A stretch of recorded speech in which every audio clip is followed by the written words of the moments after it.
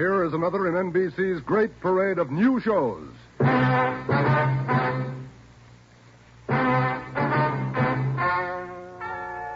Ladies and gentlemen, the story you are about to hear is true. Only the names have been changed to protect the innocent. NBC brings you Dragnet.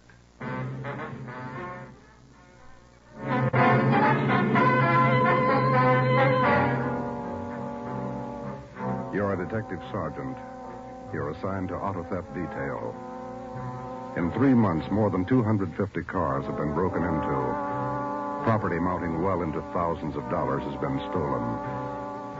2 youthful members of the gang have been apprehended. The all-important brains of the criminal ring, the leaders, are still at large. Your job, get them.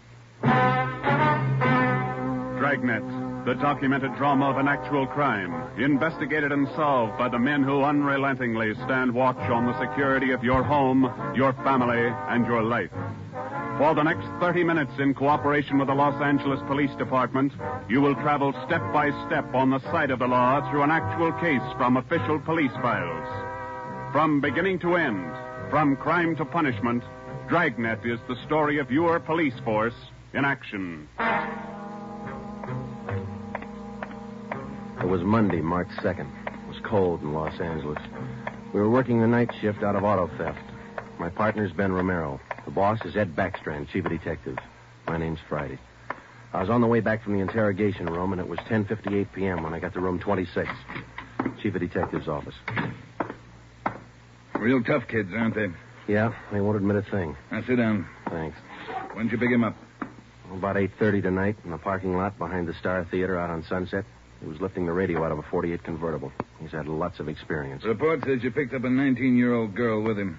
She was waiting for the guy in a parked car across the street from the theater. Car was full of loot. The first real break we've had on those auto burglaries in 3 months, and it's no good to us.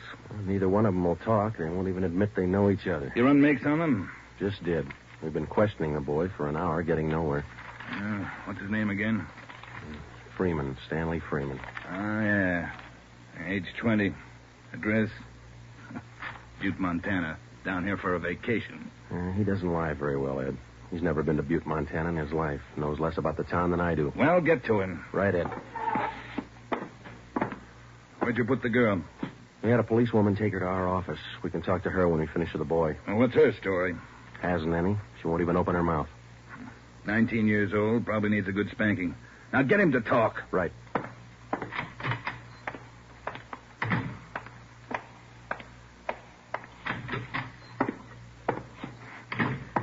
Did you run a make, Joe? Yeah, he's clean. Get wise, huh, Flatfoot? Look, you're in a bad spot, son. That kind of talk isn't going to help. Says you. We caught you red-handed trying to steal a radio that didn't belong to you from a car it didn't belong to you. Is that right? That's enough to send you to San Quentin, boy. You better give us the story. Shut up.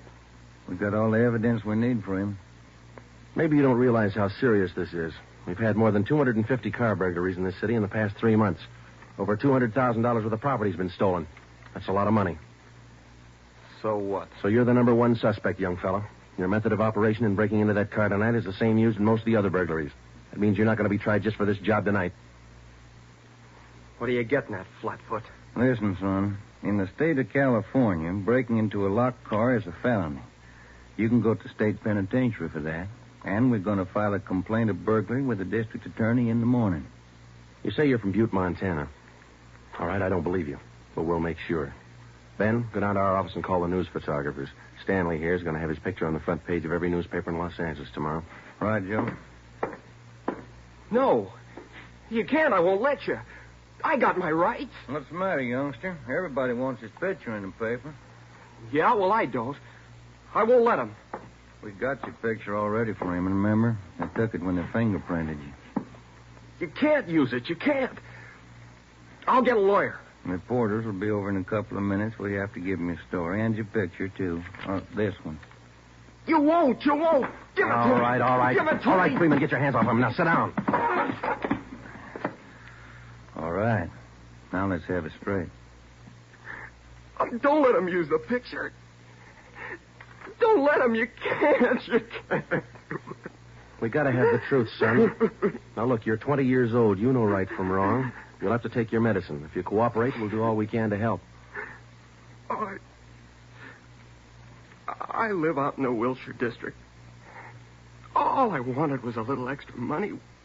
We didn't take much. We didn't think it was so wrong. It was stealing, Freeman. You know that's wrong. Where do you live out there? Piper Avenue. 821 Piper.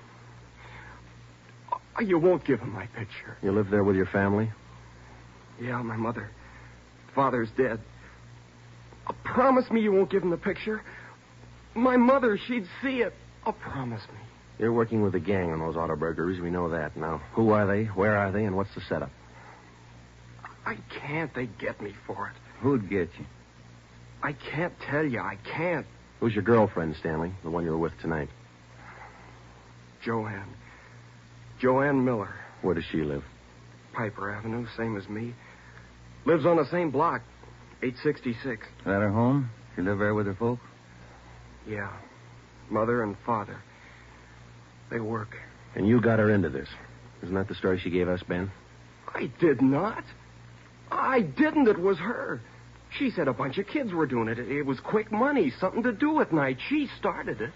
All right, Romero. I'll go see the girl. You stay here with Freeman. All right, Joe. Just stay put in that chair for him.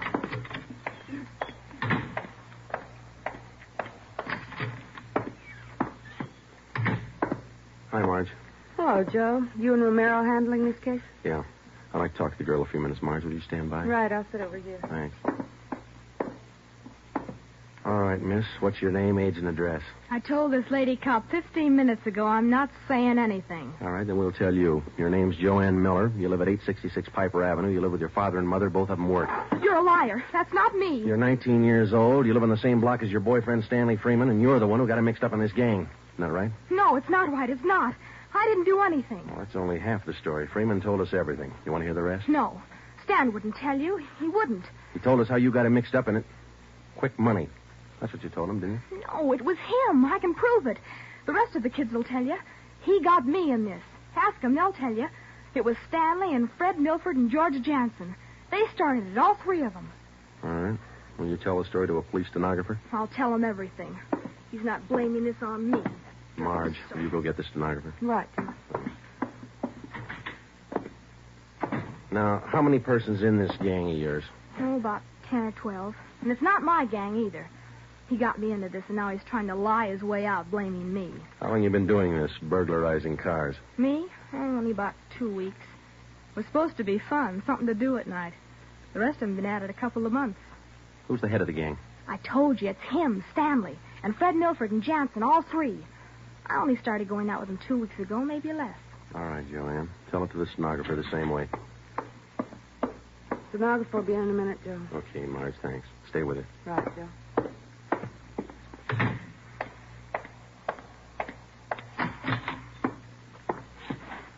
Just about a closed case, Ben. Girl gave us a full confession. She didn't. Oh, you're not tricking me again. She didn't. She told us you're one of the leaders of the gang, Stanley. Said you got her into all this. The other two are George Jansen and Fred Milford. About a dozen kids in the gang, all of them about your age. Isn't that right? She's lying, can't you tell? She's lying. She got me into the gang. Well, she did. She's Milford's girlfriend. Ask her. Oh, she can't lie out of that one. She got me into it. I can prove it. Who's the real leader of the gang? Milford. He started it. He organized the whole thing. He collects the stuff we get, and he delivers it. Jansen helps him do it. What do you mean he delivers the stuff? Where does he deliver it? Well, somewhere in Dogtown, I think. Down around South Main, near the railroad yards. Who's it delivered to? Well, I don't know exactly. I heard Jansen mention the name once. Myra, he said. It's supposed to be a big secret. Myra, that's all I remember. Where does Jansen and Milford live? Well, Jansen rooms down on East Flower. 1042, I think. It's a rooming house. And Milford lives 2 blocks over from me on Quincy. 234 Quincy. He lives with his grandmother. Got that, Ben? Right. All right, let's pick up Milford and Jansen. It was 10 minutes past 1 when Ben and I returned to headquarters with George Jansen and Fred Milford in our custody. In Jansen's room at 1042 East Flower Street, we found 2 fur coats, a box full of new car accessories, an S&W .38 revolver, and a .45 automatic.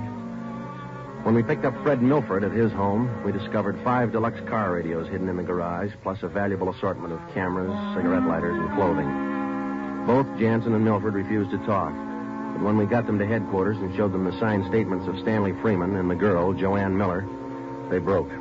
Milford, where else did you and your gang operate besides the Wilshire district? No place, only out there, that's all. Same type of car burglaries have been committed all over the city. You telling us your gang didn't have a hand in them? It's the truth. Our territory was Wilshire district. We didn't go outside. You mean some other gang's responsible? I don't know. All I know is we didn't have any part of them. Is there another gang, Milford? Maybe, I don't know. You find out. It's none of my business. It is your business, Milford. You admit you and your gang committed 55 jobs in the past 3.5 months. That leaves about 200 jobs to be accounted for. Yeah, that's right. You figure it out. We have figured it out. I think you and your gang of young thieves pulled every one of those 250 jobs. There isn't any other gang. That's the story the district attorney's going to get. You're crazy. There is. I know there is. Then give us the information and save yourself a lot of trouble. Well, we're not the only ones. That's all I know. Milford, do you know how many years you get for auto burglary? I told you, we're not the only ones. There must be a couple of others besides us. Vince Mahoney, he's got a gang. Where does Mahoney operate? West Hollywood and Beverly. Where does he live? I don't know. Honest, I only met him a couple of times. Where'd you meet him? I don't remember. Where'd you meet him, Milford? Delivery. I met him down at the delivery place a couple of nights. When you delivered the property you stole from cars, is that right? Yeah. Where was that? Down by the railroad yards. Where? Chavez Street. It's a little alley off East Main. Who'd you deliver the stuff to? I told you, her name's Myra. That's all I know. We meet her and some guy on Tuesday nights. We give them the stuff and they pay us off. Mahoney delivers the same night I do. Do you meet her every Tuesday night? Yeah. You're going to meet her this Tuesday, tomorrow night? I don't know. I guess so. Same place? Yeah. Are you the only one she deals with? Sometimes Joanne, near Joanne. I know what you're thinking. You want to use me to trap Myra. Well, what's it worth? You know better than that. How about it, Milford? Oh, what else can I do? Give me another cigarette. By 3:30 that morning, the signed statements and confessions were piling up fast. Milford gave us a list of the names and addresses of each member in his gang, and within an hour, they were all under questioning at headquarters. Most of the suspects, about 1/3 of them girls, ranged in age from 18 to 21. As they told their individual stories, the scope of the case grew until it covered most of the city. By late afternoon of the next day, Tuesday, March 3rd, 3 more gangs operating in Venice, Bel Air, and North Hollywood had been apprehended.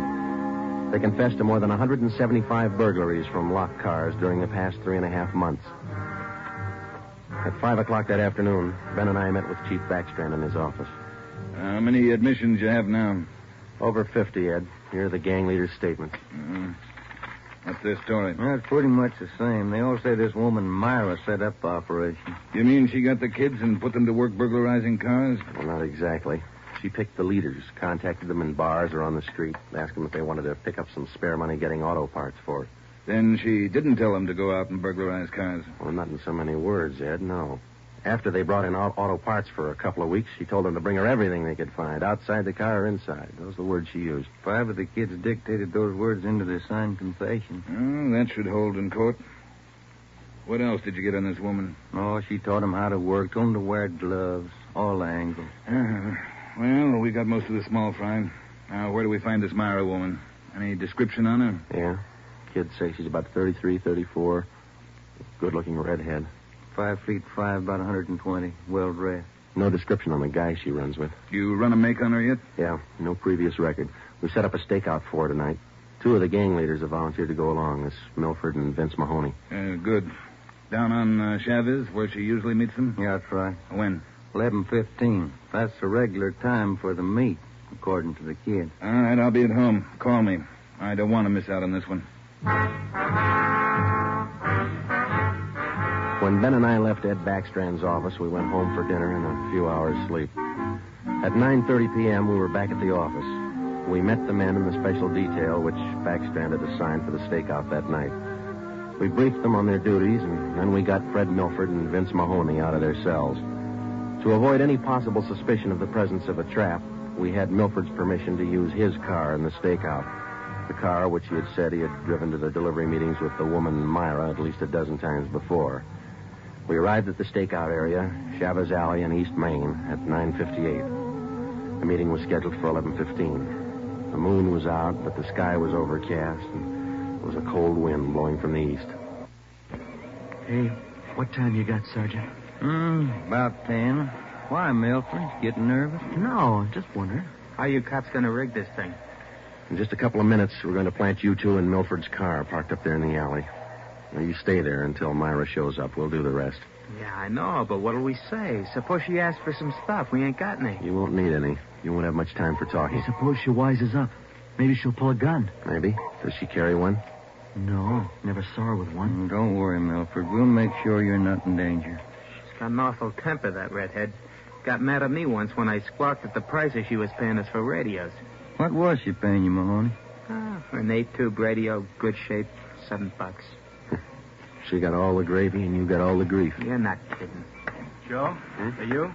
Yeah, Steve. What do you got? Well, the men are all staked out, Joe. Got the area covered from every angle. All right. You got an extra man to stay in Milford's car? I'll handle that myself. Fine, thanks. Okay. All set, Joe? Yeah. Now, Milford and Mahoney, we're going to put you two in your car now. There's going to be an officer with you, so there's no need to be nervous or afraid. You just sit in the car and act natural. When this Myra drives up, don't leave the car. Have her come to you. You got it? Sure. Okay. All right, Joe, let's go.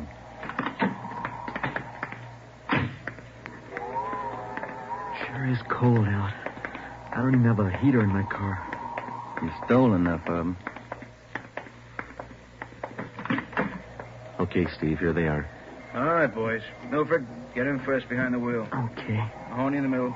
Now sit in the back. We'll be parked in that garage across the street, Steve. Got a perfect view of the alley. Okay, Ben. Check with you later. All right. Mean night, Joe. Yeah, come on.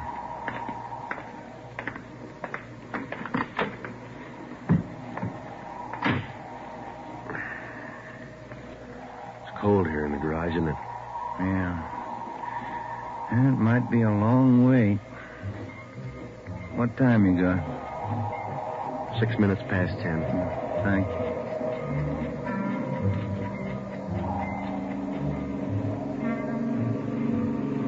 Hey, Joe. What is it? It's nothing. Thought that passing car was turning in the alley. Relax. It's early. Lonely place. Dark. Gets on your nerves.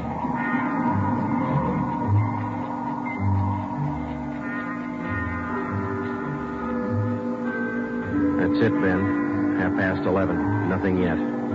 Somebody might have tipped her off. Yeah, that's what I was afraid of. Well, let's wait it out anyway.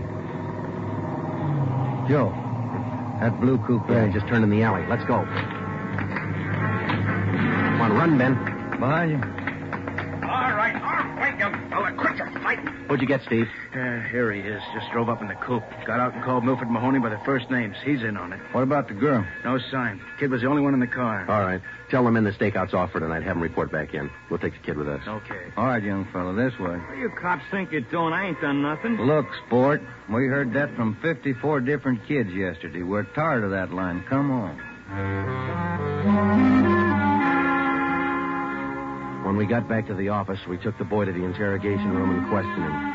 He gave his name as Matthew Leiter, age 21. He wouldn't break until Vince Mahoney definitely identified him as a member of his car burglary gang and a special favorite of the red-headed woman they called Myra. Then Leiter copped out and told Ben and I that he had talked with Myra as late as 10 o'clock tonight. He told us that she had heard that the police had picked up some of the gang members, and she asked Leiter to drive down to the Chavez Alley meeting place. He was supposed to tell Milford and Mahoney that the weekly delivery date was off until further notice. We questioned Matthew Leiter for an hour and a half. You told us a little while ago that you talked with this woman, Myra, late tonight. Yeah. Where'd you talk to her? At her home? Her home? Don't be stupid. Nobody knows where she lives. I met her at a bar. Which bar? Julius, down in Santa Monica. How did she contact you? Called me at home. She's not such a bad dame. She treats you right. Sure, that's why you're in jail. Did you ever call her on the phone? I don't know her number. None of the kids do. She's smart. She taught me all I know about the racket. You'll have a rough time getting her. Maybe, but we'll get her. Ben and I left the office at 2 a.m. and went home to bed. We reported in at 8 that morning to Ed Backstrand. The three of us went down the street to Koken's restaurant for a cup of coffee. Nobody was in a good mood. We had most or all the small fry in the citywide burglary ring, but it seemed we were still a long way from cracking the inner circle. The latter kid said that none of them knows where she lives, what her phone number is, nothing. Pass the sugar, I think we still have a few angles to study on that score. Right now, I've got some more bad news for you. What's that? You been through your mail this morning? No, not yet. We haven't had a chance. I saw the overnight reports. There were 32 car burglaries last night. 32. All the way from Wilmington to North Hollywood. Now, you figure it. I can't. This girl Myra must have an army of kids working for her. How much did they get, Ed? Any idea? Rough estimate, about $3,000. Usual stuff people are foolish enough to leave in their cars. Watches, cameras, furs, expensive clothes. M.O.'s the same? Like the others. If the car happens to have a rigid handle lock, they slip a piece of pipe over the handle for a lever and break it. If that doesn't work, they pry open the wing window. Some of the windows were smashed out. Sounds like you're in an awful hurry, Joe. Yeah, maybe this Myra wants a few big nights before she peddles the stuff and gets out. If we're going to get her, we can't waste time. Any suspects picked up last night, Skipper? None. Well, where did they hit most of the cars? Outside the Pan Pacific. A parking lot. Hockey game going on. Must have been 4,000 cars for them to pick over. They picked the best. As usual. Well, you better get on it. There's one way to handle it. What's that? She works fast. You work a little faster. We got back to the office and we went over the reports one by one. Then we called the young gang members to the interrogation room and questioned them separately and re-questioned them. We got nowhere. Many of them had met Myra on the street, in a bar, but not one of them had any idea where she lived. At least that's what they told us. Ben had a hunch that Matthew Leiter knew more than he was telling. We had him brought to the interrogation room, and all that afternoon until 10 o'clock that night, with interruptions for his meal periods, we talked with Leiter. He would admit nothing more than what he'd already told us. Yeah, it's got me beat, Joe. Yeah. Now, let's check with Ed. Good morning, Joe. Ben? Hi, Mike. Skipper in? Just went down the hall for a minute. Be right back. Hold it a minute, will you? Yeah. Chief of Detectives always handing. Yeah. For you, Joe. Oh, thanks. Hello? Yeah. He does? We'll be right over. Oh, we're Sergeant Hopkins over at the jail. Oh, yeah? Matthew Leiter's got something to tell us. Says it's important.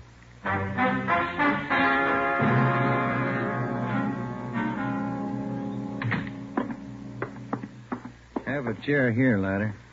Yeah, thanks. All right. You wanted to see us. I'm getting even with that dame Myra. I'm squaring with you. Yeah? She told me if I was picked up, she'd have me out in a couple of hours. She promised me a lawyer if anything happened. Said she'd get me bail. All right. Where can we find her? I don't know if she's there now, but you can find out at Francisco Motors. Big used car lot. Garage, too. It's out on Melrose past La Cienega. What's the tie-up? That's where she fenced most of the stuff we stole. Some old guy she buddies with runs the place. Big shop in the back. Store a lot of hot stuff there. Barney, Yes, Sergeant? we're through with them. Take them back. We checked with Chief Backstrand, and then we drove out to the Francisco Motor Company. We located it on the corner of Melrose and Geneva Avenue. It was a big layout. It consisted of a large used car lot sign bannering the slogan, Deluxe Auto Accessories, lowest prices in town. Along the back end of the lot, there was a large L-shaped garage. We found the man in charge, and he gave his name as Paul Hackett, the owner of the car lot. In the garage, we found the entrance to a large back storeroom. It was loaded with thousands of dollars worth of auto radios, spotlights, cratefuls of assorted car accessories. Special closets built into the walls of the garage contain racks of fur coats, suits, dresses. Below that, smaller boxes containing watches and cameras, all wrapped in tissue paper. You can save all of us a lot of time and trouble by talking to us now, Mr. Hackett. Where is Myra? I don't know who you're talking about. I don't know what you're talking about. Can you explain what we just found in your garage? I didn't know it was there. I didn't know it was stolen. Well, which is it, Mr. Hackett? Make up your mind. I bought it. But I didn't know it was stolen. You can't prove I did know. I think we can prove it, Mr. Hackett. Some of those stolen car radios stored back there, the serial numbers are filed off, and this workbench here is full of filings. I didn't know. You'll have to do better than that. How does Myra figure in? I don't know. I don't know what you're talking about. It's all right with us, Hackett. We found the stuff and we got you. If we don't find Myra, you'll be doing time for 2 people. Stand still. You can't. You can't do this to me. I don't know anything about it. Come on, Hackett. We're taking you in.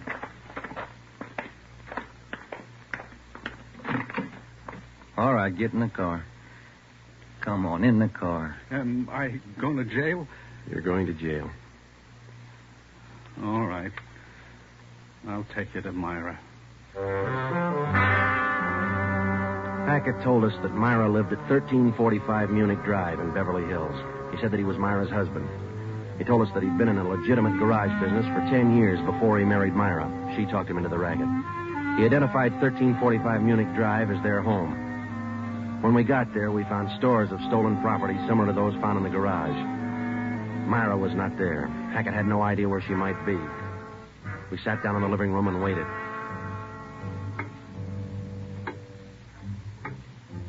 One hour, 2 hours, 3 hours. After 5 hours of waiting, the monotony started to wear on everybody's nerves, especially Hackett's. And the whole thing, it was her idea. I should have known, all hers. She did this to me. I won't take it alone. Where is she? You tell us, Hackett. Told you, I don't know. She couldn't have gone. She didn't know. I'm not going to take All right, this quiet alone. down, quiet down. That you, Paul? Thought I heard you talking to some. Who's he? The police, Myra. The police. Your smart kids told them the whole story. What are you talking about, my smart kids? What are these cops All doing here right, in the that's living... enough. Oh, get your dirty hands off me. Get away. Kids are right, Joe. She got it Get to away. you. Who do you think you're... There, that ought to hold you for a while. All right, come on, you two. Let's go. All right, copper. You win. Stupid husbands. How many times did I tell you? Don't trust those kids. Don't store their stuff in the garage. Don't open it for anybody. Get a lawyer. No, you knew better. Dumb jerk. The idea of having those cops camping in the living room waiting for me. Why didn't you warn me? I'm going to divorce you. That's what I'm going to do. I'll stick you for plenty. Jerk. All right, inside you two.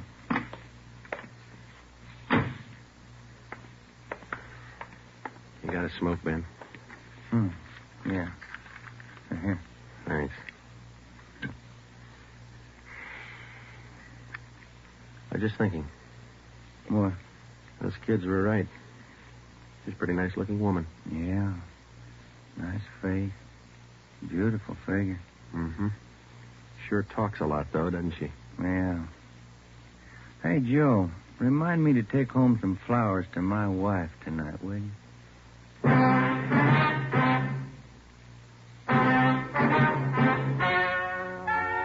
The story you have just heard is true. Only the names were changed to protect the innocent.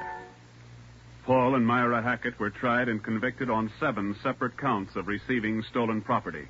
They are now serving out their sentences in the state penitentiary.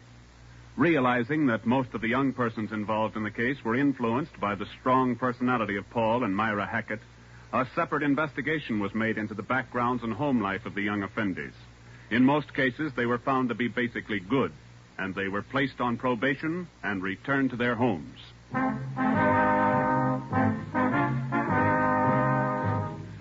You have just heard the 13th in a new series of authentic cases from official files. Technical advice for Dragnet comes from the office of W.A. Wharton, Acting Chief of Police, Los Angeles Police Department.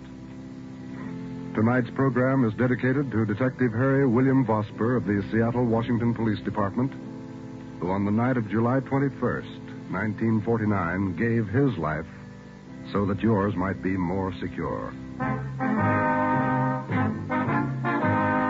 Dragnet came to you from Los Angeles. And now, an important announcement. Starting this Saturday, September 3rd, Dragnet will be heard at a new time over your NBC station. Consult your local newspaper for the new listening time. And now, speaking in behalf of the producers and the entire cast of Dragnet, we would like to take this opportunity to thank you for your many kind letters of encouragement and approval. Remember, next Saturday for Dragnet, this is NBC, the national broadcasting company.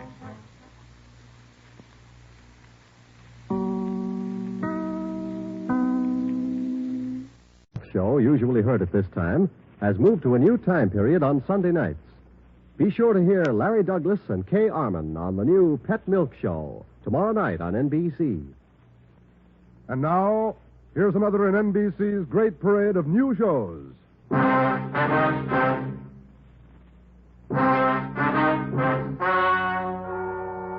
Gentlemen, the story you are about to hear is true. Only the names have been changed to protect the innocent. NBC brings you Dragnet.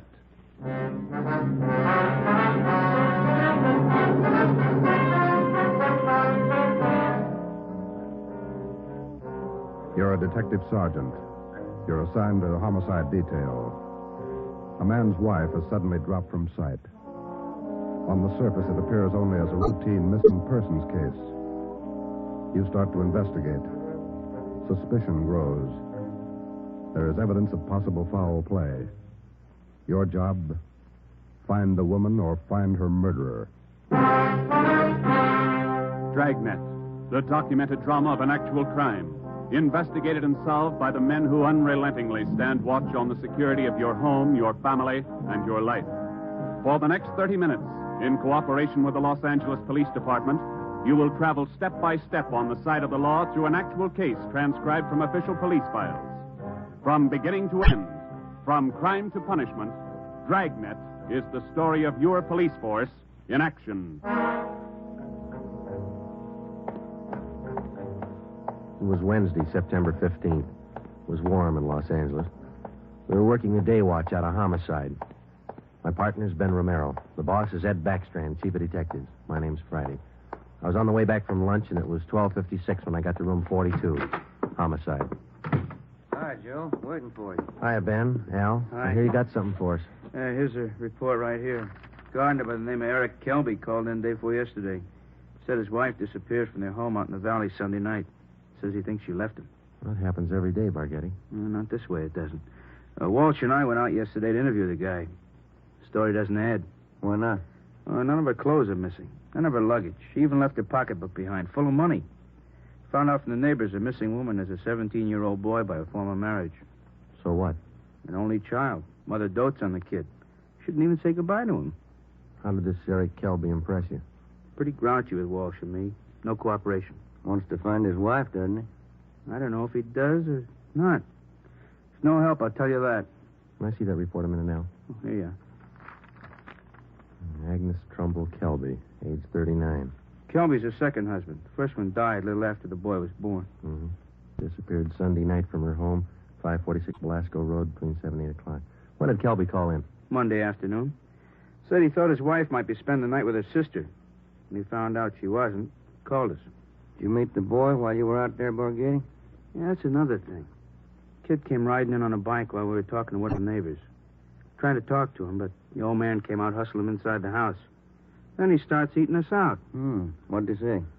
Told us it was our job to find his wife, not to go prying into her stepson's affairs.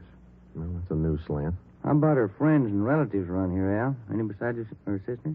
Walsh located a couple of her aunts. I don't think he's checked them yet, though. I'll tell you, boys, this is one I'll bet on. Maybe. You got the names of Mrs. Kelby's relatives? Oh, yeah. Right over here. Sure wish we had a chance to talk to that boy. Yeah. How's it feel to you, Ben? I don't know. Notice anything else funny about the guy, Al? I don't know. Well, here's those names, Joe. Thanks. Kelby was upset, all right. For some reason, he didn't strike me as reacting the way a normal guy reacts when his wife disappears. All right, Al. How would you react? Bargetti's worrying again. Oh, now listen, boys. It's no fooling matter. This is one I'll bet on. It's a homicide. All right. How about a copy of this report? Yeah, where'll I get the phone? Missing persons, Bargetti. Who's that? Oh. Yes. Yes. About what? Oh, sure. All right, sir. 4 o'clock. Yeah. Goodbye. That was Kelby's stepson. What'd he want? Thinks something's happened to his mother. In police work, missing persons detail is not a department separate in itself. It is organized as a part of the Homicide Bureau. According to Barghetti, who took the call, the boy said he suspected his stepfather, and he didn't want him to know of any meeting between him and police officers. He would meet the officers that afternoon at 4 p.m. in a restaurant on the corner of Hollywood Boulevard and Fairfax Avenue. At 3:15, Ben and I left the office and drove out to the meeting place, the Dairyland Fountain and Coffee Shop. We arrived there at 3:45. At 8 minutes to 5, the Kelby boy still had not arrived. Youngster's not very prompt. Well, let's wait a little while longer. Yeah. Smoke? Yeah, thanks. Want some more coffee? No, thanks. Well, I guess the boy isn't going to show. Think something's happened? 15 minutes after we left the coffee shop, we drove up in front of the gate of the Kelby nursery on Belasco Road. The house itself was set well back on the property, which covered about 4 acres. The entire nursery was surrounded by a 6-foot steel wire fence, and it looked like almost every available foot of ground inside was planted with some kind of a flower or shrub. Kelby met us at the gate. Yes? What do you men want? Police officers. Are you Mr. Kelby? Yes, what do you want? Well, if you'll shut those dogs up for a minute, we'd like to ask you a few questions. I'm busy now. Can't you come back tomorrow? Pretty important, Mr. Kelby. I think we better talk right now. All right, if you have to. Red, Giant, down. You too, Honey. Quiet. All right. Now, what do you want? Mind if we come inside? Well, these watchdogs of mine are pretty vicious. We can talk here at the gate. All right, Mr. Kelby. This is Sergeant Romero. My name's Friday. We've been assigned to look into your wife's disappearance. Oh. Did you find anything yet? Nothing definite. Maybe you can help us. Would you tell us exactly what happened the night your wife disappeared? What do you mean? What happened? Well, when did you last see her? When did you first notice she was gone? We finished up Sunday night dinner about 7 o'clock, and I laid down for a nap. Agnes went out on the front porch for some air. I woke up a little before 8 and went outside to look for her. She was gone. Nobody saw her leave, Mr. Kelby? Not that I know of. Maybe some of our nosy neighbors, I don't know. How about your stepson? Wasn't he around Sunday night? Bruce? No, went out to a show with some other kids. When did he get back from the show? About 10, I think. Why? Where's your stepson now? Who are you looking for, my wife or my stepson? Both, Mr. Kelby. Where's your stepson? Gone. I took him over to my sister's in Alhambra. Been feeling bad since his mother disappeared. Figured the change would do him good. When did you take him over to your sister's, Kelby? This afternoon. What's that got to do with it? We'd like to talk to Bruce. No, I can't allow it. The boy's too upset. I can't allow it. I'm afraid you're going to have to allow it. Listen, mister, you can get off this property right now. No cop's giving me sass. Nobody's giving you sass, Kelby. We want to talk to your stepson, that's all. He might give us a clue as to the whereabouts of your wife. And I say you can't see the boy. What's more, you cops couldn't find thorns in a rose patch. I'll get somebody else to look for Agnes. It's my business anyway, nobody else's. It's our business, too, if anything's happened to her. What are you talking about? You better get your coat, Mr. Kelby. We're taking you in for questioning. You come through that gate, and I'm going to let these dogs go accidentally. I'd hate to shoot the dogs. Now go on in the house and get your coat. Eric Kelby turned and made his way up the path and into the house. 5 minutes later, he came out. Without a word to either of us, he came down the path, closed the gate behind him, and got into our car. On the way back to headquarters, he chatted pleasantly about the weather, the nursery business, and his dogs. When we pulled up in front of the city hall, we met the reason for his sudden change in temperament. His lawyer was waiting for us at the door. We took Kelby to one of the interrogation rooms. His lawyer tagged along. We tried to question him, but the lawyer objected to 2 out of every 3 questions we asked. It was hopeless, and we knew it. So did the lawyer. We released Kelby, but we did get the name and address of his sister where the stepson Bruce was staying. After they left, Ben and I got back in the car and drove out to Alhambra to check on the boy. Barghetti had this one pegged right, Joe. It's a real sleeper. Yeah. I'd like to know how the stepson missed that date with us this afternoon. Well, if the kid called us from the house, his stepfather could have overheard him. It's possible. Sister's house ought to be along this block, shouldn't it? Yeah, let's see. 1408, 1406. Right is, Joe. A gray cottage, 1402. Right. Well, it's a nice-looking little place, isn't it? Well kept. Yeah, it's a nice neighborhood. Wonder how the lot prices run out here.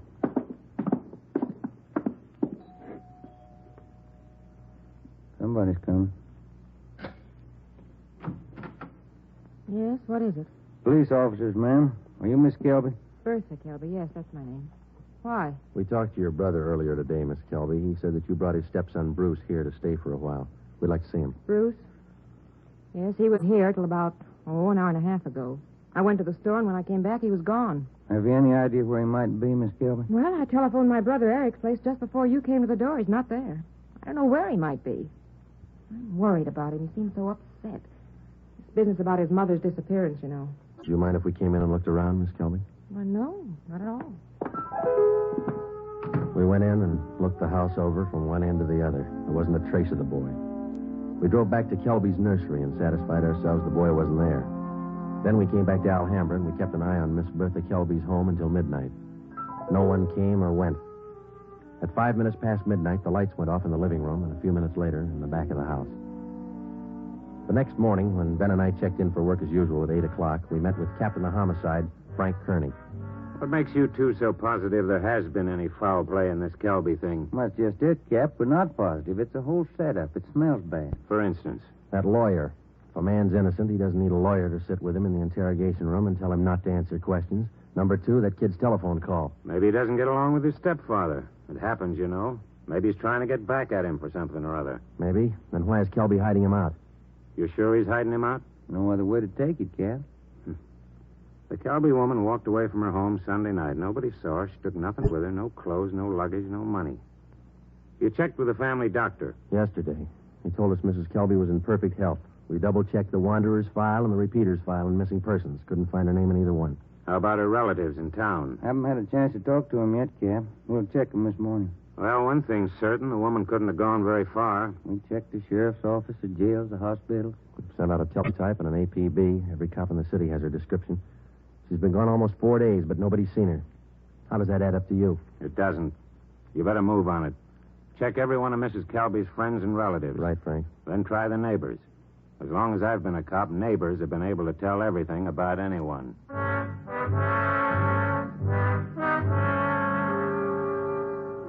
All that day, Ben and I made the rounds. First stop was the Western National Bank, where Mrs. Kelby maintained her account. Her savings statement showed a total balance of $31,564.17. Her separate checking account had a balance of $842.71. At the Farmers Mutual, we found the record of an insurance policy issued to Agnes Trumbull Kelby. It was a 20-pay life policy covering the insured in the amount of $30,000. The beneficiary was listed as the insured son, Bruce Trumbull Kelby, if living upon the receipt of such due proof. If not, the insured's husband, Eric J. Kelby. By the time we finished checking her financial status, the odds were piling up fast. From only casual reports, we knew that Eric Kelby was a frugal man. If he was greedy as well, if he wanted and needed money badly enough to kill, then he had all the motives necessary to murder his wife. Maybe his stepson, too. Ben and I started to make the rounds of Mrs. Kelby's friends and relatives. Our first stop was at the apartment of Agnes Kelby's sister, a talkative maiden lady in her early 60s. Agnes just isn't that kind. Oh, I'm worried sick about this. I really am. And Bruce, the poor lad, he must be heartsick. And Eric, what does Eric say about all this? He says he thinks his wife left him. Left him? Why, that's ridiculous. How strange. Can you think of any good reason why your sister would leave Mr. Kelby? Why, no. They had tiffs, of course, small ones. But, of course, there was that argument about Bruce. The two of them always seem to be arguing about Bruce. How do you mean, ma'am? Oh, well, raising the boy and all, you know. The last time I talked to them, they were tipping about whether or not Bruce should be paid for working in the nursery for Eric. And the strangest thing, Eric seemed to be so upset about it all. Imagine. All on account of paying the boy a few dollars for good, honest work in that silly nursery. Well, you know, I'm the outspoken kind, and I just told Eric. Eric, I said, don't be an old meanie. Pay the boy. That was the extent of the information which Mrs. Kelby's sister had to offer. Next, we called on an aunt, Mrs. James D. Trumbull, 83 years old. She could hardly understand our questions, let alone answer them.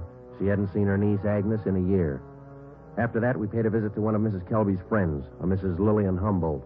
Well, I'm sorry, Sergeant, but I can't think of any good reason why she would leave him. Unless that silly business about Bruce got out of hand.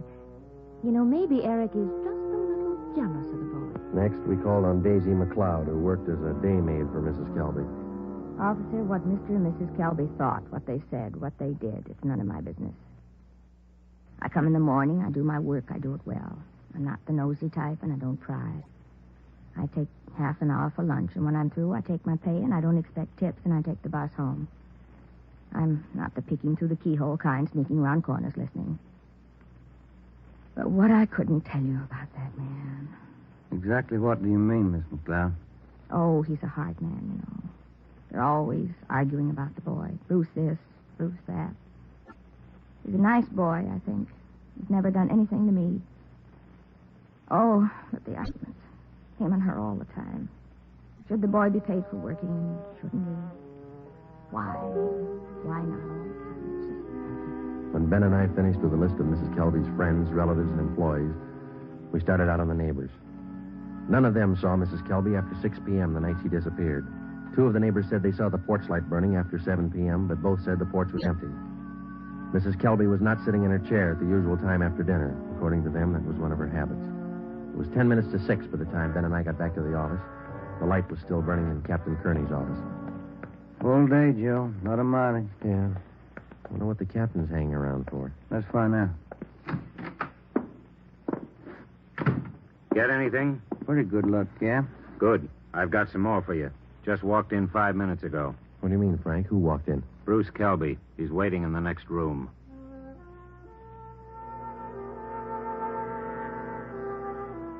We went in the next room and met Bruce Kelby. He was small for a 17-year-old, dark-haired, and a little on the sickly side. He told us that he couldn't keep the date he made with us on the phone because his stepfather apparently did overhear the conversation and drove him directly to his sister's home in Alhambra. We asked him why he was so sure that his stepfather was responsible for his mother's sudden disappearance. For one thing, all 3 of us usually go to the early show on Sunday night. Eric, Mom, and me. But last Sunday, Eric said he wasn't feeling good and he wanted Mom to stay home and take care of him. Then he told me to go on ahead to the show, so I did. What time did you get home, son? About 9:30, quarter to 10. What was your stepfather doing when you got home? Sitting in the living room reading the paper. You notice anything unusual about the way he acted? He was nervous and jumpy, more than usual, I think. Anything else? Yes, sir. When I came in through the front yard, I noticed the dogs had mud all over their paws. They'd been out somewhere in the nursery plots. And they won't go out in the plots unless Eric's with them. He doesn't want them to trample the seedlings. What would your stepfather be doing out in the nursery at night? Does he usually do some work at night?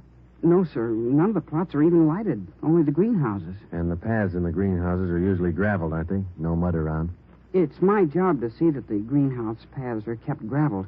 I know they're not muddy. I fixed them the day before, Saturday. What do you think it means, son? I don't know. I don't want to think about it. I just know he's done something. He's done something to her. Did your stepfather give you any reason for keeping you away from the police officers the other day? No, sir. He said people were getting nosy, and he said it might be better for me over at Aunt Bertha's. She's his sister. Do you think your Aunt Bertha might know where your mother is? No, we hardly ever see her. We don't know her well at all. We've heard your mother and your stepfather argued about whether you should be paid for your work in the nursery. When I started to work for him, he promised he'd pay me. I was saving up to buy a 31 Model A. And then after a couple of months, when he didn't pay me, I asked him. He told me I ought to be glad to work for him for nothing. And your mother argued with him over that? Sure, it was her money that bought the nursery anyway. How'd you get away from your aunt's place last night? Well, Bertha had some shopping to do, and she left me alone. She locked the door to my room. Even the screen over the window in my room was nailed down, but I kicked it out and got away. I stayed at a friend's house last night. Thought about where you're going to stay tonight? I don't know. But I'm not going home.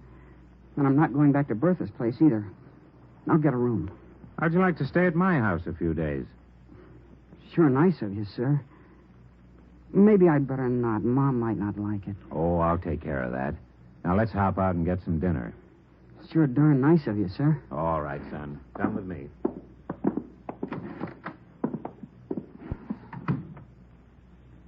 What do you think, Joe? He could be lying. Yeah.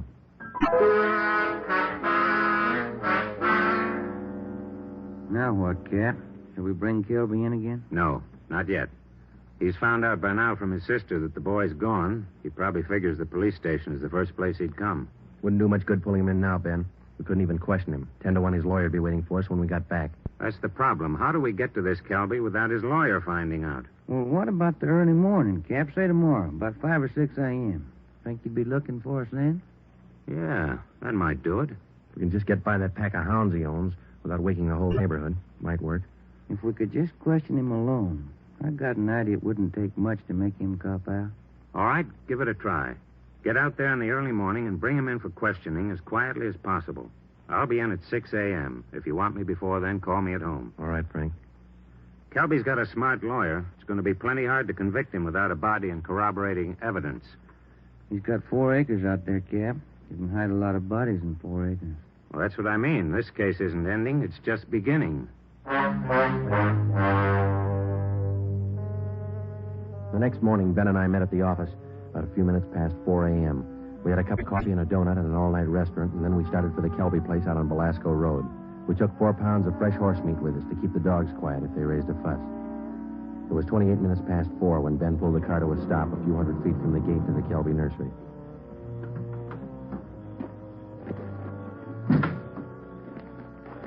We got out of the car and made our way down the road to the gate. I reached in and tried the latch. It was padlocked. The dogs started in. Okay, Ben, looks like we'll have to jump the fence. Toss some of that horse meat over to him. Yeah, here. That's it. Come on, let's climb. Keep an eye on those hounds. Looks like they could chew your leg off. Yeah. Here comes the third one, Ben. Toss some more meat. Yeah. There you are, boy. Go get it. Go get it, boy.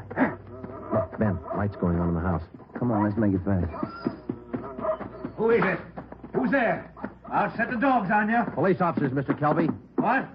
What are you doing out here this time of night? You're under arrest, Kelby. Get your coat. You cops are asking for a peck of trouble. Get your coat. Where's my stepson? What you done with him? What have you done with your wife? You're going to pay for this. I'll have your jobs. That's not the first time we heard that, Kelby. Let's go.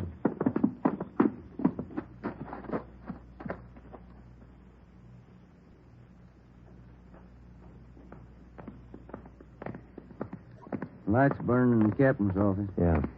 All right, Kelby, in here. I'll pay for this. Mark my word. Ben, take him in the office here and stay with him. I'll see if Frank's in yet. Right, Joe. Come on, Kelby, inside.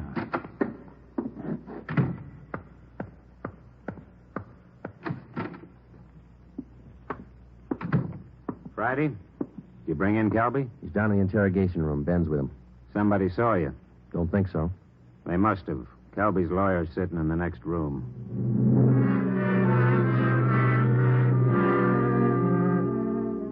Kelby again refused to answer any questions without the advice of his attorney. We released him. That day, Captain Kearney sent out 2 men to keep an eye on the nursery and report on all of Kelby's movements. Shortly after 7 o'clock that night, just after nightfall, we tried once again to bring in Kelby for questioning without his lawyer's knowledge. It didn't work. A little after we booked him, his lawyer obtained a writ of habeas corpus. We had to release him again. The 2 men assigned to stake out the Kelby place reported definitely that somebody was tipping the lawyer whenever unknown visitors showed up at the nursery and drove off with Kelby. There was nothing we could do about it. Next morning, Kearney came up with a lead. I had a long talk with the boy last night. Accidentally, I think he's given us a pretty good lead. Yeah? There's only one way we'll ever get a conviction. That's by finding the body and evidence to tie Kelby in. Yeah, that'll do it. Where do we start looking? In a new rose bed next to one of the greenhouses in Kelby's nursery. Hmm? The kid came up with it last night. How come? First, Kelby's crazy about saving $1 and making one. Yeah. In the nursery trade, especially where you have a limited area to work in, like Kelby, you cultivate every foot of ground. Every bit of soil you got is planted with something. Mm-hmm. Kelby's not the type to waste anything. Especially he's not the kind that would let ground lie fallow when he could plant something that might bring in a few dollars next season. Bruce tells me his stepfather has every inch of those 4 acres planted. Every inch. Except a 6 by 9 foot plot of ground in that rose garden. Oh, that sounds like a long shot to me, Frank. The boy said he prepared that piece of ground for planting late Saturday afternoon. His stepfather wanted it ready for Sunday morning. The plot of ground's still vacant. Might have planned it yesterday, Cap. When's the last time you checked? Before I came to work this morning. I called the men on stakeout next to the nursery. They told me the plot's still empty. Mm-hmm. It's worth a chance, Frank. When do we look it over? Tonight. I don't want Kelby or his lawyer to know a thing until we find that body. Well, how are we going to work it? We'll order up a crew from the crime lab. They can take probings through that plot and all around it. They can tell us without any guesswork how deep that ground's been worked over lately. When do you want to start? Be here in the office at 8:30 tonight. If my hunches are any good, we'll find a body.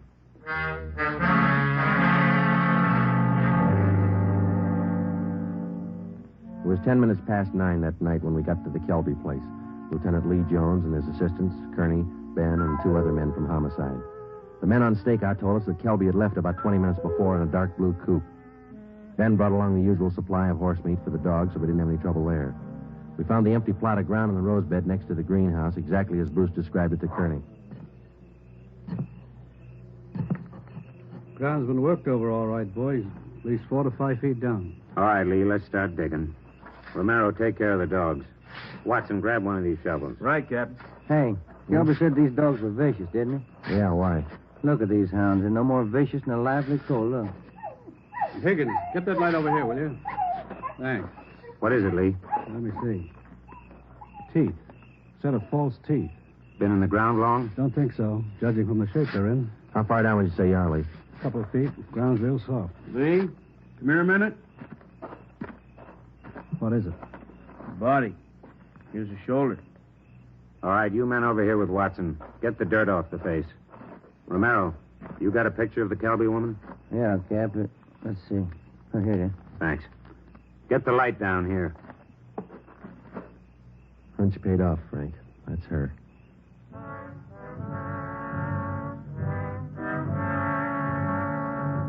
Ben and I went back to the car and notified communications to broadcast a want for murder on Eric Kelby.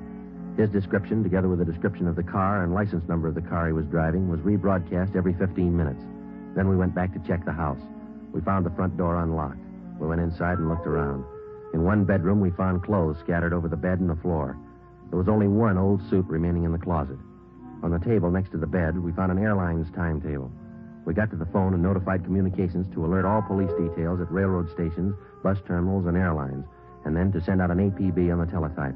After that, we checked with the airlines. One of them told us that a man answering Kelby's description had booked passage for Mexico City. The plane was scheduled to take off at 10:40 that night from Burbank Airport. Ben's watch said 4 minutes past 10. We called the detail at the airport and alerted them. Then we drove over to check in person. It was 10:35 p.m. when Ben and I took up our positions just inside Gate 3, where passengers were boarding Flight 72 for Mexico City. He's cutting it close, Joe. Got about 4 minutes more to make that plane. We waited.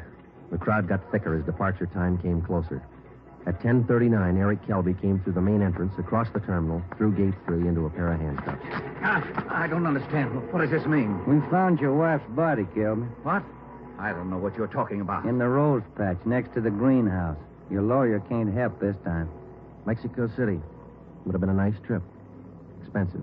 I'll plead insanity. I didn't know what I was doing. Be a nice vacation next year, Joe, Mexico City.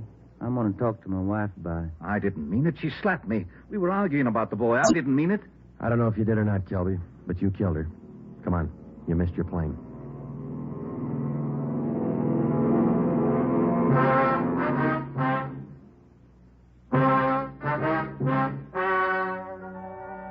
The story you have just heard is true. Only the names were changed to protect the innocent. Eric Kelby was tried and convicted of murder in the first degree. He is now awaiting execution in the lethal gas chamber at the state penitentiary.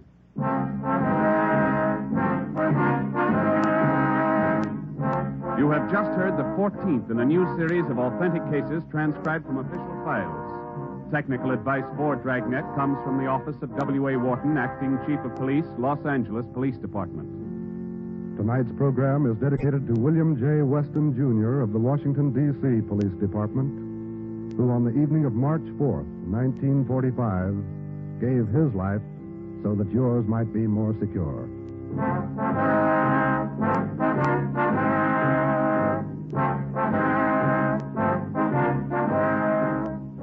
Dragnet came to you from Los Angeles.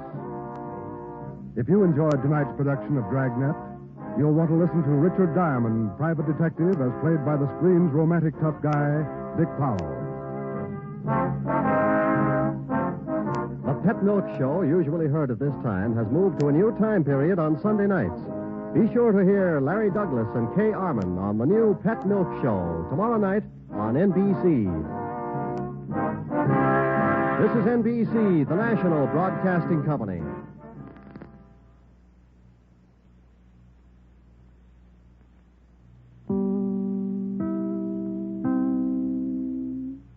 Here's another in NBC's great parade of new shows.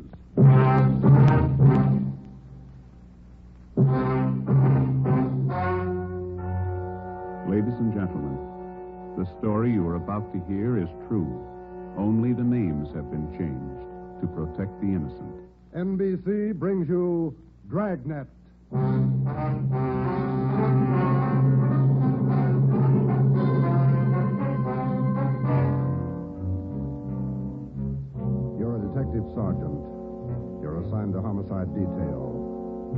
22-year-old girl has disappeared. A letter has been received.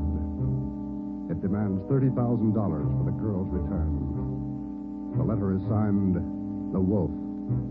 Your job, get him. Dragnet, the documented drama of an actual crime, investigated and solved by the men who unrelentingly stand watch on the security of your home, your family, and your life. For the next 30 minutes, in cooperation with the Los Angeles Police Department, you will travel step by step on the side of the law through an actual case, transcribed from official police files. From beginning to end, from crime to punishment, Dragnet is the story of your police force in action.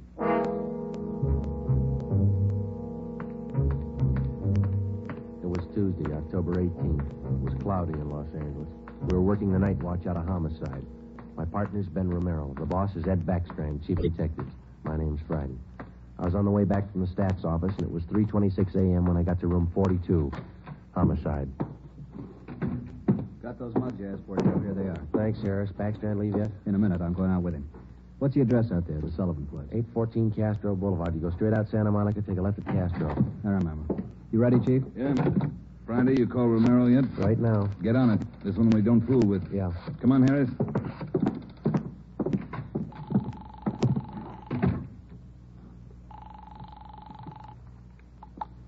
Hello. Sorry to wake you, Ben. This is Joe. How you feeling? Oh, hi, Joe. What time is it? 3:30 a.m. How do you feel? Oh, a lot better. Be back to work tomorrow. You'll be ready in 20 minutes? I'll pick you up. 20 minutes. Okay, what's up? You remember Martin Sullivan, vice president of the Third National Bank? Sullivan? Yeah, what about him? He's got a 22-year-old daughter, or he had one. She's gone.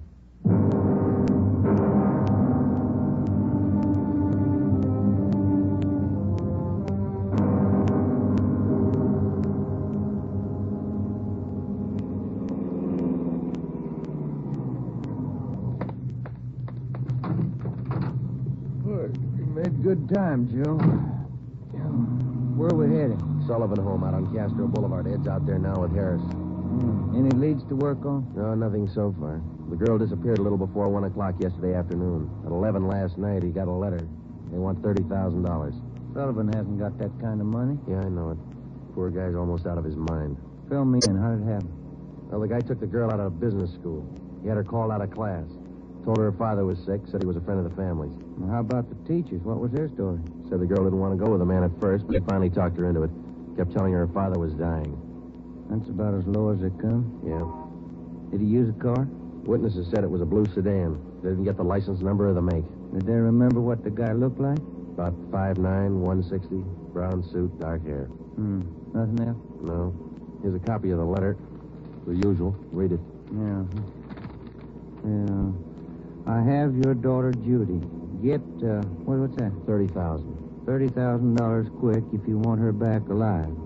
Don't call police or I'll kill her. Contact you later. Signed, what was it? The Wolf. Oh, Wolf, huh? I could think of a better name. Come on, here we are. Who's got the original note, Joe? Lee Jones down at the crime lab. He's checking it for prints and handwriting. Well, if he was... Oh, hi, Davis. Right on the house, boys. Just waiting for you. Thanks, Dave.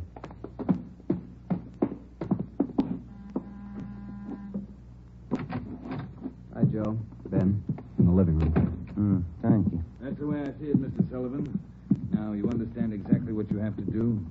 Yes, I'll do as you say. All right. Here are the two men who'll help you. Sergeant Friday and Sergeant Romero, homicide. Yes, how do you do? I do. Mr. Backstrand, are you sure about all this? He might get frightened. He might do something to Judy. Believe me, Mr. Sullivan, it's the only way. I know how you must feel, but we can't do anything else. Oh, all right, I want to see Mrs. Sullivan first. I'll be ready in a moment. Any developments? Yeah. Come on back in the dining room. There it is on the table. Second note from the guy. Telegram. When'd this come? About half an hour ago. Guy phoned it into Western Union from a public booth. Couldn't trace it. I see, Joe. Yeah. Be at Elysian Park, 5 o'clock this morning.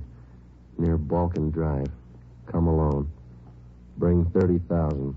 Will return girl. Don't tell cops. Kill her if you do. The Wolf. 4 a.m. now, Skipper. Not much time. I know it. We'll have to do as he says. No other way. Then Sullivan's going out there alone? You're going with him, you and Romero. You'll be hidden out in the trunk of the car. Any plan? Get him. That's all. Ben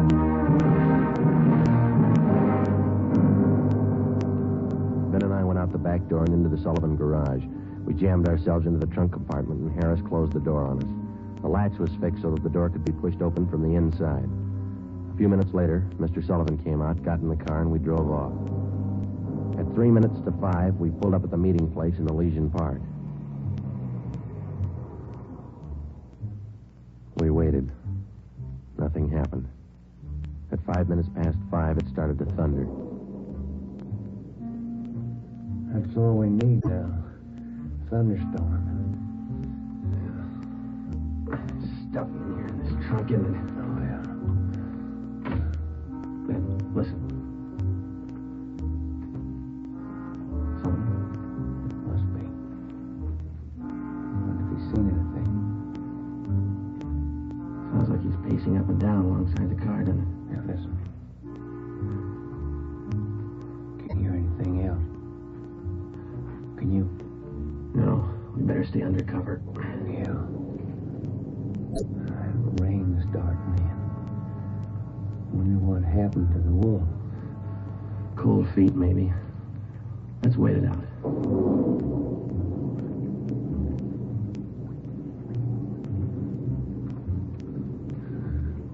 Joe. Yeah? What time you got now? Move over a little. Let me get my watch. Yeah. A little past 5:30. Sergeant. Mr. Sullivan? Yes. Do you think he's coming? It's late. It's getting daylight. We better wait it out, Mr. Sullivan. Now, look, don't come back here again. If he's watching, you might tip him off. Oh, all right. All right. Poor guy. I hear it. Coming up the road toward us. Stop it. Yeah. Swinging over to our car. You ready? Right. Talking with Sullivan. They're coming back here. Now watch it. Sandy, Romero? That you, Ed? Yeah, the meeting's off. Come on out. All right. Got a cramp in my leg. I'm cramped all over. Mr. Sullivan, drive back home. We'll contact you there. All right, Chief. Ben, Joe, come on over to the car. What's the story, Ed? The guy had no intention of following through with his meeting tonight. Well, how come? He told us. Phoned at 5 o'clock. Tried to trace the call. He wouldn't stay on the line long enough. What do you have to say? He wanted more money. Bragged about how smart he was. How we'd never get him. When he knows Sullivan's called in the police. Sure. Said he didn't care. We'd never get him anyway. Yeah, pretty cocky. Pretty smart. Take my word for it. He's no dummy. Control 1 to 80K. Control 1 I'll get it. 80K. 80K to Control 1. 80K to Control 1. Go ahead. 80K, go to your office. Code 3. Go to your office. Code 3. GMA 367. All right, Romero. Let's roll.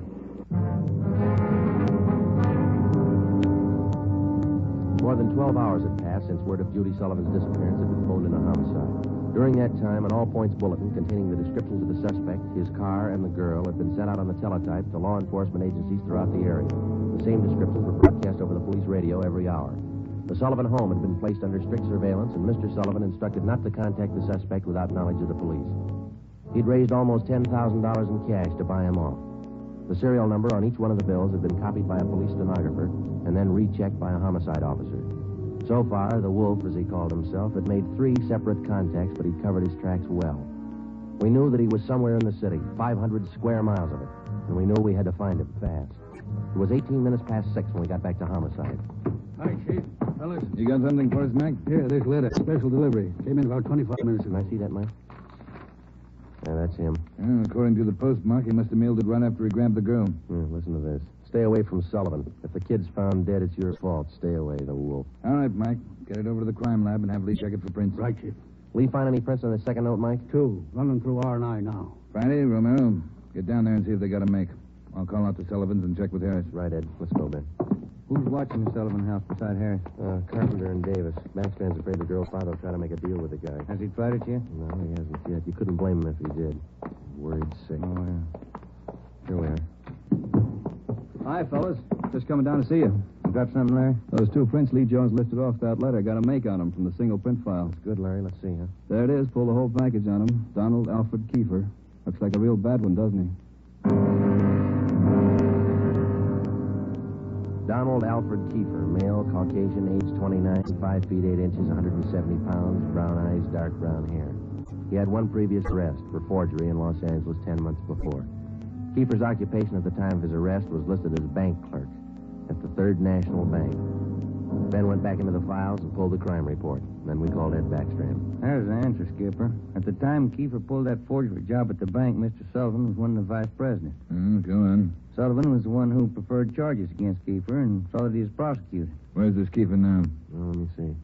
He was placed on probation, and on May 16th this year, he returned to his home in Omaha, Nebraska. That's 1380 Mackinac Avenue. All right, Romero. Get Omaha on the phone and have them check out Kiefer. Right, Skipper. Friday, take Kiefer's package and this note down to Don Myers. Have him check the handwriting. And get over to the crime lab and see what Jones lifted off that last letter we got. All right, Ed. The faster we work, the faster we'll put this guy behind bars. Now move.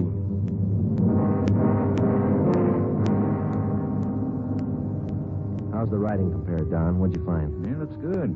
See here? Slants as crosses, double oops as L's, open A's, pressure on the downstroke. Donald Kiefer, Wolf, same handwriting. 53 prints off this last note, Joe. Brought them out with the iodine fume gun.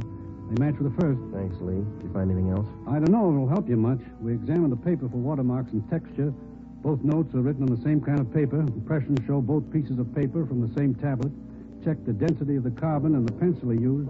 Both specimens match. Same pencil.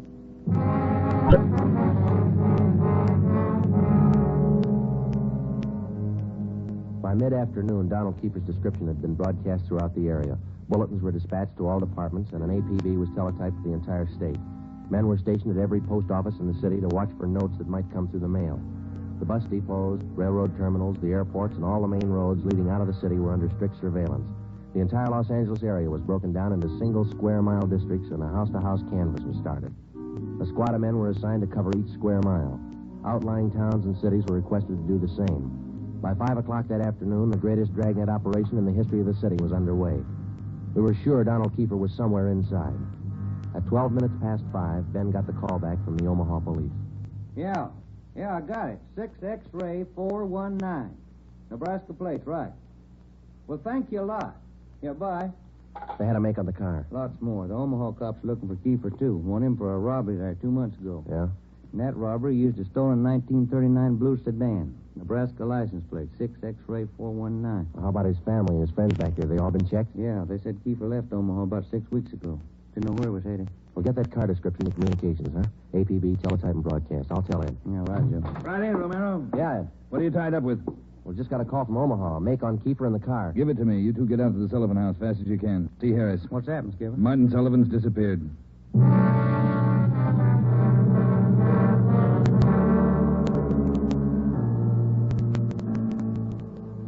Harris, how'd it happen? About 3 this afternoon, Mr. Sullivan got a phone call. Said he had to go down to the bank. I went with him. He had me wait in the reception room, and he went in his office. After waiting 10 minutes, I got suspicious and went in. He was gone. That's it. Did he get any more money? This morning, $5,000. Did you get the serial numbers off the bills? Yeah. Shouldn't have let him get out of my sight. Forget it. Right now, we've got to find out where he's gone to meet Kiefer. Did you talk to Mrs. Sullivan about it, Harris? She says she doesn't know anything about it. Let's try her again. Come on, let's go inside. Hi, fellas. Hi. Where's Mrs. Sullivan, Dave? Back in the sitting room lying down. Doctor's with her. Come on. What time you got, Ben?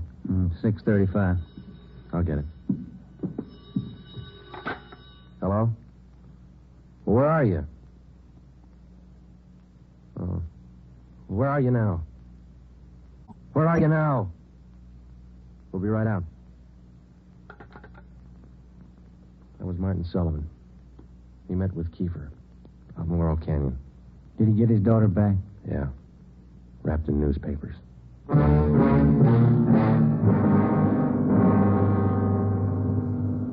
All cars in the area were notified that a contact had been made with Kiefer. We got in the car and drove out to Laurel Canyon. The entire area had been blocked off. We found Martin Sullivan standing in the middle of the road at the end of East Winding Way. 500 feet down the hill was a private residence where Sullivan had telephoned us. It was the only building in the immediate vicinity. A few yards beyond the point where East Winding Way ended, back in a clump of tall grass, we found the body of Martin Sullivan's daughter.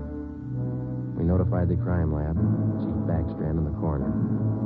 Despite a severe state of emotional shock, Martin Sullivan tried to tell us the story. He said Judy was all right.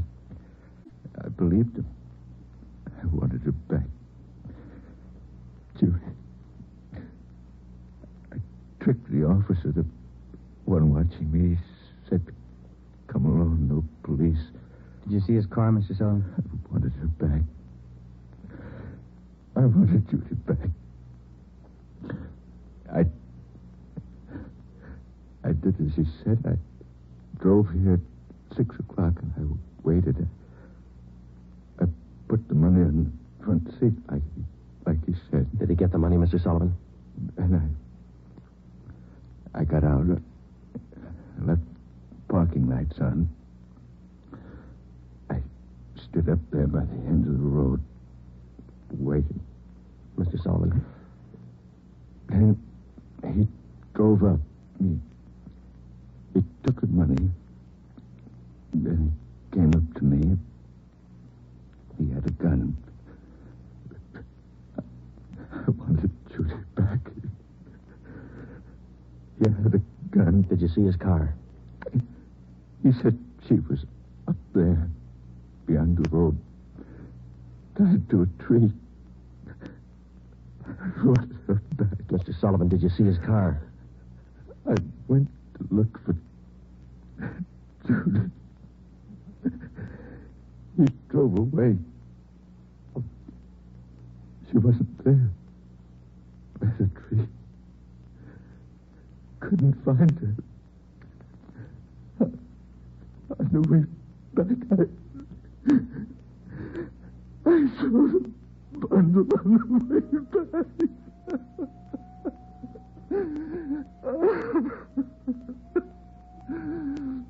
Let me find it. Judy. Let me find it.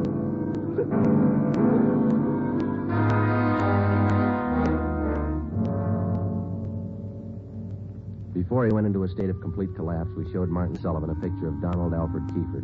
He definitely identified him. The information was immediately relayed back to Central Division, rebroadcast to the entire police radio system. A teletype was dispatched to sheriff's offices, and communications were sent to police stations throughout the country. The house-to-house search throughout the entire city intensified. The dragnet in which we hoped to trap Donald Kiefer was drawing slowly inward. It was 12 midnight. Next Street, Sullivan girl murder. Next Street, read all about it. Citizens join search for killer. Friday, did the papers get a list of the numbers on that ransom money? Yeah, got them in the final night edition. 2.5 pages of serial numbers. Gave it a big spread. Look at these pictures of Kiefer here, all over the front page. The more the better, Romero. I hope this town never forgets that face. Good reminder. You don't make deals with killers. Hi, fellas. Come on over. Find anything yet, Lee? Just checking over these towels here. Found them wrapped around the girl's body, inside the papers. Funny thing about those papers, What's that, Lee? they're all yesterday's. Every story about the girl's disappearance has been clipped out. Maybe the guy's making up a scrapbook. How about the towels, Jones? Any laundry marks? Not a one so far, Ed. Every one of them was clipped off. Pretty smart. The morgue post the body in? They're doing it now. Nasty one. Yeah. Did you get any footprints or tire marks out where they found the body? Lots of them, all cast. Bossy and Taylor are checking them now. One thing. What is it, Jones? I don't know. Under the seam here. This towel. Wait a minute. Joe, that pair of snippers there. Yeah. Here you are. Thanks. Just back under the seam. There. That's one tag he missed. Any markings, Lee? Yeah. Greenway Apartments, Los Angeles.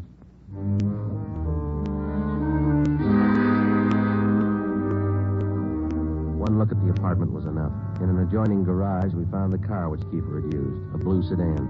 Nebraska license plate 6X-ray 419. When we got back to the office, Chief Backstrand immediately issued a cancellation of the want order for the blue sedan, and then he ordered a detail of men to stake out the car in the event Kiefer decided to come back for it. Here's the coroner's report, Joe. Oh, let's see it. Cause of death, strangulation. Time of death, Monday, October 18th, approximately 2 p.m. 1 hour after he grabbed her? That can't be right. Skipper in his office? No, he's out for a minute. Hey, Joe, Ben, take the call off 2503, will you? Thanks, Mike. Right. Would you give me the call on 2503, please? Thanks. Hello? Yeah. Yeah, when? We'll be right over. Some of the ransom money, Ben, just showed up. Beverly and Highland. Come on.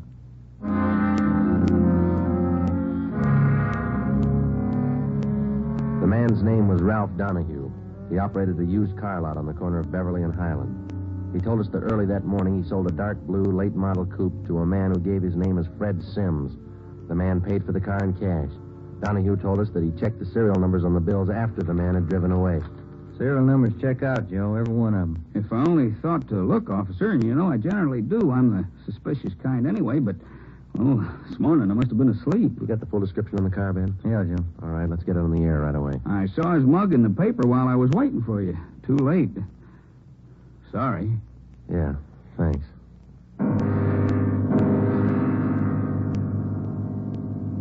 At 10 minutes past 3 that afternoon, another piece of the ransom money turned up at a busy downtown department store. The clerk was unable to remember who gave her the bill. The detail throughout the general downtown area was strengthened. The house-to-house search of the entire city for Judy Sullivan's murderer went on. The afternoon dragged into the early evening. At 20 minutes to 7, Ben and I had a hamburger and a cup of coffee in the drugstore at East Broadway and 3rd. And then we got back in the car, checked with communications, and started cruising the neighborhood again. At 9 minutes to 8, a man answering the description of Donald Kiefer was seen crossing Sunset Boulevard just below Highland. 7 minutes later, the same man was reported near the intersection of Hollywood Boulevard and Las Palmas. Communications relayed the information. At 21 minutes past 8, our car, 80K, along with a dozen others, were concentrated in the Hollywood Boulevard area from Gower Street to La Brea, Franklin Avenue to Santa Monica Boulevard. At 24 minutes past 8, another piece of the ransom money was passed at a cigar store on the corner of Hollywood Boulevard and Hawthorne Street. The number of men and radio cars in the area was redoubled.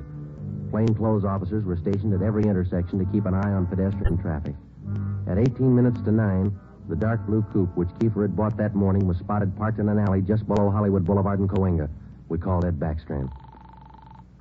City Hall. 2503. 2503. Chief of Detectives Office, Hannah. This is Friday, Mike. Chief there? Yeah, wait a minute. Just going out the door. Ed, it's for you. Backstrand? Friday, Ed. Just spotted Kiefer's car, the one he bought this morning, parked in an alley off Cahuenga. Harris and I are on our way up there now. We'll take care of the car. You take care of this call. Just came in. What do you got? The theater on the corner of Hollywood Boulevard and Fairview. The girl in the box office just took in a $10 ransom bill. Yeah? She got a good look at the man who passed the bill. She says it's Kiefer.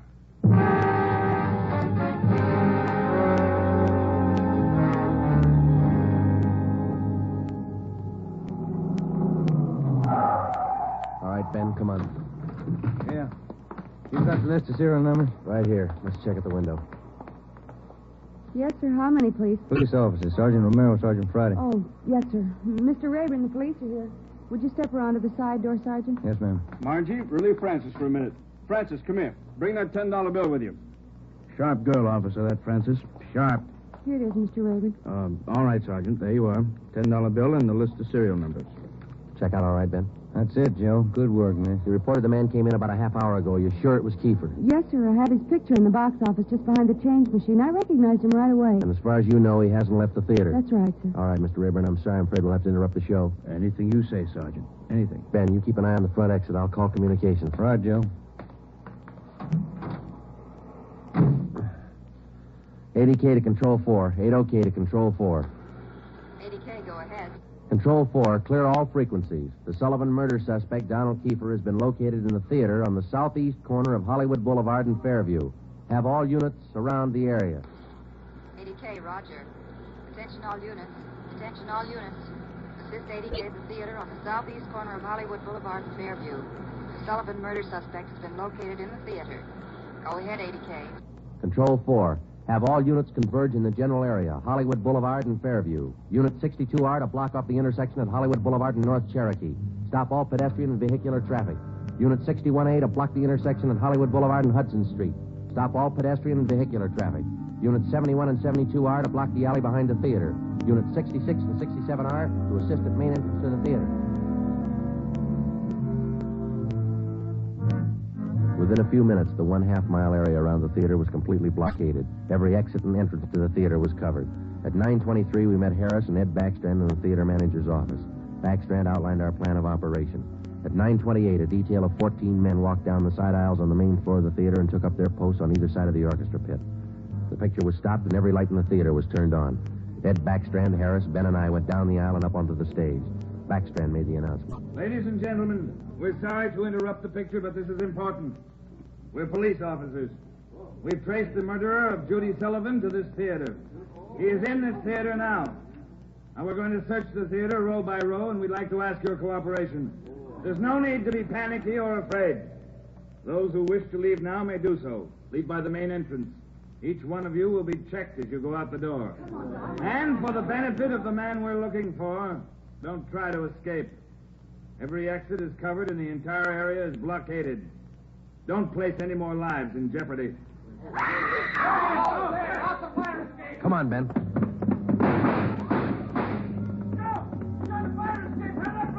Backstage, Joe. We can make it from there. All right, let's go. Come on, hustle it, Ben. Yeah. The next building. You'll probably try to jump for it. All right, watch it. I think this door leads out to the roof. There he goes. All right, keeper, hold it. Don't shoot, I give up. Throw your gun down. Over here. Don't shoot. Don't. Let's get him. All right, coppers. I got it figured. They won't top me for this. Didn't know what I was doing. Put the cuffs on him, Ben. Get away from me, you crumb! You shouldn't have hit him, keeper.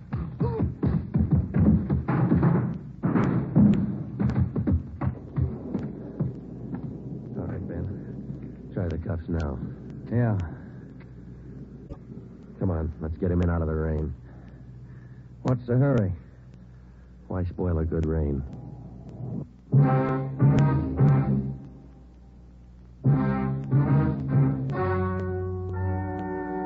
story you have just heard is true.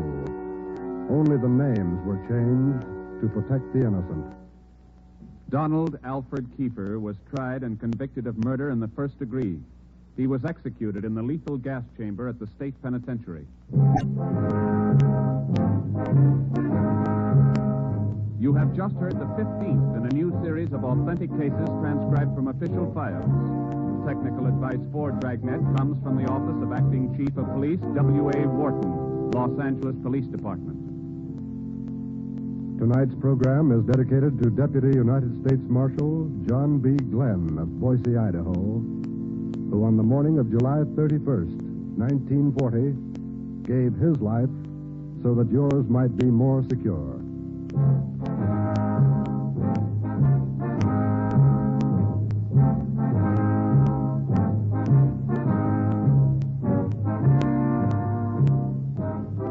Dragnet came to you from Los Angeles. Theater Guild on the Air returns tomorrow night on NBC.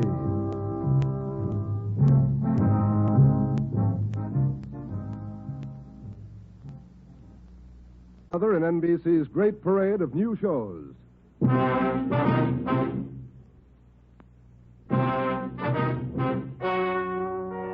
and gentlemen, the story you are about to hear is true. Only the names have been changed to protect the innocent.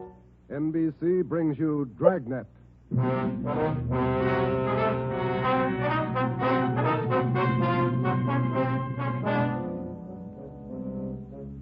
You're a detective sergeant. You're assigned to Homicide Bureau. A police officer has been shot, mortally wounded. One of the suspects has been apprehended. The other is still at large. Your job, find him. Dragnet, the documented drama of an actual crime, investigated and solved by the men who unrelentingly stand watch on the security of your home, your family, and your life. For the next 30 minutes, in cooperation with the Los Angeles Police Department, You will travel step by step on the side of the law through an actual case from official police files. From beginning to end, from crime to punishment, Dragnet is the story of your police force in action. It was Thursday, November 16th. It was foggy in Los Angeles. We were working the day watch out of homicide. My partner's Ben Romero. The boss is Ed Backstrand, chief of detectives. My name's Friday. It was 11:58 a.m. when we got to the Georgia Street Receiving Hospital, second floor, room 5. Treatment room. All right, made good time. How's Bemis, Doc? Got in the lungs, Ben, 3 times. He's going fast. His wife with him? They're bringing him down now. Can we talk to him? They'll make it fast. Come on, Joe. This way. Easy.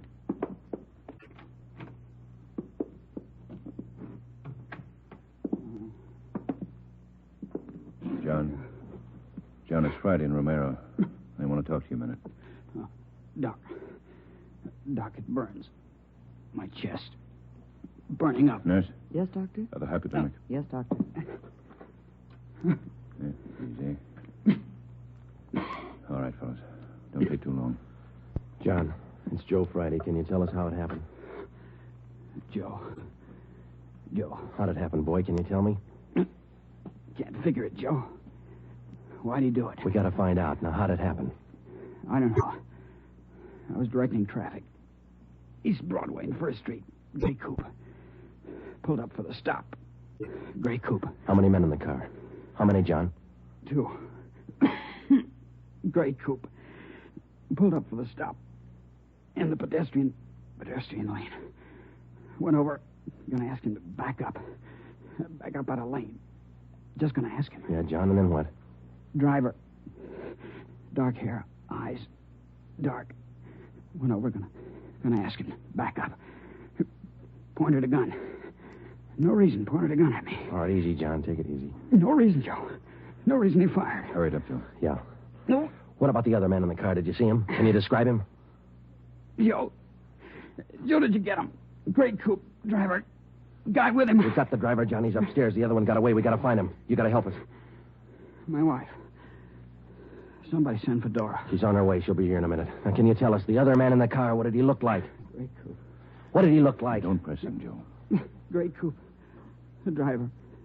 Pointed a gun. Dark hair. Yeah, I know. The other man, John. We got the driver. What did the other man look like? Send for Dora. Come on, Ben. Thanks, Doc. Okay, Joe. Going fast. Yeah. John got any kids? 2. Always pick a family man. This thing's got a phony ring to it, Ben. You don't just pull a gun and shoot a man. Not if you're sane, you don't. Here's the stairs. The guy we got is as sane as they come. And how do we explain it? All I know is that hood shot John Bemis, and I want to know why. Might be a lead in that car he was driving. Maybe. Come on, here we are. Phone message for you, Friday. Came in a few moments ago. Thanks, Davis. From R&I. They got a make? Take a look. No make or warrants on James Vickers. Great. Let's talk to him. Come on. Yeah.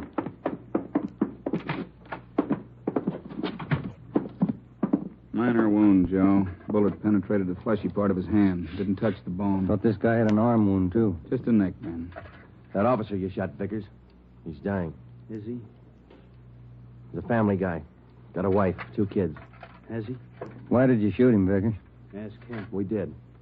Then you know the reason. Said there wasn't any reason. That's right. Look, we're going to make you on this, Vickers. You know that, don't you? I don't know anything. Why'd you shoot him? Shut up. Why'd you shoot him? Joe. Yeah. Davis? Yeah? Stay with him. Fine. Doc, get us an MT slip on this guy, will you? We'll be back in a minute. Come on, Ben. All right, Joe. I'll have it ready. Too big punk. Easy, Joe. Oh, easy nothing. I've seen too many good cops like Bemis cut down by punks like that Vickers. Getting mad won't help. Come on, down the stairs. Like to see Bemis? Why? Just for the record. I want to see if the doc thinks it's okay for us to bring Vickers down. I'd like to have Bemis definitely identify him as the guy who shot him. We've got 3 good witnesses. An identification for Bemis will clinch it. I want to see Vickers get everything he's earned when he goes to court. Here we are. Yeah.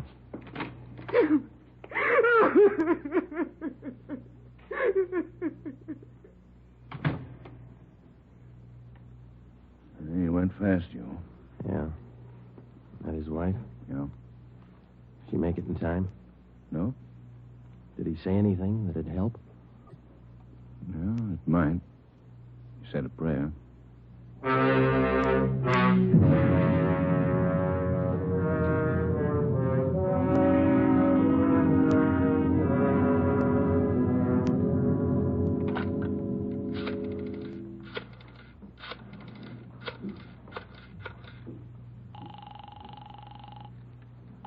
City Hall. 2625. 2625. Auto records, Crowley. Joe Friday, Vince. What about a make on that car used in the Beamer shooting this morning? Yeah, Joe, been trying to get a hold of you. Where are you now? Georgia Street, second floor. What about the make? Car was reported stolen yesterday afternoon. Registered to Harold Simpers, 716 Everett Street. Report said the car was taken from a parking lot at Grand and Wabash. Okay, Vince, thanks. What about the guns they found in the car? Lee Jones still has them over at the crime lab. He's running them through. No word yet? No. You make out the impound report on the car, Joe? Yeah, recovery report, too. They're still dusting for prints. MT slip ready, Doc? Yeah, right here, Ben. Medical card, history, MT slip. You ready, Vickers? Yeah. All right, put out your wrists. Put the cuffs on him, Ben. Watch his hands. You saving me for the hot lights? All right, let's go. I'm not going to jail. You're in jail now. Looks like a hospital. Bars on the windows, aren't All right, come on. Give me a smoke. Here. Okay. Light. What do I get if I open up? No deal.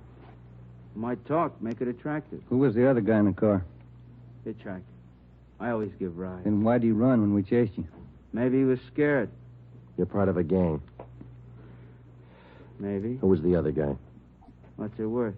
Oh, come on, Vickers. You're wasting our time. Where are we going? All right. My hand hurts. I want to call my own doctor. You hear me?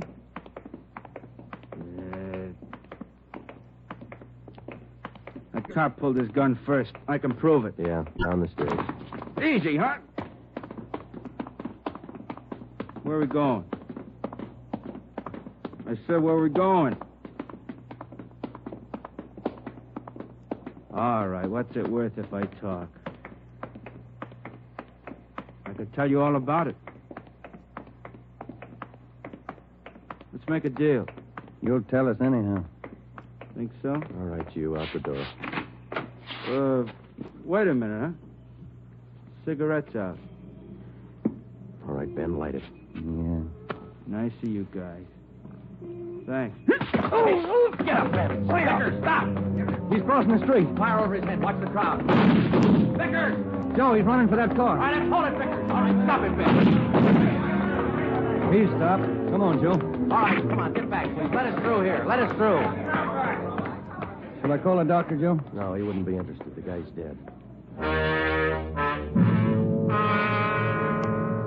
James Vickers, murder suspect, address unknown, died almost instantly at 1:13 p.m., November 16th, while attempting to escape.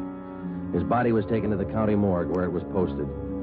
All the personal effects found on the body were listed by the coroner, and a receipt for them given to our office. At 8:35 the next morning, Ben and I met with Chief of Detectives Ed Backstrand. Those 4 guns they found in the car Vickers was driving. They're all U.S. Army property. Where were they stolen from, Skipper? I don't know. Each one of the guns is stamped U.S. Army, that's all. Well, that makes it easy.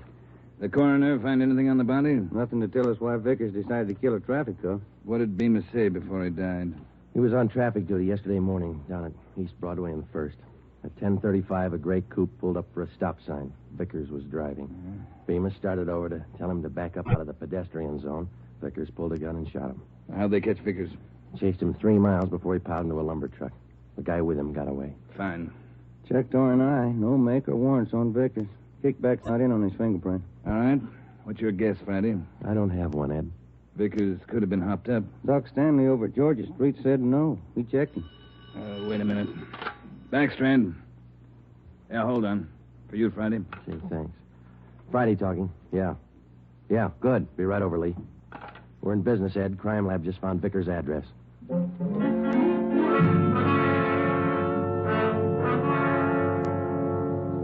There it is, Joe. Thanks, Lee. Let's see, huh? Silver Dollar Hotel. Received a Mr. James Vickers, $6.50, room 345. Where'd you find it, Lee? Under the front seat, in with the tools. Anything else? Not a thing. How about prints? 2. Kind of smudged. Hope we can run a make with them. No prints on those 4 guns, Lee? Smeared. Not enough to classify. Yeah, this is it, Ben. That's all we got. Come on, let's see if we can make it pay off. We located the Silver Dollar Hotel on East Grand between 16th Street and Pico. It was an old-type frame building with a brightly colored neon sign jutting out over the sidewalk just above the dark entrance. The manager's name was Luther Gage. We showed him a picture of James Vickers. He definitely identified him as one of his former tenants. He told us that Vickers had stayed at the hotel 1 week in room 345 and that he had checked out 2 days ago. Was Vickers staying here alone, Mr. Gay? Yes, alone. Quiet man. Did he have any visitors? Maybe. Wouldn't know. Paid his bills, spent most of his time away from the hotel. Good tenant. Did Vickers have any friends here in the hotel? Maybe. Fell in the room next to Mr. Vickers. He still lives here. 2 of them used to be kind of thick. Can we look at that room Vickers stayed in, Mr. Gage? Let's see. Yes, it's still vacant. All right, this way. This man Vickers was friendly with. What's his name, Gage? Knight. Raymond Knight. Room 343. Is he in his room now? No. Went out about 8 this morning. Here's the elevator. How well would you say Knight and Vickers knew each other? Couldn't say. Good tenants, both of them. Pay their bills. Did they go out together? Seem to know each other well? Wouldn't know. I don't pry. Look, this case involves murder, Mr. Gage. We told you that. We'd appreciate your cooperation. Cooperation don't pay the rent, Sergeant. 3rd floor. This way. Here, 345. Open it up.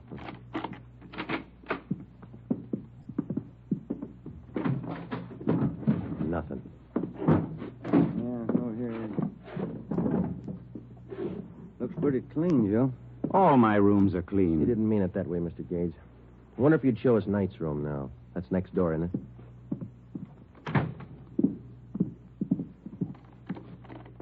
I don't know about this.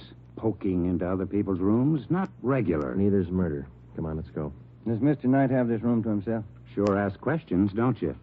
No, Knight has a friend staying with him. About 2 weeks now. Not in much. Is he in now? Don't think so. Ben, watch it! Oh, drop that, you! Bad shot, Mr. Gage. Look out!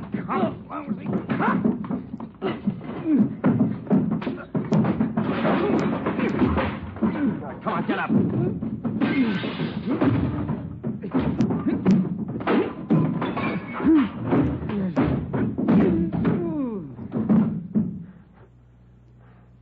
Ben? He's out cold. Look what you've done to the room. I thought you said Knight wasn't in. He isn't. This is his friend. Great friends. 45 automatic in his hand. 38 snub nose in the bureau, another 45. Look in his bag. I don't pry. He pays his bills. Good tenant. Yeah. Can I get outside on this phone? Yes. All outside calls are 10 cents. Yeah. Here. Have to keep the books straight. Sure you do. Who's going to pay for the damage? Ask Mr. Knight's friend here. Well, say... Why worry? He pays his bills. Good tenant. I called Ed Backstrand, and he sent out a special detail to stake out the hotel and bring in Raymond Knight if and when he returned. Ben and I drove to the Georgia Street Receiving Hospital, where Doc Stanley patched up the cut on Ben's scalp and treated Raymond Knight's friend for simple cuts and bruises. From papers found in his wallet and in the hotel room, he was identified as Frank Gannon, 9896 Wasatch Street, Kansas City, Missouri. When we got to headquarters, we had Gannon taken to the interrogation room where we questioned him briefly. He told us that he was a self-employed watch salesman, and that he was in the city on a business trip. He admitted friendship with Knight, but not with Vickers. We booked him at the county jail for assault with intent to commit murder. The 3 guns found in the hotel room were turned over to the crime lab. We reported back to the office. Joe, my head's pounding like mad. That Gannon's a mean one. Yeah, it's a nasty crack. I got some aspirin in my desk. Might help. You're on. Hi, boys. Rough day. I don't get much rougher, Eddie. Message for you on the desk. Well, I'm going to eat. Starving. Right, Tracy. What is it, Joe? Jones got a make on those prints he lifted off the car. Let's see. Yeah, something else in there on James Vickers. Wanted 10-14-43, desertion, U.S. Army. That could account for those stolen Army guns. Yeah. What about the make on those prints Lee found? Let's take a look. Vance Taylor's. Good solid record. 4 burglaries, 2 armed robberies, 2 assaults. Wait a minute. Here's the mama sheet. Mm-hmm. Born so-and-so, age 36, height. Alias John Fields, Harold Grant, Tom Bissell, Joe... Hey. Yeah, alias Raymond Knight. The other man who rode in the car with James Vickers the morning he shot down Traffic Officer Bemis finally had been identified. Vance Taylor, alias Raymond Knight. Well, that still didn't explain the unprovoked murder. It didn't explain the 4 guns found in the car or the 3 guns found in the hotel room. An assortment of arms like that could mean something big, but we didn't know what. Gannon's sudden willingness to shoot it out in the hotel room meant something, too, but we didn't know what. We had Gannon brought back to the interrogation room. Hi, Gannon. Have a seat. Everything all right? I'll bet you're worried. No, we're not worried, Gannon. You ought to be. Don't make me laugh. You're tied in with Raymond Knight. That's enough for us. You send me up for it. We're going to try. Big talk. How long did you know Vickers? I didn't. Funny. His prints are all over one of those guns we found in your room. I'm not worrying. Then you better start, Gannon. Vickers and Knight killed man. If you run with him, your hands are dirty, too. I room with Knight, that's all. Knight didn't come back to the hotel. Where is he? We're not that close. You share your guns and your friends. That's close enough for us. I don't know Vickers. You mean you didn't know him? I said I don't know him. We got Vickers, Gannon. He's dead. Good story. Okay. Come on, Gannon. Let's go down to the morgue.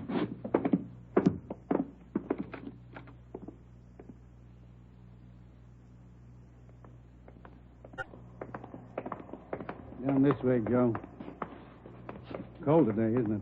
Yeah, it's damp. Bad sinus weather. No. What is all this? Never seen a corpse before? No, I'm not in this. Take me back. I don't want to look. You can close your eyes. Take me back. I don't want to look. Here we are, fellas. Slam 45. This way, Gannon. I get sick. I don't want to look. Throw back the sheet, Fred. Take a good No. look, Gannon. No, he's Knight's friend. I'm not in it. Who is in it? I don't know. Take me out. I'm sick. All right, Fred. Thanks. Okay, boys.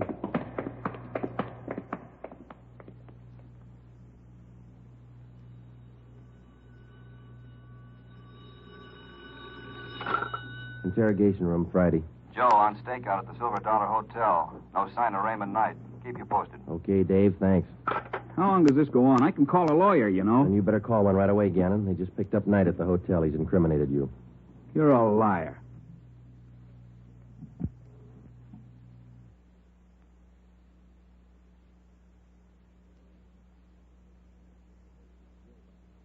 Sure. Like we were about Vickers. We'll prove it to you, Gannon. The officers are on their way in now. They're going to put Knight in the next room. You can listen to him. Look, I came here to sell watches. I ain't in this. Gannon, you and Vickers and Knight were planning a job, a big one. We know that. If you want to wait till you get on the witness stand to tell your story, it's all right with us. Well, didn't take too long to break this one. Smoke, Joe? Yeah. Thanks. Gannon? Smoke? What are you going to do? Nothing. Just kill a little time. They bring in Knight. You haven't got Knight. I haven't unwrapped him yet, Joe. You want to check me out? Okay, open him up. Give him a good shuffle, huh? You're going to have some time on your hands, Gannon. Want to learn a new card game? No. Suit yourself. It's a good game for 2. Better with 3. Sure, a lot of cards. Yeah. You got 2 decks there. First off, this game is quite a bit like gin rummy. Yeah? There are 8 of every suit. 4 jokers. Jokers count 50 points. Mm-hmm. Red 3s count 100 points each. If you get a black 3, you can freeze the deck. Oh, I see. I shouldn't say deck. In this game, they call it the pack. The pack? What's a pack? Well, it's the discard pile, same as in gin. You get a red 3, you can freeze it. No, it's a black 3. Well, what happens when you freeze it? Nobody can pick it up. Oh, I see. All right. Let's deal out a dummy hand here. Fine game, Gannon. Sure you won't change your mind? You don't want to play, Joe. All right, now in 2-handed, you deal out 15 cards, see? How many can play? As many as 6, I think. I've only played up to 4. You play partners with 4? Yeah, that's right. Okay, count your cards. That gets 15. 13, 14, 15. Right. Now what do I do? Well, I guess you better lay your hand open. That'll be the easiest way to show you. Okay. Now, spread them all out over there. Well, you don't have a great hand there. You got a couple of black 3s. You can use those. Yeah, that's fine. They count 100 apiece. No. Those are red 3s. Black 3s don't count anything. Oh, red 3. That's right. Do you remember what black 3s are for? You can use them to freeze the pile. Pack. That's right. The pack. Well, you know what I mean. All right, now, look. You see, I got a joker here. Jokers are wild. Do you remember how much they count? They're wild. 100 points. No, red 3s are worth 100. Jokers count 50. You don't explain it very good. I don't understand. Well, how simple can it be? Gannon's not even playing. You get it, don't you, Gannon? Okay, red 3s count 100. Jokers count 50. Black 3s, you can freeze the pack. Yeah, good. Now, hold on to that, will you? Now, black 3s freeze the pack, but that's not the only card that can do it. No? No. Deuces can do the same thing. Well, you see, the only difference is if you use a deuce, which is also wild, you have to have a natural pair in order to pick up the pack. Now, with a black 3, it's only good until... I knew it wouldn't work. It was sour right from the start. Vickers killed the cop. Ben, I'm not call in the it. stenographer. I'm Right, copping Joe. out. I'm taking no raps. Johnny, the stenographer? Right, Ben. All right, Gannon. Too late. You haven't got time. 20 after 1, they're going to do it. Do what? Payroll. Brazier Company. Messenger leaves at 1:20. He's got the payroll. 30 grand. They're going to get him. Where does the messenger leave? 1:20. You're too late. I'm not in it. Where does he leave? 1:20 leaves the bank, I think. No, maybe the company. Where's the company? 3rd and Spring. They're going to get him. Where's the bank the messenger goes to? Up the block, 2nd National, 3rd and Hill. Where are they going to get the messenger? By the alley, Clay Street. I'm not in it. Ben, check it. Get out of communications. Have him put out a call to block up the area. Give him the details. Right. Johnny. Yeah, Joe. Stay with this guy. Okay. Davis? Davis. Let's go. Brazier Manufacturing. Olympia.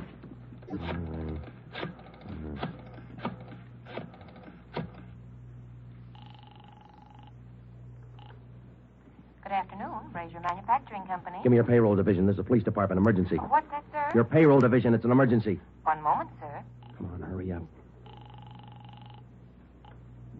Payroll, Hopkins. Mr. Hopkins, this is Sergeant Friday, Police Department. We've had a tip your payroll messenger's going to be held up today. Has he left your building yet? The messenger? Yeah. Oh, my, he left early today. Went out the door about 10 minutes ago. Thanks. Second National Security. Second National. Fitzroy 3. Friday, what's all the excitement? You break that guy? Wait in a minute, Ed. No time. Good afternoon, 2nd National. Give me the manager on duty, please. Emergency. One moment, please. One moment. Come on. I'm sorry, sir. The line is busy. Would you care to wait? Give me the chief teller. Thank you. Chief Teller, Waters. This is Sergeant Friday, Police Department. Emergency call. Has the payroll messenger from the Brazier Company left the bank yet? Well, I wouldn't know, Sergeant. Just a moment. I'll have your call switched. Yeah. Operator. Beatrice, would you give this call to Miss Chalmers? It's important. Thank you, Mr. Waters.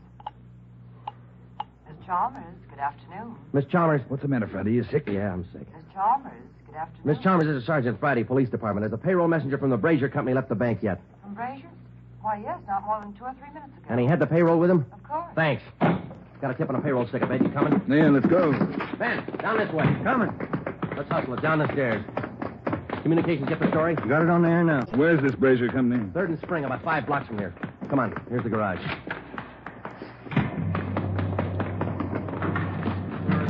All right, come on, hit it. Let's make time.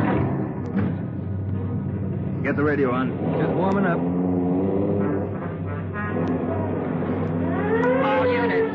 Attention all units. On 3rd Street, corner of Clay Alley, 211. A bank messenger. Suspects are headed west on Clay Alley. Suspects are armed. Code 3. 11R. Take the call.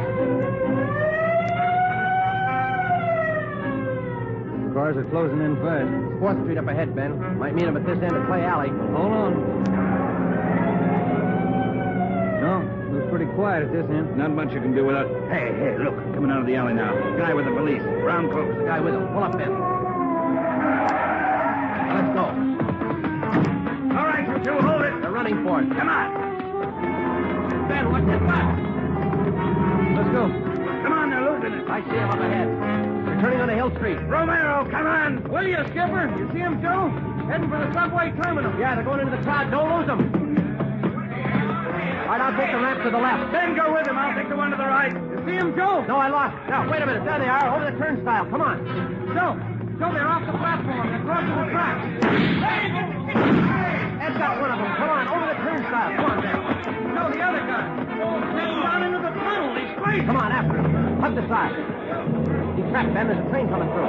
You, come back. You're trapped. Ben, get out. Hug the side.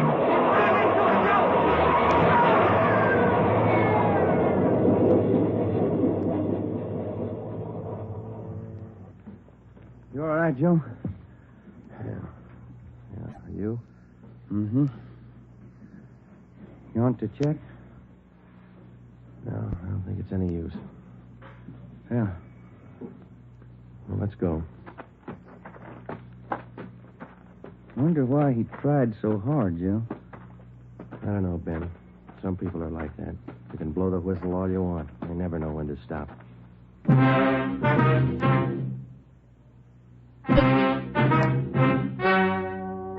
The story you have just heard is true. Only the names were changed to protect the innocent. Frank Gannon, the only surviving member of the hold-up gang, was tried and convicted of the crime of assault with intent to commit murder. He is now serving out his sentence at the state penitentiary.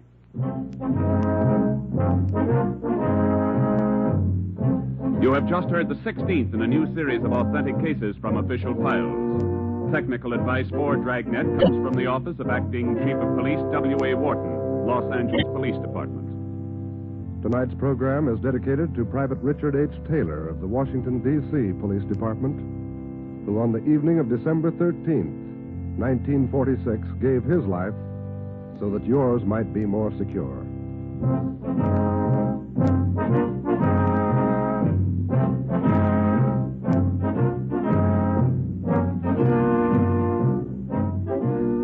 Dragnet came to you from Los Angeles.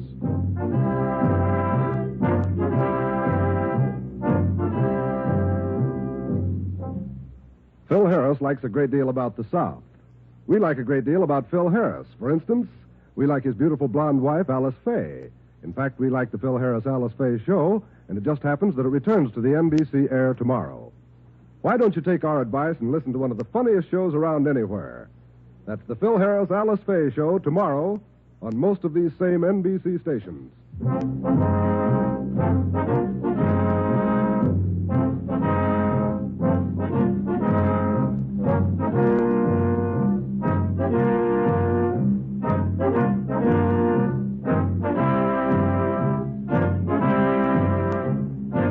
Your tune for the stars on NBC.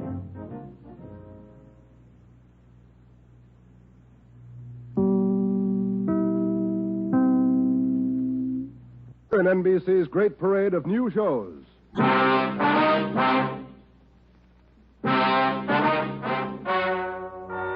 Ladies and gentlemen, the story you are about to hear is true.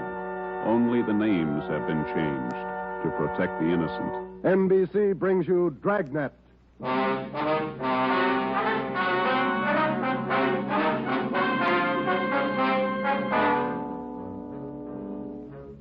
You're a detective sergeant.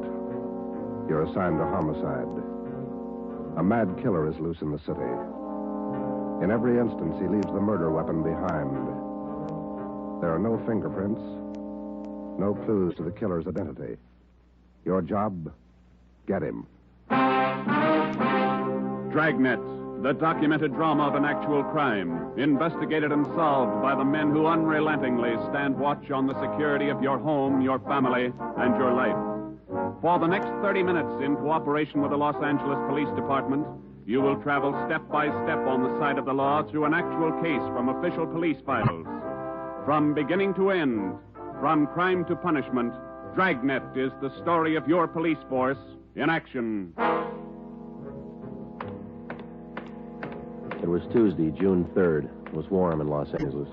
We were working the day watch out of homicide. My partner's Ben Romero. The boss is Ed Backstrand, chief of detectives. My name's Friday. I was off duty reporting back in on an emergency call. It was 3:57 a.m. when I got to the basement of the city hall. The carpool. Let's go, Friday.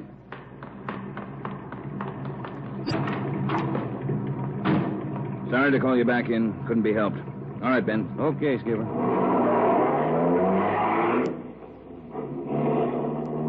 What's up, Ed? Double murder. When? I don't know.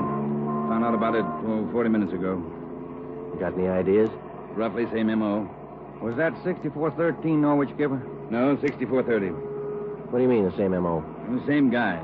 Brickbat killer. How many does this make? Counting tonight, 4. We got anything at all? Smudged fingerprint we can't even classify. Sounds like a smart operator. We gotta get him. If we have to shake down the city from one end to the other. Big job, Skipper. Big killer.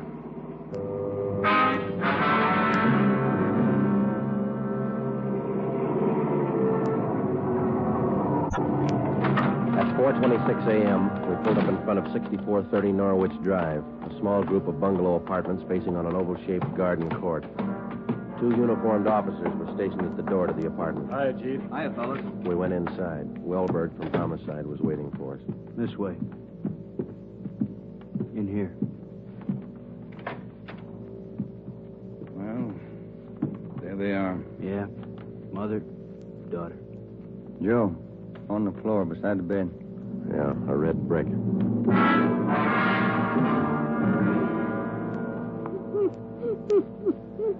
Miss Hafters, we know how you must feel about all this, but would you please try to answer a few more questions for us? Yes. All right. Poor Margaret. Miss Hafters, how long had you known Mrs. Diaz and her daughter? 9 years. This November they moved next door. I remember it so well. We got along right from the start. And as far as you know, the only close friends the mother and daughter had live right here in the apartment court? Yes. Margaret was a pretty girl, but she was no chaser, no boyfriend. Very close to her mother. The two of them very close. Did they keep any amount of valuables in the apartment? Money, jewelry, things like that? Oh, no. Mrs. Diaz and Margaret didn't have much, you know. Very modest income. They both worked. And you can think of no good reason. Oh, no. Oh, poor Margaret. Poor Mrs. Diaz. Lying in there. Shock. Terrible shock. Wellberg, Yes, Sergeant. would you show Ms. Hafters back to her apartment? Sure, Sergeant. Thank you, Miss Hafters. We appreciate it. Yes, thank you. Poor Margaret. Poor Mrs. Diaz. Well, Joe? Let's check with Ed. He's back in the bedroom. You get anything from the neighbors? The usual, Ed. No jealous boyfriends, ex-husbands, nothing like that. Boys find any evidence yet, Skipper? Well, still working on it. You got any theories? Well, we know the killings were all done by the same guy. Mm-hmm. Cuts the same pattern out of the window screen. Cuts the same pattern with a glass cutter out of the window. Reaches in and flips the lock. All right, where's that leave us? And before he gets inside, he makes sure there are only women in the house. That means he probably watches the house for a few days. Yeah. Once he gets inside, he wants only one thing, to kill. He's never taken any valuables. As far as we can tell, he's never searched for any. What kind of a man works like that? I think the guy's kill crazy. Hey, fellas. Yes, Donner? Here's a break. 2 fair prints. 1 thumb, 1 forefinger. What'd you get, Pete? Only got 9 points. Not enough to go into court, but enough to make him. We'll know him when we get him. Yeah? Found the prints on the lens of the old lady's eyeglasses. Probably knocked him off the night table when he went after her. And when he was done, he put him back on the table. Yeah. Had blood on his hands, see? Yeah. That's funny, isn't it? Why would he go to the trouble of picking up the woman's glasses after he killed her? We'll ask him when we find him.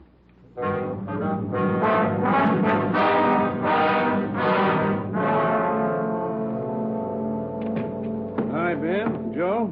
Might have something for you. We can use it, Lee. Hold it just a minute. Yeah. Crime Lab, Jones. Yeah. Yeah, all right. I'll tell him. Right, Ed. Backstrand. If you're through checking the victim's clothes by 8 o'clock, you can knock off for sleep until noon. What if we're not through? Take it up with the chaplain. Here's what I wanted to show you. Over here. A couple of casts. Bare footprint. That's right. Those from the Diaz place? Found them outside the dining room window in the flower bed. Take a look. Mm-hmm. Good cast. Size 9. 10. Missing toe there, huh? Left foot, first toe. That's lucky. Well, then the guy took his shoes off before he went in that house. That's the way it looks. You leave any other prints, Lee? 3 with the shoes on. Here they are. Here. Yeah. How would you say the guy is built, Lee? Oh, from the impression, pretty heavy man. There's no full length of stride, or I might give you an idea of his height.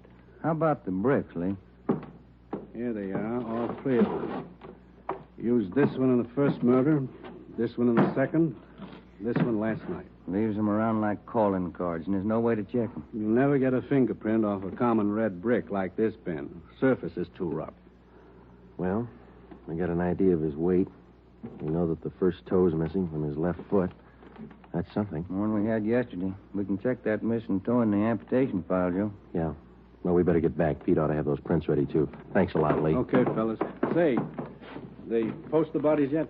Yeah, they're doing it now. Same as the first 2. The brain? Concussion, hemorrhage. They didn't have a chance. Hold it a minute. Crime Lab Jones. Sure, just a minute. Either one of you fellas. I'll get it, Joe. Okay. Yeah, Romero. Yeah. Good, we'll be right over. They got a make on those 2 fingerprints.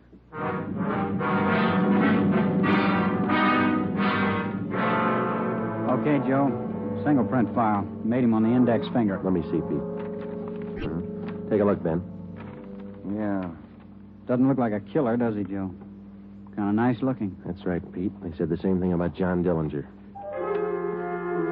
The name at the top of the make sheet read Carlos Richard Monterey, male, Caucasian, age 19, height 5 feet 11 inches, weight 165 pounds, dark brown hair, dark brown eyes.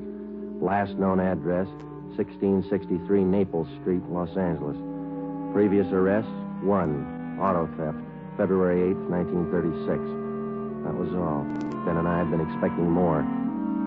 The information on the mama sheet for Monterey was 13 years old. So was the picture. So was the description. So was the address. In 13 years, a man can change in 1,000 ways. So can his habits, his appearance, his address. In 13 years, everything can change except 2 things. A man's fingerprints and a physical deformity.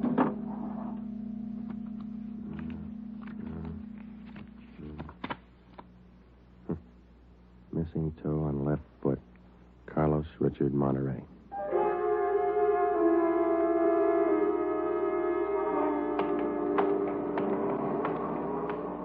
Here it is, Joe. 1663 Naples. Yeah, come on.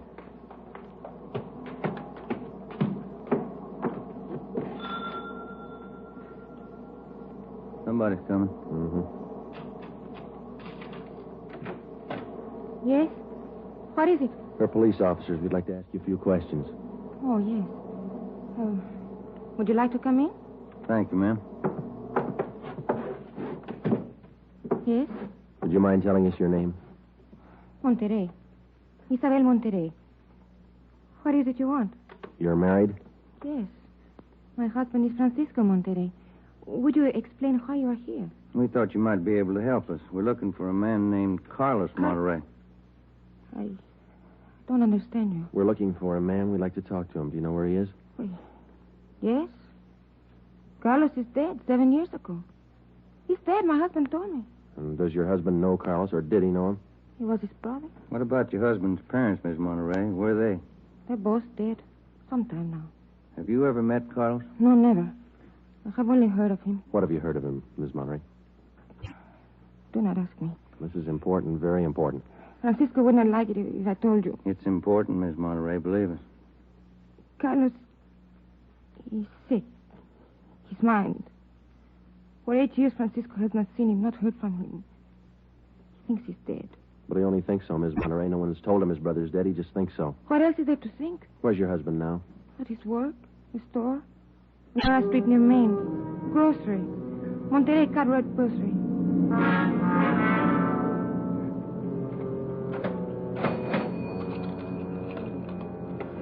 Here's your change. Thank you, Mrs. Myers. Now, look, officers, you know how it is. You don't like to let these things get out. That's why I trust you. You can trust us, Mr. Monterey. We just want to check on a few things. Oh, fine. Always glad to help out if I can. Well, can you tell us if your brother was ever in a mental institution in his life? Oh, I know there was nothing wrong. 1923. Got a little bad, so Mom and Dad had to put him away for a while, just till he calmed down. I remember the day. Sometimes, dumb, stupid kid, what do you know? Standing there by himself in the train, crying. The public nurse, stupid way he cried. What do you do? I cried too. I was only 10, Sergeant. I saw him go. He was alone. Later on, Mr. Monterey, your brother was released from the state institution. Yeah, he was 16. And then he started running around, playing tough, carried a gun, lived by himself. He never came around. He dropped from sight about 1938. You haven't heard from him since then? Nothing. Never seen him. Do you know of anybody who might have seen him? Ooh, there was a girl he had. Anita something. On Soteo Street. Anita Martin, yeah, that's it. Soteo Street. Maybe she's seen him. Ask her. Maybe she's seen him. Carlos Monterey? Not in a year. Last March he was in. When I was working at the Peacock, down on South Main. He came in, we talked for a while.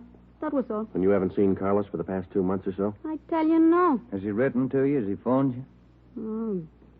Once, 3 weeks ago, he phoned. Here. He left a message with my girlfriend. But he didn't call back again. Now, that's it. That's all I know. Thank you, Miss Martin. Here's our card. If he does call, you'll let us know. Yeah, I'll let you know. You liked Carlos, is that it, Anita? Like him?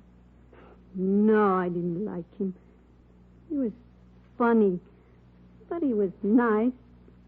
You know, I pitied him. Why did you pity him, Miss Martin? Well, he was a good fellow who was strange. He could smile, you know. He had a nice smile, but you could tell he was never laughing. There was something in his mind. Something... Oh, I don't know.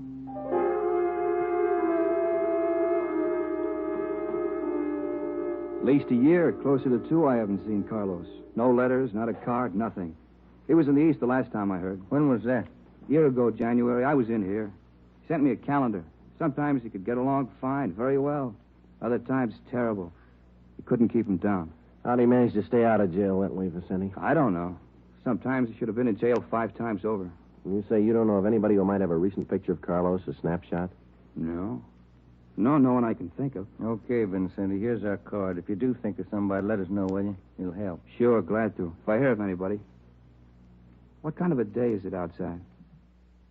Hot? Hot.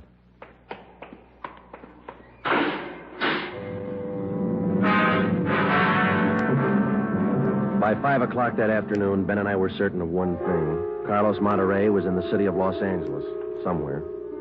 We drove back to the office and told Ed Backstrand about our interviews with Monterey's relatives and his friends. Inquiries and requests for further identification and information on him were immediately relayed to the state mental institutions. The 13-year-old picture of Monterey taken from the files was copied and distributed with a note of caution as to the age of the photograph. An APB was sent out. Stakeouts were placed at the home of Monterey's brother, at the brother's store, and at the apartment of Anita Martin. A special detail of 300 men was ordered to join the Dragnet already in operation. The details at the airport and the bus terminals were alerted, as well as the details at the Union Depot and the main post office. By 6 o'clock that night, almost 1,000 men were actively working at the job of tracking down Carlos Monterey. At 6:30 p.m., Ben and I drew a 4-hour relief period. We drove out to Ben's place, and his wife fixed us some dinner. At 10:30 that night, we reported into the office, picked up Ed Backstrand, and we drove out to join the manhunt. Unit 32R on the corner of South Flower and Loomis, the 390W, AMA 367. Unit 12A, code 1. 66A and 864 Wall Street. See the man about a 507, AMA 367. Unit 42, 5430 East Grand, apartment 10, 311, KMA 367. We cruised with the Dragnet operation until 5 o'clock that morning. Ben and I took turns driving. Actually, the tremendous job of scouring 500 square miles of city for one man was only beginning. Unless there was an unexpected break, the search for Carlos Monterey could wear on for weeks. It did. Night after night, the manhunt went on, and day after day. There was no break. 16 days later, on a Sunday night, I went to bed early. I read a while, and then I turned off the lamp and went to sleep.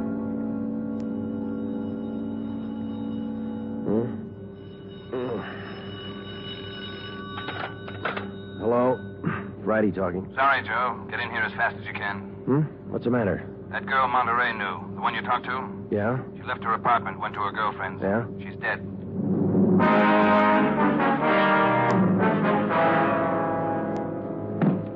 There it is. Ordinary red brick. Found it by the body. How long she been dead, Skipper? Well, she was seen alive about an hour and a half ago. Got 3 bare footprints, good length of stride. Found them down in the lot beside the house. What do they look like? Same guy. First toe missing from the left foot. The same weight impression. Should be about 5'11". That checks out with what you got, doesn't it? All right, so it's the same guy. What about those shoes we found, Lee? Yeah, they correspond. They were impregnated with foreign matter. What'd you find? Particles of lettuce leaf, dry onion skin, traces of red cabbage. Maybe a vegetable counter. Maybe. What about the city wholesale market down on Front Street? What about any market in Los Angeles? No, Lee, that wholesale market is big enough to hide anybody. Hundreds of transients work in there. Some of them even sleep there. For a guy like Monterey, it'd be perfect. That's a fair guess. Check it when it opens. They open at 2 a.m. 2:30 now. All right, get back to the office and pick up as many extra men as you need. Get down there right away. Okay, Ed. Now, you know he's a rough one, so watch it. On Monday, June 23rd, at 2 minutes past 3 a.m., we pulled up at the city wholesale produce market. With the exception of 54 police officers in plain clothes who mingled with the buyers and sellers, business went along as usual. The market itself covered almost 3 square blocks in the lower part of the downtown area. It was divided off into hundreds of individual stalls by flimsy wooden partitions. To make the search even tougher, the place was crowded. For the first 45 minutes, we had the men circulate at random through the crowd on the chance that one of them might spot Carlos Monterey from the 13-year-old picture. It didn't happen. After that, we started a systematic canvass. We talked to the customers. We talked to the managers of the different booths. We gave them Monterey's description. We showed them his picture.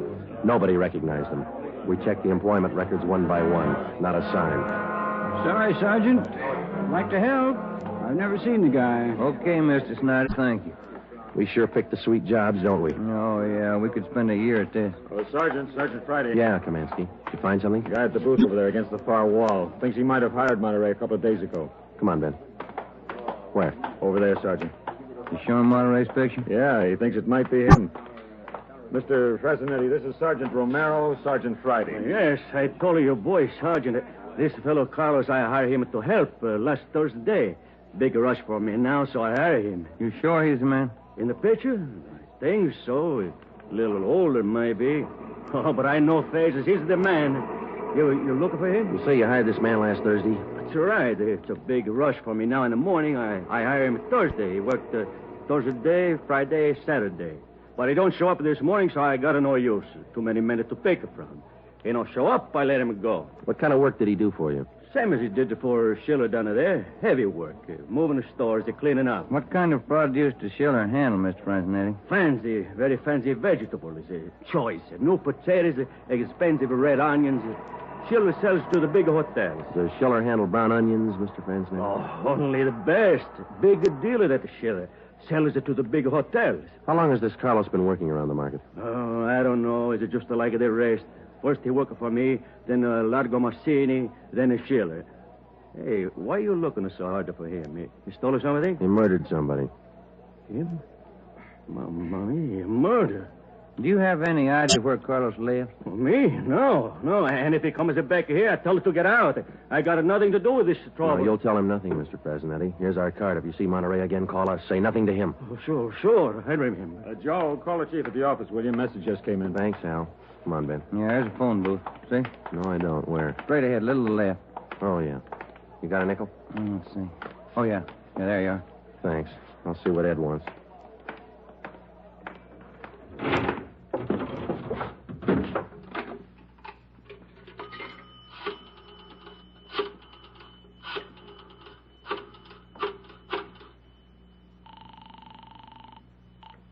City Hall. 2511. 2511. Chief of Detectives Office, Hannon. Hi, Mike. Ed there?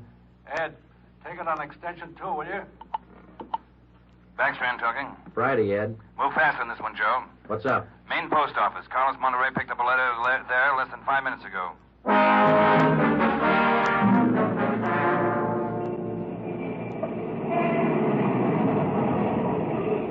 Come on, Ben. There's Ed over there with Wellberg. Yeah. Traffic short jammed up around here. Hi, Ed. Friday, Romero. You all set, Wellberg? All set, Chief. Spring Street to San Pedro. Sunset the 1st. Got it covered. Good. What's the story? Post office detail tipped us off. 5 minutes after 8, a man answering Carlos Monterey's description picked up a letter at the general delivery window. That was 16 minutes ago. Who spotted him? Sam Lane. He got a look at him just as he was leaving the window. Called to him to stop, but Monterey ran. Lane called me, and we threw a net over the area for 6 blocks around. And Monterey's still somewhere inside this area? I don't know how he could have gotten out. What's next? Well, I'll give him an hour to break for it. After that, we start a house-to-house search of the whole area. Stop all pedestrian and vehicular traffic for identification. You're going to jam up the depot traffic. That's cheaper than murder, Romero. Get going. The first hour we counted off in 5-minute segments. Like Backstrand, we felt close enough to Monterey to touch him, but he still wasn't there. The north and south ends of the blockade started to move in, slowly, searching every store, every house, every conceivable place where a man might hide out. In the meantime, Ben and I worked the Spring Street side of the blockade, watching the faces of the pedestrians as they came through one by one, examining all vehicles and their drivers. The morning wore on, the sun came out, and it started to get warm. By 11 o'clock that morning, Monterey still had not been found. The temperature was 93 in Los Angeles. It was still climbing. The search went on. At 10 minutes past 2 p.m., Backstrand made the round. How's it look, Skipper? Not good. Going slow. How much longer do you figure? I don't know. It'll go to after dark, that's sure. District down here is like a rat's nest. Yeah. Nothing? Nothing. But he's someplace inside this blockade. He's got to be. Any chance of getting relief for the men in our squad? Some of them been working straight through since yesterday. I'll see. Check with me around 5 this afternoon. Thank you, Skipper. Keep a sharp lookout. One slip. That's all it takes. The search went on. At 3 o'clock that afternoon, the temperature was 95. We sweltered and we waited. At 3:45, Backstrand sent a squad of men into the Union Depot to search it from top to bottom. There was one false alarm when one of the men thought he saw Monterey slipping out a side door into a taxi. He turned out to be a train conductor.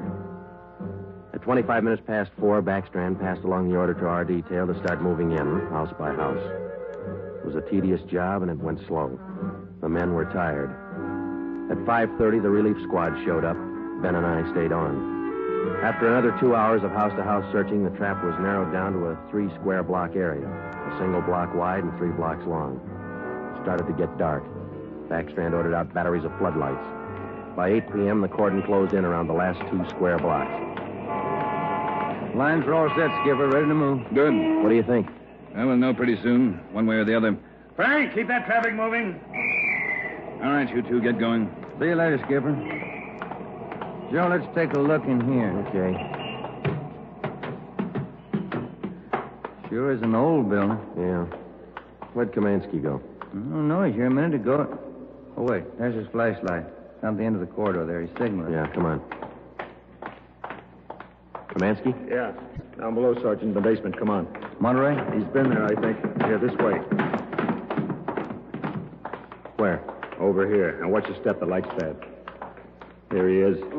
Says he's the janitor. Oh, my head. He's been slugged. All right, come on. How'd it happen? Can you tell us? Yeah, a big man hit me. I came down to empty the baskets. He hit me and ran. Ran over to the new building. The new building? Is that the one next door? Yeah, just a few minutes ago. Nobody's come out of this building for the past half hour. Every door in the place is guarded. No, not the doors. He went through the tunnel. I saw him. Over there's the tunnel. I'll take a look, Joe. Yeah, the tunnel. Connects the 2 basements. Same company, old building, new building. The tunnel connects the basements. Joe, come on. Yeah. Kamansky, get out the Backstrand. Tell him what's happened. Right, Sergeant. And call an ambulance. Right. All right, Ben. Through the tunnel. Watch where you're going. The light's bad. Yeah, it is. That a door up ahead there? Yeah, I think so. Yeah. Let's go. Good. There's a stairway. Come on.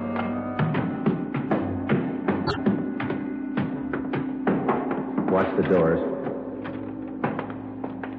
Joe, the elevator. They're both on the 3rd floor. Let's head for the stairs. Ben, come on.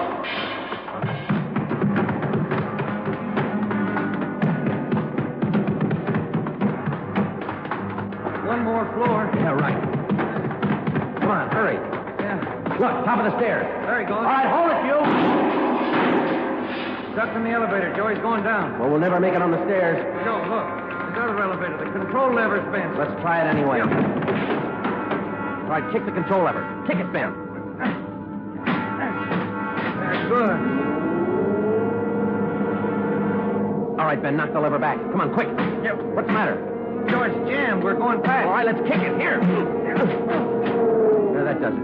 Can you reach the door control? Wait just a minute. I'll see. Yeah. Okay. Well, he's still in the building. Both elevators are here now. Yeah. Down the hall, Ben. The office on the left, I think. Yeah. Here we are. All right, keep clear of the door. All right, Monterey, put on that gun and come on out. I'll kill you! I'll kill all of you! All of you! Okay, Joe, let's take it. Watch it, Ben. He's throwing everything he can get his hands on. I'll kill you! Come on! Come on! I'll kill you! Get away! Come on, you! All right, Monterey. Come on, you. Okay, Ben, take him.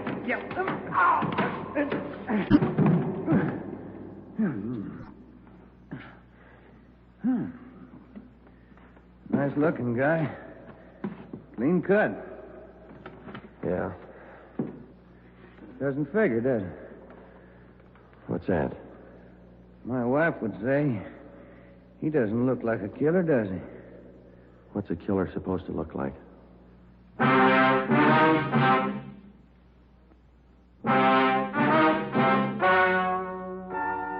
story you have just heard is true. Only the names were changed to protect the innocent. Carlos Monterey was examined by 5 different psychiatrists appointed by the Superior Court and was found to be sane. He was tried and convicted of murder in the first degree. He was executed in the lethal gas chamber at the state penitentiary.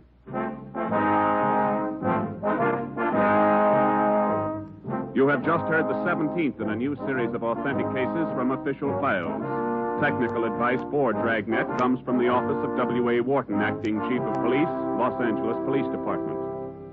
Tonight's program is dedicated to motorcycle patrolman John Kramer of the El Paso, Texas Sheriff's Department, who on the afternoon of April 26, 1940, gave his life so that yours might be more secure.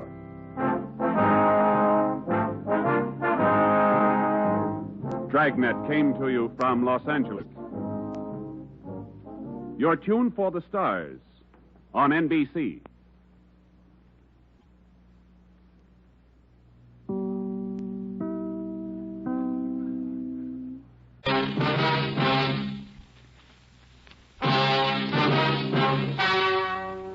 Ladies and gentlemen, the story you are about to hear is true. Only the names have been changed to protect the innocent. NBC brings you Dragnet.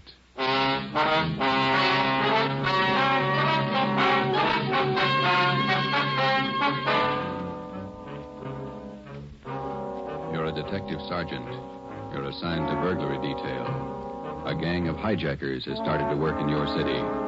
Truckloads of valuable merchandise have vanished. The thieves are clever, seem to have a foolproof system. Your job, find them. Dragnet, the documented drama of an actual crime, investigated and solved by the men who unrelentingly stand watch on the security of your home, your family, and your life. For the next 30 minutes, in cooperation with the Los Angeles Police Department, you will travel step by step on the side of the law through an actual case from official police files. From beginning to end, from crime to punishment, Dragnet is the story of your police force in action. It was Thursday, March 6th. It was windy in Los Angeles.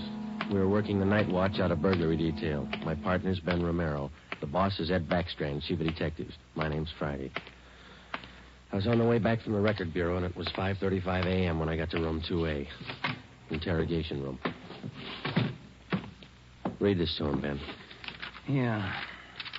2,600 dozen nylon stockings, 45 bolts of silk, 58 cases imported perfume. Where are you dumping this stuff, Laval? That's what we want to know. I told you the truth. I have nothing to do with it. I don't know anything about it. What was this stolen way bill doing in the cab of your truck? How many times do I have to tell you I don't know? Your fingerprints are all over it. You must have carried it there. I didn't carry it there. Somebody's out to frame me. How many in the hijack gang, Laval? I'm not in a hijack game. I told you I don't know.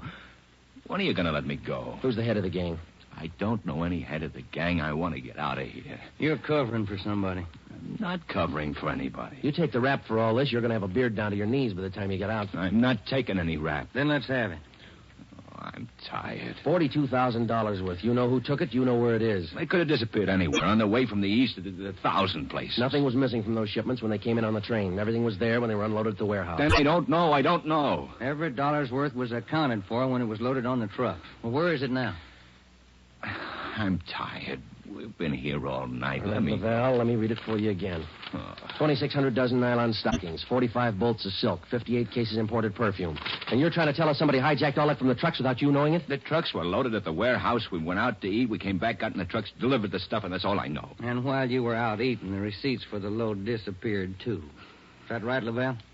I don't know where the waybills are. The shipping clerk, that's his job. We talked to him. He says one of you could have taken the waybill. Well, then he's lying. I didn't take him. Then what was this waybill doing in the cab of your truck? I told you I don't know. Somebody's trying to frame me. Why? I don't know. Somebody, I don't know why. Then you better come up with an answer, mister. Look, I'm tired. We've been here since 6 o'clock last night. We're all tired. Who are you covering for? What are you trying to build? Any of that coffee left, Ben? It's cold. That's all right. You want some, Laval? No.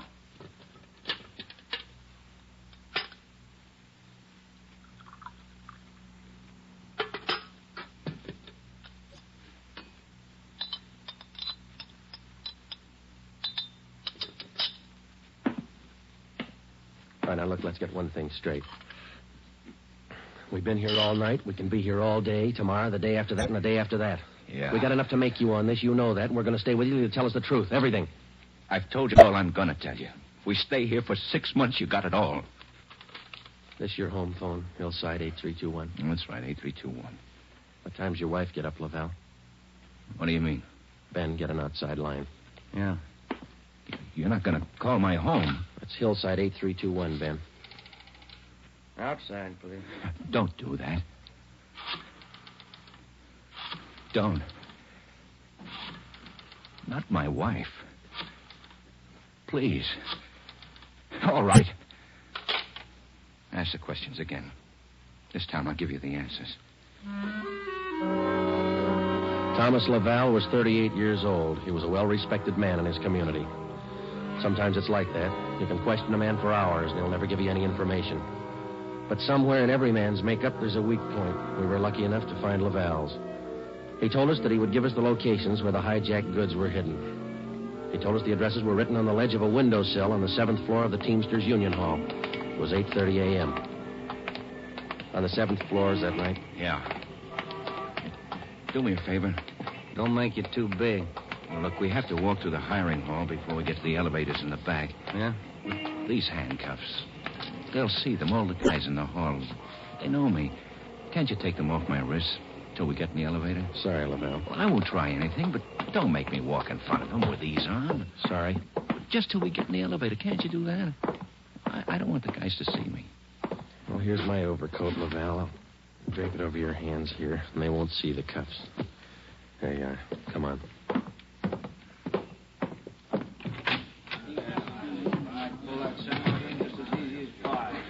Hi, Tom. How are you? Hi. What's new, Tom? Not much.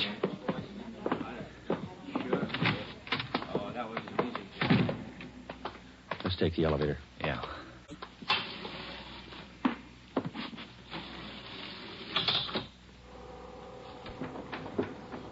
Cigarette? No, thanks. You? Yeah, okay. Thanks.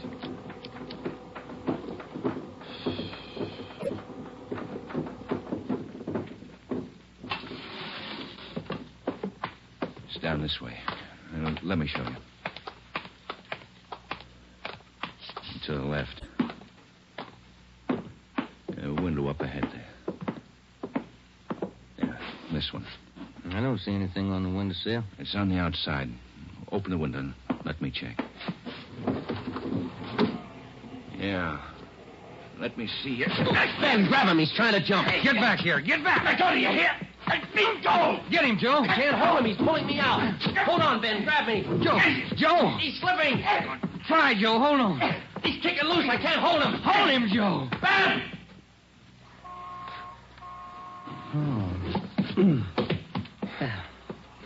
I couldn't hold him. You almost went with him. Let's get downstairs. What happened? Call an ambulance. There's been an accident. Thomas Laval was 38 years old. He was a well-respected man in his community. He died with the same reputation. We had a prisoner who'd met his death while in our custody. In cases like this, we had to have witnesses. By the time we got to the street, the usual accident crowd had gathered. Anybody here see the accident? What you want, witnesses? Yeah. Did you see it? Yeah, we saw it. Let's get their names, Ben. My name's Pete Garfield. This is Jack Morris. We'll be your witnesses. You'll probably be subpoenaed for the inquest tomorrow morning. Sure, we'll be there. We saw you push the guy out the window. We saw you kill him. The next morning at 10 a.m. in the basement of the Hall of Justice, Harold J. Lane, Deputy Coroner, City and County of Los Angeles, read the report of the findings of the autopsy on the body of the deceased Thomas Laval. As is customary at a coroner's inquest, the identification witness was called to testify first. Elizabeth Laval, please.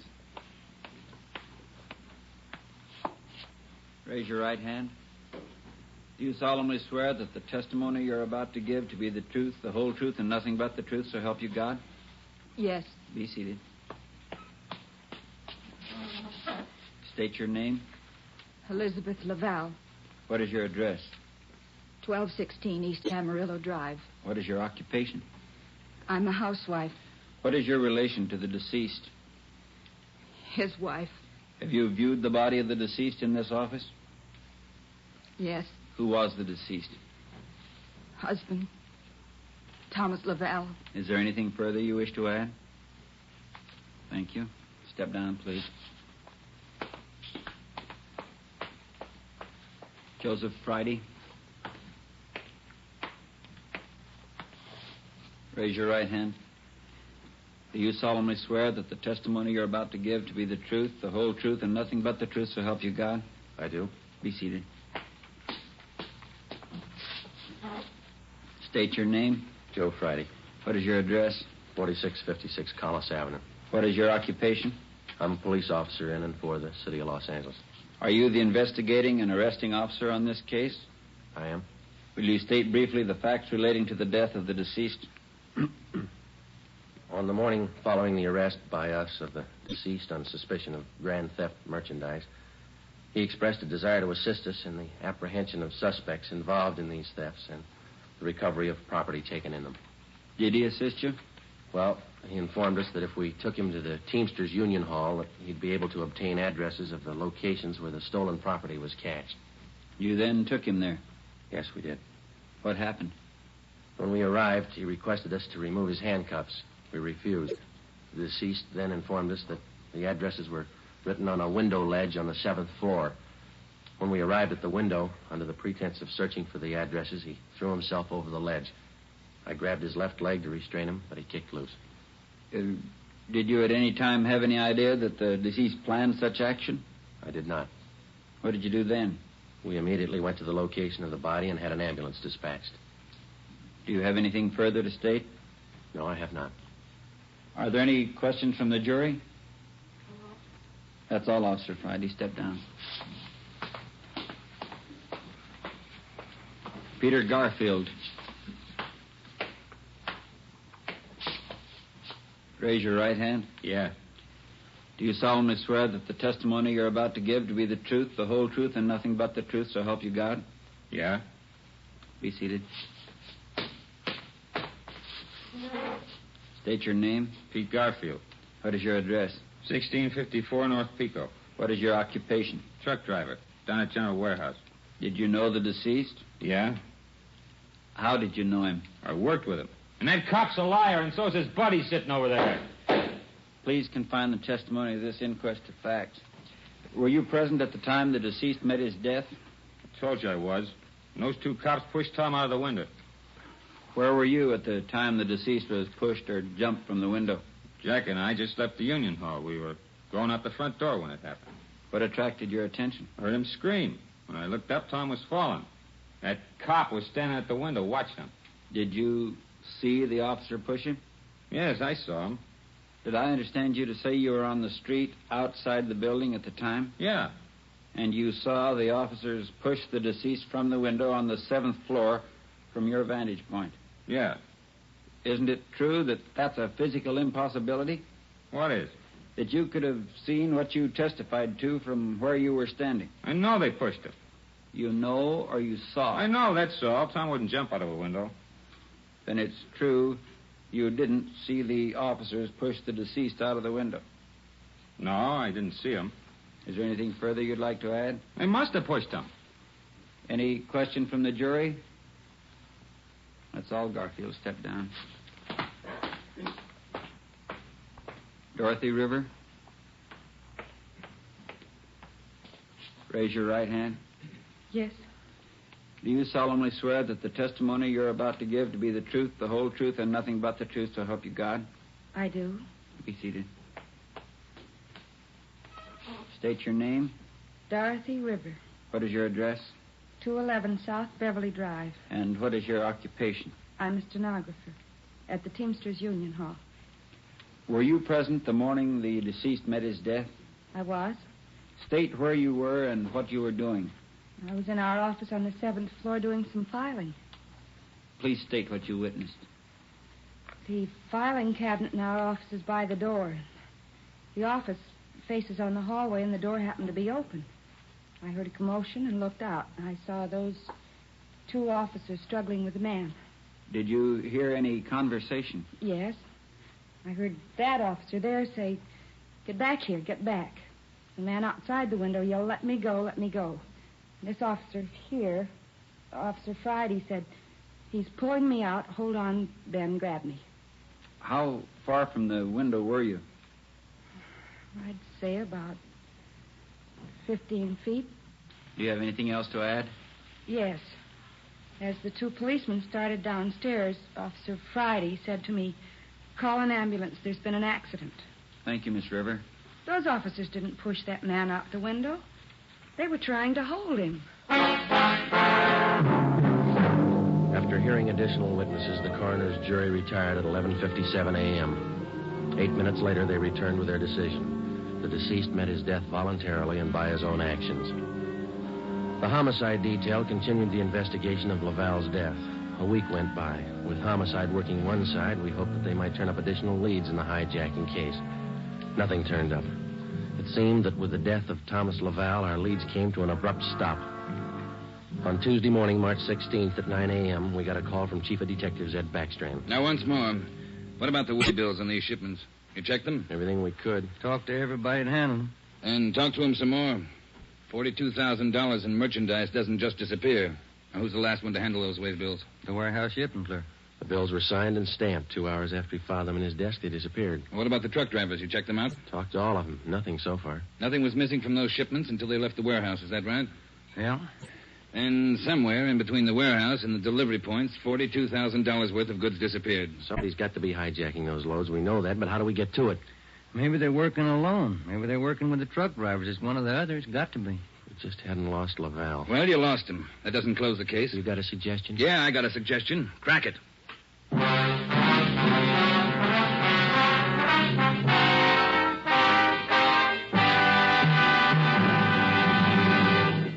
You are listening to Dragnet, authentic stories from official police files. And now, an important announcement. Ladies and gentlemen, we are pleased to announce that starting next Thursday, October 6th, Dragnet will be brought to you by Fatima Cigarettes. We'd like to take this opportunity to thank you, the listener, for your excellent response to our efforts in bringing you these weekly authentic presentations of actual cases from official files. Your letters are the only indications we have that Dragnet is a source of your listening pleasure. We'd like to hear from all of you. Starting next Thursday, October 6th, over most of these same NBC stations, Dragnet will be heard weekly at 10:30 p.m. Eastern Standard Time, immediately following the Supper Club. Check your newspaper for local release time.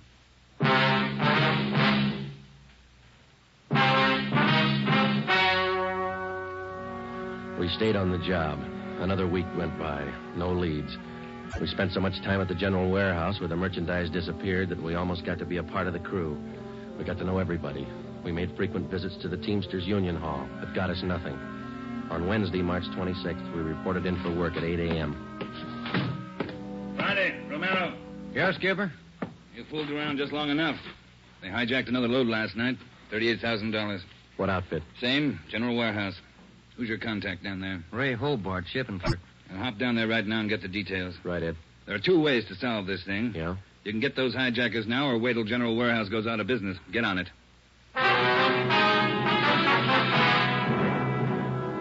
Hobart, who was the shipping clerk on duty last night? I was, working for Siggy, Siegelmeister. He's out with a cold. And you saw the stuff was loaded on the trucks, and you checked the waybill. Yeah, as usual. Everything as usual. Checked the trucks out at 2 a.m., went back to the office, filed the waybills. You work a pretty heavy schedule, Hobart. You started at 2 a.m. and you're still on duty? It took the last 4 hours of Siggy's shift, at 2 a.m. to 6 a.m. He had a cold. I was back here at 10 this morning to start my own shift. When did you find out the waybills were missing on that shipment last night? Just before I went off. Maybe 5:30, 5:45. Well, how about the truck drivers who handled that load, Hobart? You got them? Let's see. I got it right here. Okay. Here you go, Sergeant. Jack Morris and Pete Garfield. Jack Morris and Pete Garfield were brought in for questioning. We double-checked with Homicide and found that their reports on Morris and Garfield tallied with ours. No previous records. Both men had been tailed for a reasonable length of time since their testimony at the Laval inquest. Their actions failed to implicate them. 4 days after the second hijacking, we got a tip from one of our informants down in the warehouse district. He told us that a man in a gray suit had been hanging around the coffee shop next to the Teamsters Union Hall. He was peddling nylon stockings, cheap. There had been other reports like this, which we had followed up, but none of them had paid off. Usually such leads didn't pay off, but we couldn't be sure. They had to be checked.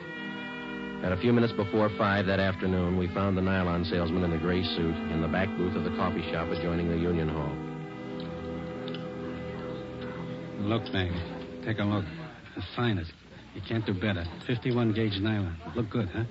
Sure do, don't they, Joe? Yeah, they do. We've been looking for you, Mac. Some of the guys in the Union Hall said that you'd be around. Sure, I saw lots of these around the hall. Truck drivers, just like you, buying them like crazy. Good deal. Sure looks like it, Mac. How many pair can we have? Many as you want. 4 bits a pair, you name it. You got a couple of dozen for us? Couple of dozen? No, not on me, but I can get them. Many as you want. Well, we're kind of in a hurry. Can you get them for us fast? Couple of dozen. Better make it 3 dozen, huh, Joe? Yeah, if you want. 3 dozen. Can you get them now? Couple of hours I can get them. Same quality. Want to meet me here? Oh, I don't know. We wanted them for tonight. My wife's birthday, you know. Well, maybe an hour and a half. How's that? 3 dozen, meet you here. Oh, look, Mac, maybe we're both heading the same direction. Can't we go with you and pick up the nylon? Save time for all of us. No, I don't think so. No. Can't you wait? Hour and a half? How's that? Ever find a better buy? I'm sorry, Mac. I wish we had the time. Well, where do you have to go to pick up these nylons? Oh, way out.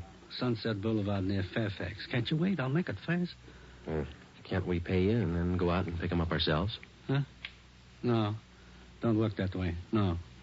Can't you wait here? I'll make it fast. Well, we ought to be home now, Joe. Yeah, I'm sorry, mister. We'll have to skip it. Yeah, maybe we can pick up something on the way home, Ben. Candy or something. Wife likes candy. Now, look, fellas, I don't want to see you lose out on this deal. I'll meet you halfway. How you mean? Look, together we'll go out to Sunset and Fairfax, huh? Near the place. You wait there at the hamburger stand, and in 5 minutes I'll bring you the stuff, okay? Oh, I don't know. We're late already, but... All right, it's a deal. I'll call the wife and tell her we're going to be a little later. 3 dozen, is that right? 3 dozen are the best. You can't do better. All right, I'll be back in just a minute.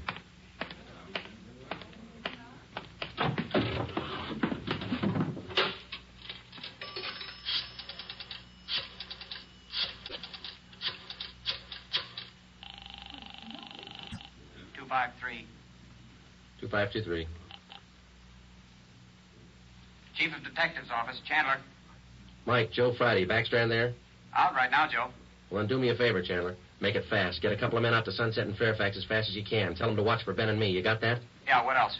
We'll drive up in our car with another man. Ben and I will get out of the car and go in the hamburger stand. The other man will walk off. Whoever you get, tell him to follow that man. You got it? Right. All right. Just tail him. See where he goes, see what he does. Okay, Joe, right away. All set, Joe? She got dinner ready? Yeah, just about. We better hustle. Sure. Best deal in the world. Let's go. At 5 minutes to 6, we pulled up at the corner of Sunset Boulevard and Fairfax. It was almost dark. Ben and I got out of the car and started over for the hamburger stand on the corner. We caught a glimpse of Barcy and Kaplan in one of our detective cars parked in a gas station on the opposite corner. They had their eyes on our man. When the traffic signals changed, the man crossed the street and headed down Fairfax. Barcy and Kaplan waited a minute, and then they took off after him. He turned at the next corner and disappeared from sight. Ben and I ordered a cup of coffee, and we sat down to wait. At 6:30, we were still waiting. At 5 minutes to 7, I went across the street to the drugstore and called the office. Barcy and Kaplan hadn't been heard from. Their car, 105K, was not acknowledging calls. I had my call switched from communications to Backstrand's office. Well, they lost him Friday. I don't know how they lost him, but they lost him. Well, who's out there now? Sullivan and Whitney took a detail out there. They're combing the neighborhood right now. Well, how did it happen? A man just doesn't disappear into thin air. That's what I keep telling you about that stuff that's been hijacked. The search for the nylon salesman went on all that night and most of the next day. From his description, we ran a make on him. No previous record.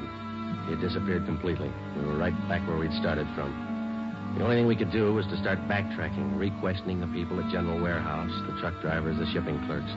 We kept a close check on Garfield and Morris, and we went back to the only possible lead still remaining, Mrs. Laval. She could tell us nothing more than we already knew. When we left her, we started on the neighbors for the second time around. For the rest of the day, we canvassed the immediate neighborhood. We got as many opinions of the Lavals as they had neighbors. At 3:30 that afternoon, we visited with Miss Gertrude Langster, a 50-year-old maiden lady who lived almost directly across the street from the Laval house. She'd been out of town the first time we covered the neighborhood. The old saying goes, Sergeant, there's no fool like an old fool. Oh, say, if I told you the chances I had when I was a girl. Yeah, but we just... not truck drivers like that Laval man, God rest his soul, but fine, wealthy men, bankers, lawyers. Templeton Grant, you remember him? No, ma'am. I was engaged to him once. Butterfly waist. That's what he used to call me. Well, I was slim in those days. Would you like to see some pictures of me as a girl? No, thank you, ma'am. We'd just like to ask you a few questions, that's all. Could you tell us if the Lavals had many visitors to their house in the past 6 months or so? Oh, no. Funniest thing, I am the nosy type, Sergeant. I like to know everything that goes on around my neighborhood, and you can take my word for it, the Lavals never had visitors. You know, Sergeant Friday, you remind me of a young man I used to be engaged to just a few years ago. Yes, Miss Langston. Now, would you tell us, please, did you have any reason to think that there was something little out of the ordinary about the Laval? Oh, little out of the ordinary, he says, but my dear man, yes.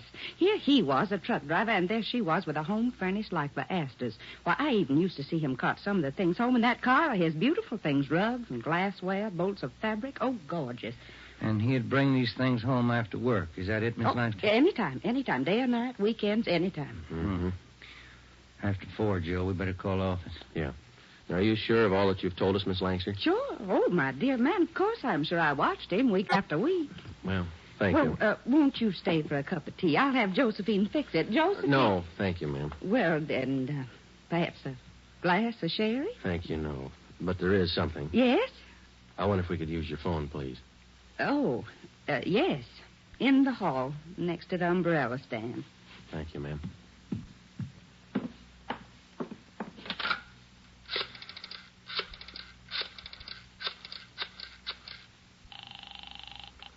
City Hall. 2523. 2523. Backstrand. Friday, Ed. Nothing much here. Well, there's something here. Barcy and Kaplan just called.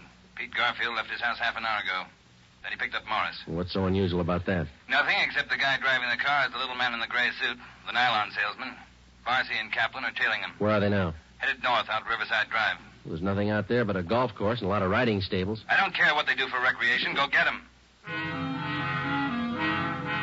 With red light and siren, it took us 12 minutes to pick up Barcy and Kaplan on Riverside Drive. At 4:23 p.m., we pulled up in front of the Blue Pony riding stables. Barcy and Kaplan's car was overturned just beyond the driveway leading up to the riding academy. Kaplan's hurt. I called an ambulance. They rammed us. What kind of a car are they in? They switched. They're driving a 12-ton Bulldog semi. Which way they head? Going north. Got a 3-minute lead on you. Pneumatic commercial. Adam 653. Let's go, Ben.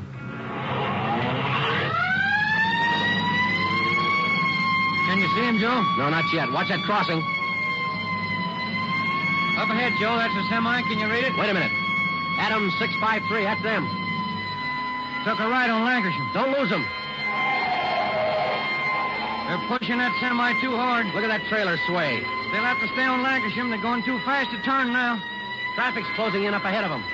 They better not turn. That's what they're doing. Look at that trailer whip. They're going over. Into that storefront.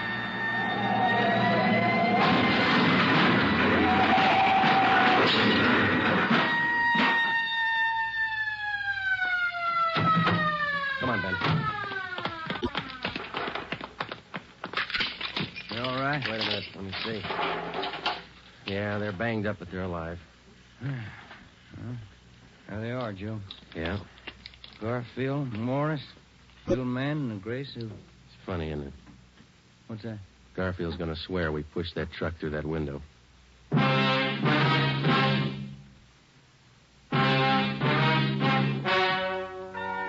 The story you have just heard is true.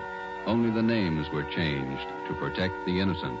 Peter Garfield, Jack Morris, and John Dolfo, the stocking salesman, were hospitalized and later brought to trial. They were convicted on charges of grand theft and received sentences as prescribed by law. They are now serving their terms in the state penitentiary. You have just heard the 18th in a new series of authentic cases from official files. Technical advice for Dragnet comes from the Office of Acting Chief of Police W.A. Wharton, Los Angeles Police Department. Tonight's program is dedicated to motorcycle officer Elmer Forsman of the Fresno, California Police Department, who on the afternoon of October 6, 1946, gave his life so that yours might be more secure. Remember, starting next Thursday night, October 6th, Fatima Cigarettes invite you to listen to Dragnet immediately following the Supper Club.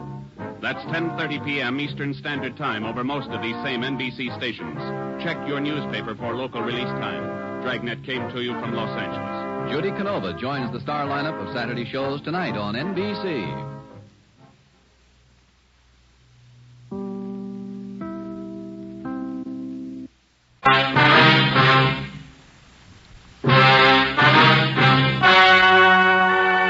Ladies and gentlemen, the story you are about to hear is true.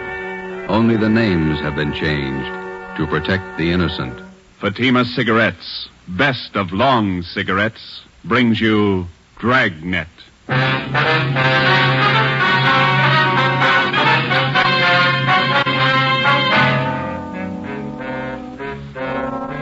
You're a detective sergeant. You're assigned to homicide detail. A vicious killer has taken the life of a 62-year-old woman. Suspicion points in only one direction. The murderer was heartless, cold-blooded. Your job, get him. If you want a long cigarette, smoke the best of long cigarettes. Smoke Fatima. It's the long cigarette that contains an essential ingredient of all the very popular cigarettes, Turkish tobacco. That's why you see the Turkish symbols on the attractive golden yellow Fatima package. That's why Fatima has a much different, much better flavor and aroma than any other long cigarette. That's why Fatima doubles and redoubles its smokers.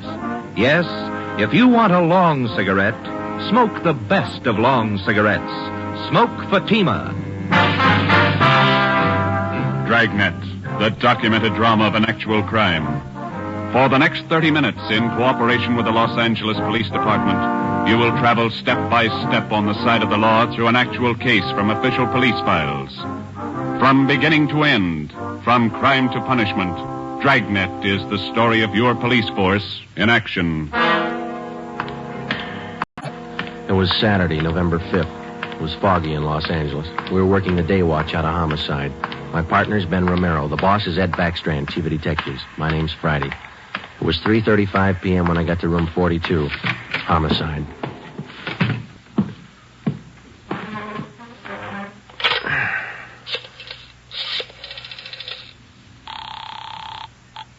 Long distance. This is Friday in homicide. I'd like to place a call to Mr. Frank Renard in Murphy, Idaho. The number's 761. Frank Renard, Murphy, Idaho, 761. Yeah, that's right. The call's been cleared with the business office. All right. Do you want me to call you back, Sergeant? No, I'll hang on. Okay, I'll place it for you.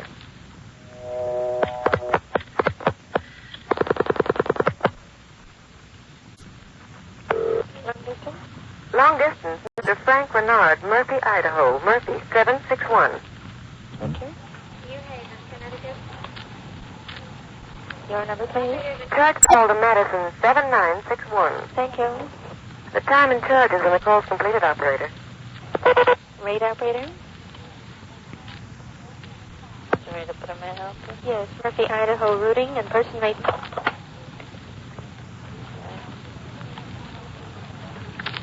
Chute, NAMPA, Napa. Hi. Operator, the number is 4C. Hi. 160, thank you. Welcome. Through Boise.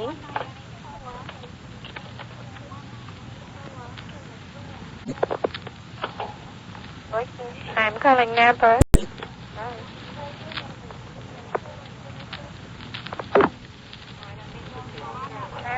Murphy, 761. Thank you.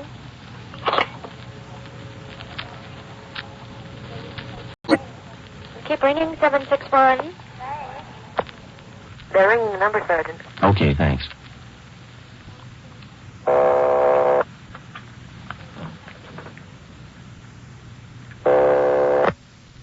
Hello?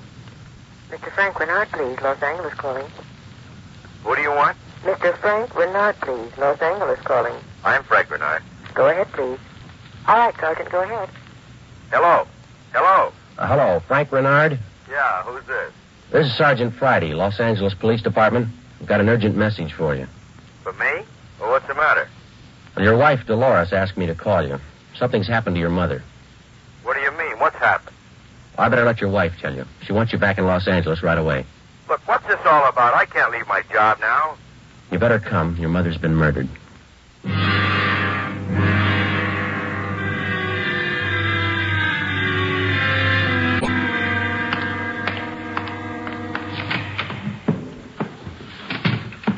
Talk to the skipper, Joe. He's on his way in. That's good. Did you call my husband? Did you? He's flying down from Idaho tonight. Be here in the morning. You tell him about me? The trouble I'm in? I told him his mother was murdered. That's all I told him, Mrs. Renard. What am I going to say to Frank? He always sided in with his mother. He'll never believe me. What can I tell him? Jury can give you more trouble than your husband can. What you going to tell them? Are you stupid or something? How many times do I have to say it? I didn't kill her. I didn't kill her. It's a small room, Ms. Renard. We can hear you. Sit down, please. I won't sit down. You're not pinning this on me because I didn't do it. Anybody could have killed the old hag, but I didn't. Will you sit down, please? I don't have to take this. I'm no tramp.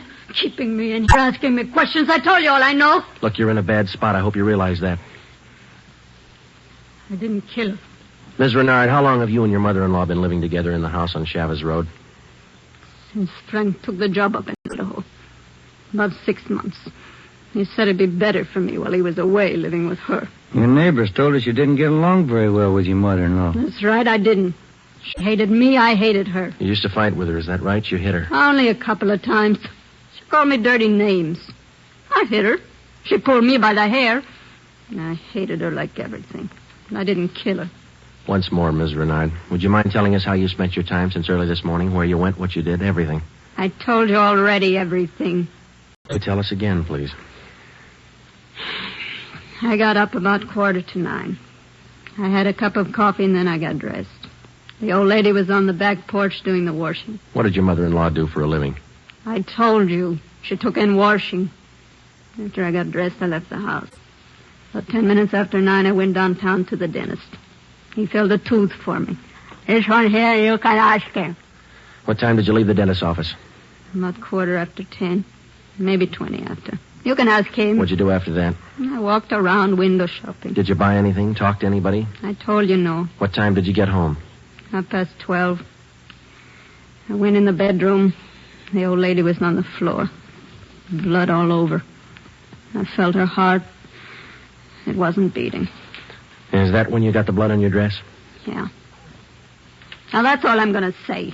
3 times I told you this story already. And you still can't account for your time between 10:20 this morning and the time you found the body and called the police at 12:30. I told you I left the dentist. I went window shopping, then I walked home. And That time you didn't talk to anyone and no one saw you. Lots of people saw me. People on the street downtown. I'm no tramp. I don't talk to everybody. None of your neighbors saw you come home, Miss Renard? Of course they didn't see me. I cut across the back lot up from San Jose Avenue. I came in the back way. The lady who lives next door to you. She says she was in the backyard about noontime. She stayed there till after 1 o'clock. She didn't see you come in the back way. And she's a liar. She's a dirty liar. You and your husband took out an insurance policy on your mother-in-law last year. Is that right, Miss Renard? Sure it is. What of it? $5,000? Yeah, so what? You know a man by the name of George Martino? No. You better tell the truth, Miss Renard. All right, so I do. He's a friend of mine. You've been running around with him since your husband's been away. None of your business. I do what I want. Your mother-in-law found out about Martino. That's what you fought about most of the time. Oh, she was crazy. He's a friend of mine, that's all. Are you telling the truth, Miss Renard? Martino's a boyfriend of mine. I told you, that's all. Your mother-in-law found out you were running around with him. She warned you if you didn't shake Martino, she'd write your husband. You said you'd kill her if she did. That's a lie. That's what your mother-in-law told one of the neighbor ladies. And I said it just to scare her. One night I was drinking. We had a fight. She was yapping at me all night. I said it just to scare her. But she wrote the letter anyway. And that's what she said.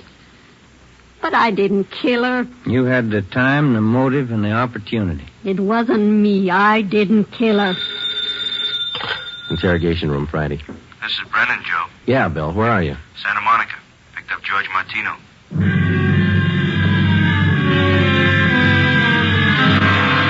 Ben and I drove Mrs. Renard to Lincoln Heights Jail, 5th floor, and had her booked on suspicion of 187 PC.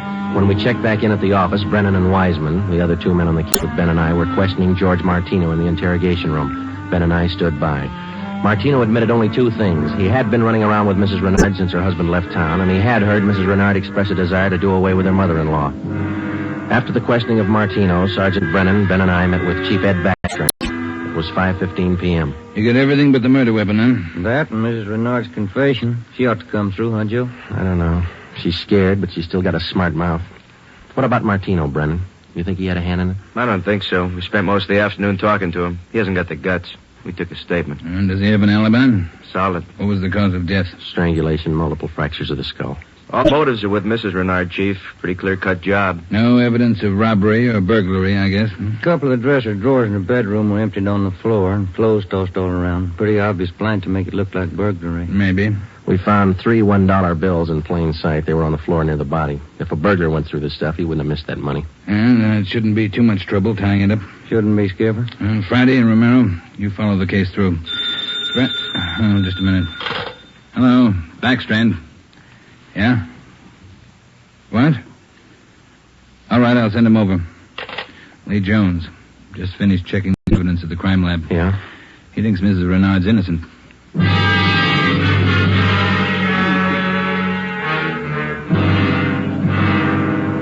There they are, fellas. Facts don't lie. But she had every reason in the world to kill the old lady. In my book, she couldn't have killed her. All right, let's have it, Lee. How does the evidence add up? That's just it, Joe. It doesn't. Take a look. The vest Mrs. Renard was wearing when she found the body. That's it. Blood smears near the hem. 2 smears, that's all. Now, if she murdered her mother-in-law, there should be more blood on this dress. And it shouldn't be smeared. How do you mean? First of all, the manner in which the old lady was killed. Head was battered in. Must have bled profusely. No question about that. All right, go ahead. Whoever murdered the old lady must have stains all over their clothes. Here's the important part. Because of the nature of the wound, it would have stained in drops, not smears. Well, how can you tell the difference? Maybe these are drop stains on her desk. They're not. I checked them with a microscope. Only the higher ribs of the cloth are stained. The smears, nothing else. But a drop forms its own definite drop pattern and permeates the cloth, soaks in. No signs of that on her dress. Not a one. Now, here's the silk scarf the old lady was strangled with. Yeah? Here's what I found in the knot tied in the scarf. A blonde hair, wavy. Old lady had dark hair. So does Miss Renard. So does her boyfriend. That's what I mean. This blonde hair is one of 2 things that didn't belong at that murder scene. What else you got? This here. What is it, Lee? Small piece of plastic. From a gun butt, I'd say. See here? Crisscross surface, then a little smooth area here. Yeah. The killer could have hit the old lady with the butt of a gun. And a piece of the stock could have chipped off like this, huh? Miss Renard doesn't own a gun. Neither did her mother-in-law. Where does that leave us? I don't know, Joe. There's the stuff. You can't disregard it. Maybe you can explain it. Yeah. How? Well, first prove this dress isn't the one Mrs. Renard was wearing this morning. Then find the dress she did wear. And we know she wore this when the dentist identified it, and so did 2 of the neighbors. That's what I mean. The dress is too clean. Doesn't belong. Yeah. And this blonde hair, this piece of gun butt, they don't belong either. Well, then you think she's innocent. You're looking at the evidence. What do you think? 6 p.m. Saturday, November 5th. Ben and I went back to the office and met with Brennan, Wiseman, and Ed Backstrand. The open and shut case against Mrs. Renard was up in the air, but we still weren't sure that she was innocent of the murder of her mother-in-law. Ben and I drove to the Lincoln Heights jail and interviewed the suspect again. She agreed to submit to a lie detector test. We drove back to the office, contacted Sergeant Berger, the department's polygraph man, and set up a special test for the following day. The next morning, we met with Berger and formulated a list of key questions, and then we picked up Mrs. Renard and brought her to the third floor of the old city jail building, the polygraph room. At 10:33 a.m., the test got underway. As usual, Sergeant Berger conducted the interview alone. Backstrand, Ben, and I waited outside. Well, how about Mrs. Renard's husband? Get in town yet? He's due in around noon, Skipper. Got a smoke? Here you are.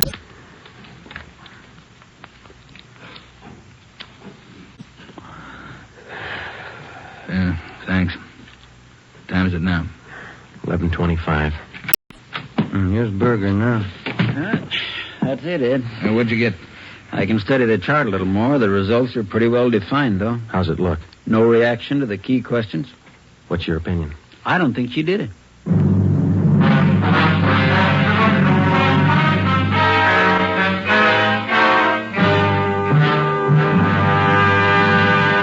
You are listening to Dragnet, authentic stories of your police force in action. And in leading magazines this week, you'll see this authentic story. Headline: Fatima's sensational growth sets a record for long cigarettes. Then you'll read the actual reasons smokers give for changing to Fatima. Fatima is different. It's mild and has a wonderful flavor. Fatima's best. These are the words of Miss Pamela Bookman of New York, where Fatima has increased its smokers 132%. Fatima tastes much better than any other long cigarette. It's the best. Says Mr. James S. Winterhalter of Detroit, where Fatima smokers have increased 348%. I like the flavor, and Fatima is mild. It's the best long cigarette. That's the statement of Mrs. Mary C. Werdeman of Los Angeles, where Fatima has increased its smokers 545%. Yes, more and more long cigarette smokers every day agree. A change to Fatima is a change to the best. Enjoy Fatima yourself. Best of long cigarettes.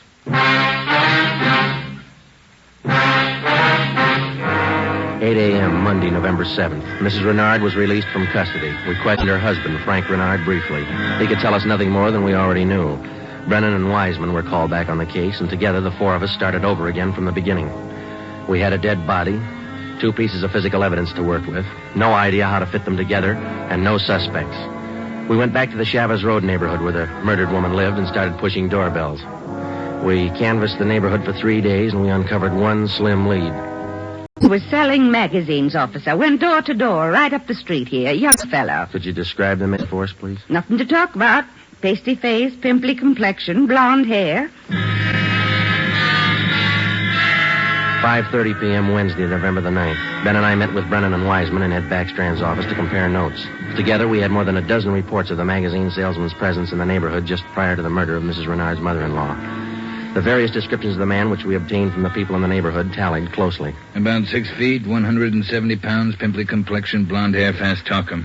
About 25 years old. As far as we know, Skipper, he was the only stranger in the neighborhood last Saturday morning. Only one that people remember, anyway. How close did you trace him to the Renard house? You got your list there, Brennan? Yeah. There you are. Thanks. Let's see. Well, he picked up his tracks down on Floresta Street, sold a couple of descriptions there. Then he headed up Landers Avenue onto Chavez Road. Yeah. The Renards live at 2280 Chavez Road. That salesman talked to the woman at 2274 Chavez. That's 3 doors away from the Renards. When was he seen there? Let me see. Where is that, Brennan? Oh, on the 15-7 sheet, Joe. Didn't have enough room on the report. Oh, yeah. Here it is. Mrs. John Rico, 2274 Chavez. The guy was there about 11:45 Saturday morning. Well, that puts him in the running. First time he ever showed in that neighborhood? First time, Skipper. Fresh kid, not a very good salesman. Here's the name of the company he's working for, the Harrison News Distributors. You check with them? Well, they're closed for the night. We'll call them the first thing tomorrow. Good. Here's something else for you. I had a call from Frank Renard this afternoon. What'd he have to say? Seems in the excitement just after the murder, Mrs. Renard overlooked a couple of things. What's that? Well, they're missing a yellow table model radio. It's in the bedroom where the old lady was killed. Yeah, well, that ties in with a robbery motive, huh? And they're missing a ring, too. Belonged to Mrs. Renard. Topaz ring. Supposed to be worth a little money. But she didn't notice it was gone until today. That's right. You got the serial number on the radio? Yeah, right here. Okay, let's see. Yeah, Brennan, here we are. It's an Emerson model 511, 180,000, 277609. A lot of small radios in town. There's only one with that serial number on it. Track it down. A complete description of the Topaz ring and the serial numbers and description of the yellow table model radio were sent to the pawn shop detail. The information was then placed on the stolen property list and relayed to every pawn shop operator in the city. The next morning, Ben and I interviewed the manager of the Harrison News Distributing Company. There, the suspect had given his name as Sam Bricker. We checked out his home address. Turned out to be a gas station in North Hollywood. We took the suspect's job application blank with a specimen of his handwriting, and then we drove back to the office. Sam Bricker. We were unable to get a make on the name from the Record Bureau. Checked the cards and every known criminal who was cataloged in the oddity file having a pimply complexion. None of them matched. That night, we got out an APB and a radiogram. The suspect's trail led from one salesman's job to the next.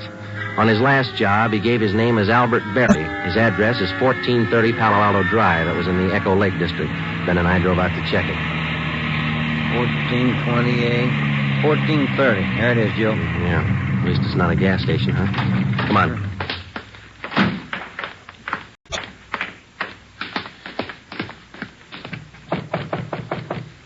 Tiresome, huh? Yeah, I could stand a change. Yes, what is it? We're looking for an Albert Berry, ma'am. Does he live here? Mr. Berry, I'm sorry. He and his wife moved 4 days ago.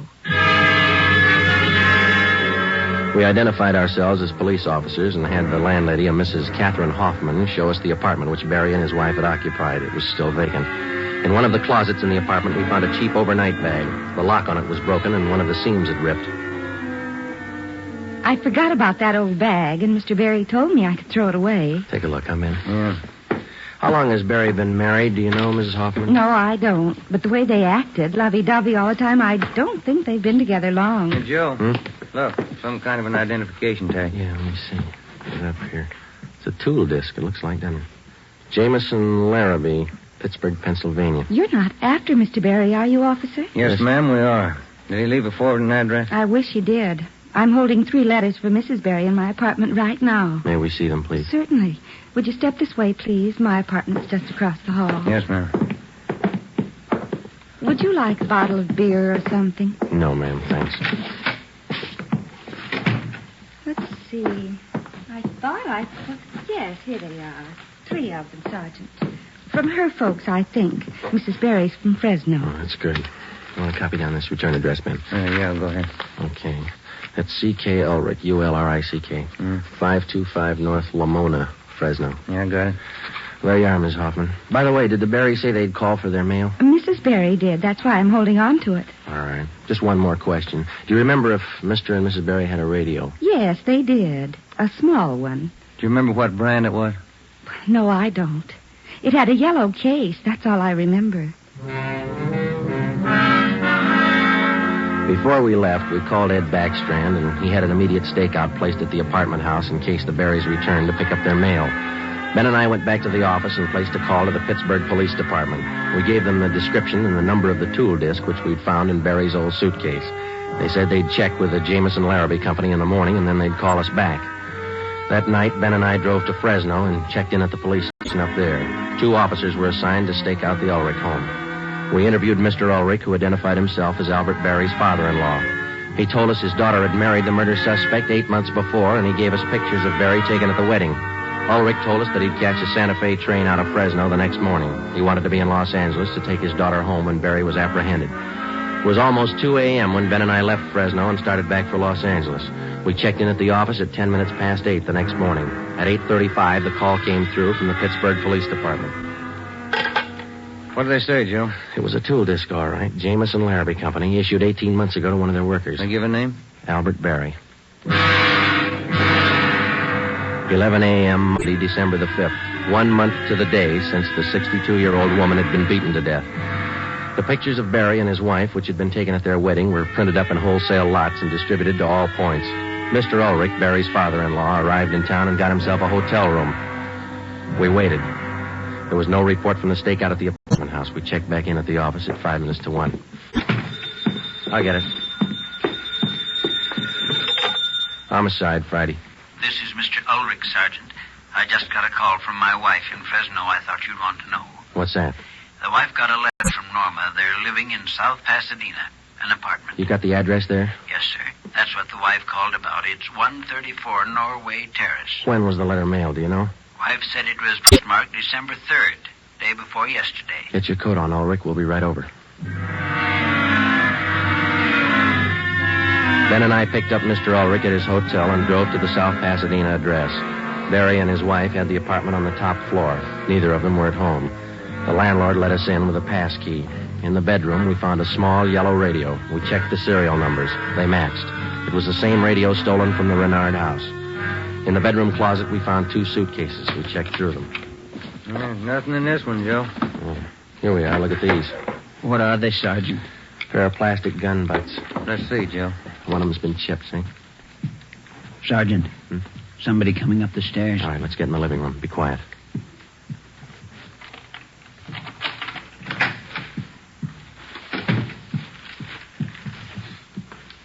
Dad, what are you doing here? Who are these men? Police, Norma. They want Albert. He killed a woman. Dad. It's all right, Norma. It'll be all right. Did you know your husband killed a woman, Miss Berry? He just told me last Saturday. We've been running away for a month now. Moving all the time. I wanted to know why. So he told me. He said I was in it as much as he was. And I'm tired of running. Why did he kill her? Did he tell you that? He said he broke in the house. He didn't know anyone was home. The old woman was in the bedroom. She started to cry out. He had a gun. He hit her with it. Where's your husband now? I don't know. He said he'd come home for dinner. About 5. I bought the groceries. What time you got, Ben? 3:30. That ring you're wearing, Miss Berry. Couldn't give you that? Yes, why? What kind of a stone is that? Topaz. Britt gave it to me. Why? Nothing. We'll wait. 5 o'clock came and went. Barry failed to show. 5:30. Ulrich started to get nervous. 6 o'clock. 6:30. No sign of Barry. I went to the window and kept an eye on the street below. At 6:45, a light green Nash sedan pulled to a stop in front of the apartment house. A man got out and went into the main floor entrance. Bert. I'll let him in. All right. How long have you had the new car? A couple of days. Bert got it credit. What do you want me to do now? Does he have a key to the apartment here? He lost it. Okay, when he rings, let him in. Just act natural. Ben? Yeah. You cover me. I'll get the cuffs on him. Right.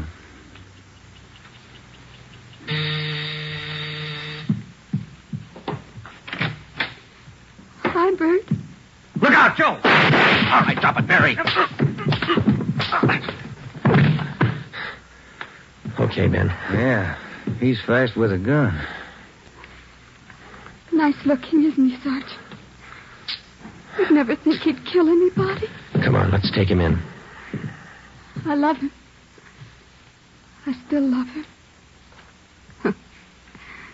But you're a cop. You wouldn't understand. That's right. I wouldn't understand. I'm a cop. The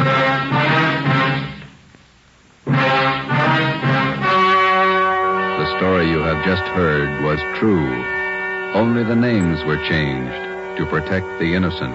On February 16th, 1947, trial was held in Superior Court, Department 82, City and County of Los Angeles, State of California. In a moment, the results of that trial. Earlier tonight, you heard the reports of amazing increases in Fatima smokers from New York to Los Angeles. Yes, all over the country, Fatima is doubling and redoubling its sales. And here's reason one. Fatima is the long cigarette that contains an essential ingredient of all the very popular cigarettes, Turkish tobacco. Reason 2. Fatima has a much different, much better flavor and aroma than any other long cigarette. Reason 3. To millions of smokers, the name Fatima has always stood for the best in cigarette quality. Smoke Fatima, the best of all long cigarettes.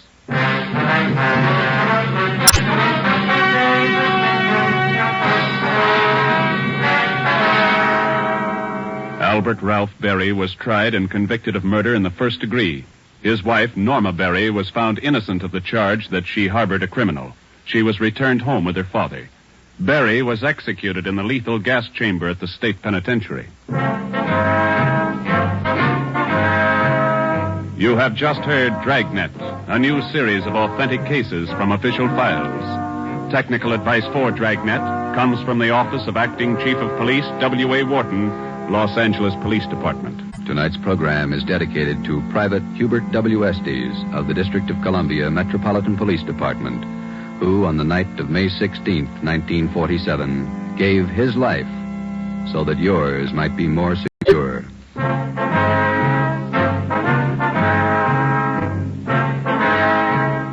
Fatima Cigarettes, best of long cigarettes, has brought you Dragnet, portion transcribed from Los Angeles. Be sure to hear songs by Morton Downey tonight on NBC.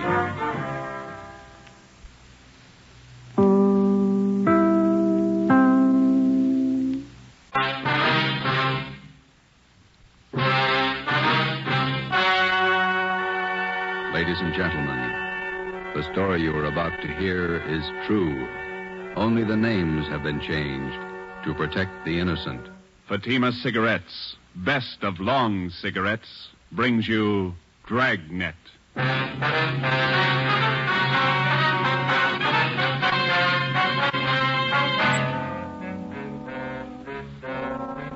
You're a detective sergeant. You're assigned to homicide detail. A vicious killer has taken the life of a 62-year-old woman. Suspicion points in only one direction. The murderer was heartless, cold-blooded. Your job, get him. If you want a long cigarette, smoke the best of long cigarettes. Smoke Fatima.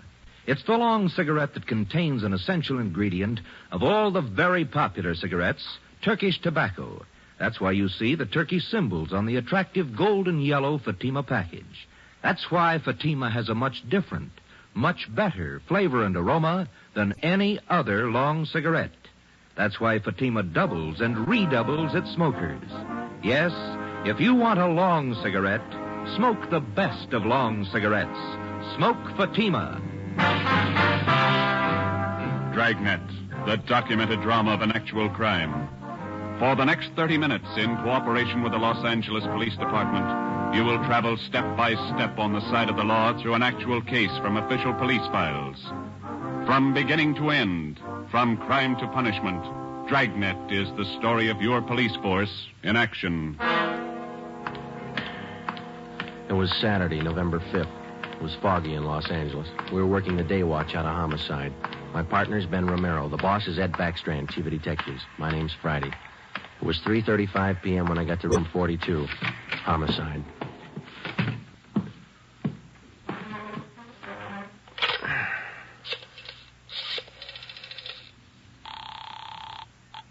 Long distance. This is Friday in homicide. I'd like to place a call to Mr. Frank Renard in Murphy, Idaho. The number's 761. Frank Renard, Murphy, Idaho, 761. Yeah, that's right. The call's been cleared with the business office. All right. Do you want me to call you back, Sergeant? No, I'll hang on. Okay, I'll place it for you.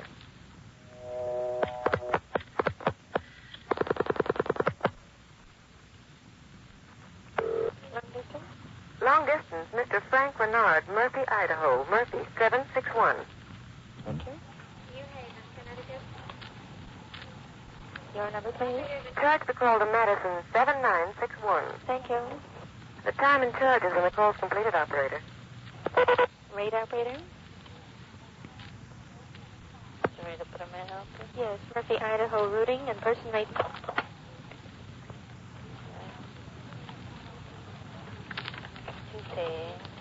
N-A-M-P-A, Napa. Hi. 4C. Hi. 160, thank you. Welcome.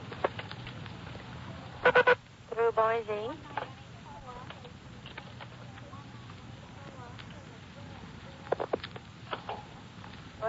I'm calling Napa.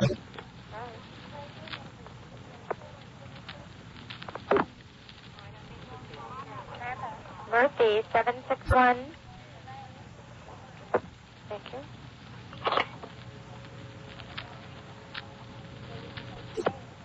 Keep ringing, 761. They're ringing the number, Sergeant. Okay, thanks.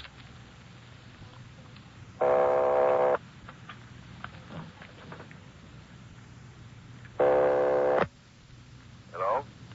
Mr. Frank Renard, please. Los Angeles calling. Who do you want? Mr. Frank Renard, please. Los Angeles calling. I'm Frank Renard. Go ahead, please. All right, Sergeant, go ahead. Hello? Hello? Hello, Frank Renard. Yeah, who's this? This is Sergeant Friday, Los Angeles Police Department. I've got an urgent message for you. For me? Well, what's the matter? Well, your wife, Dolores, asked me to call you. Something's happened to your mother. What do you mean? What's happened? I better let your wife tell you. She wants you back in Los Angeles right away. Look, what's this all about? I can't leave my job now. You better come. Your mother's been murdered.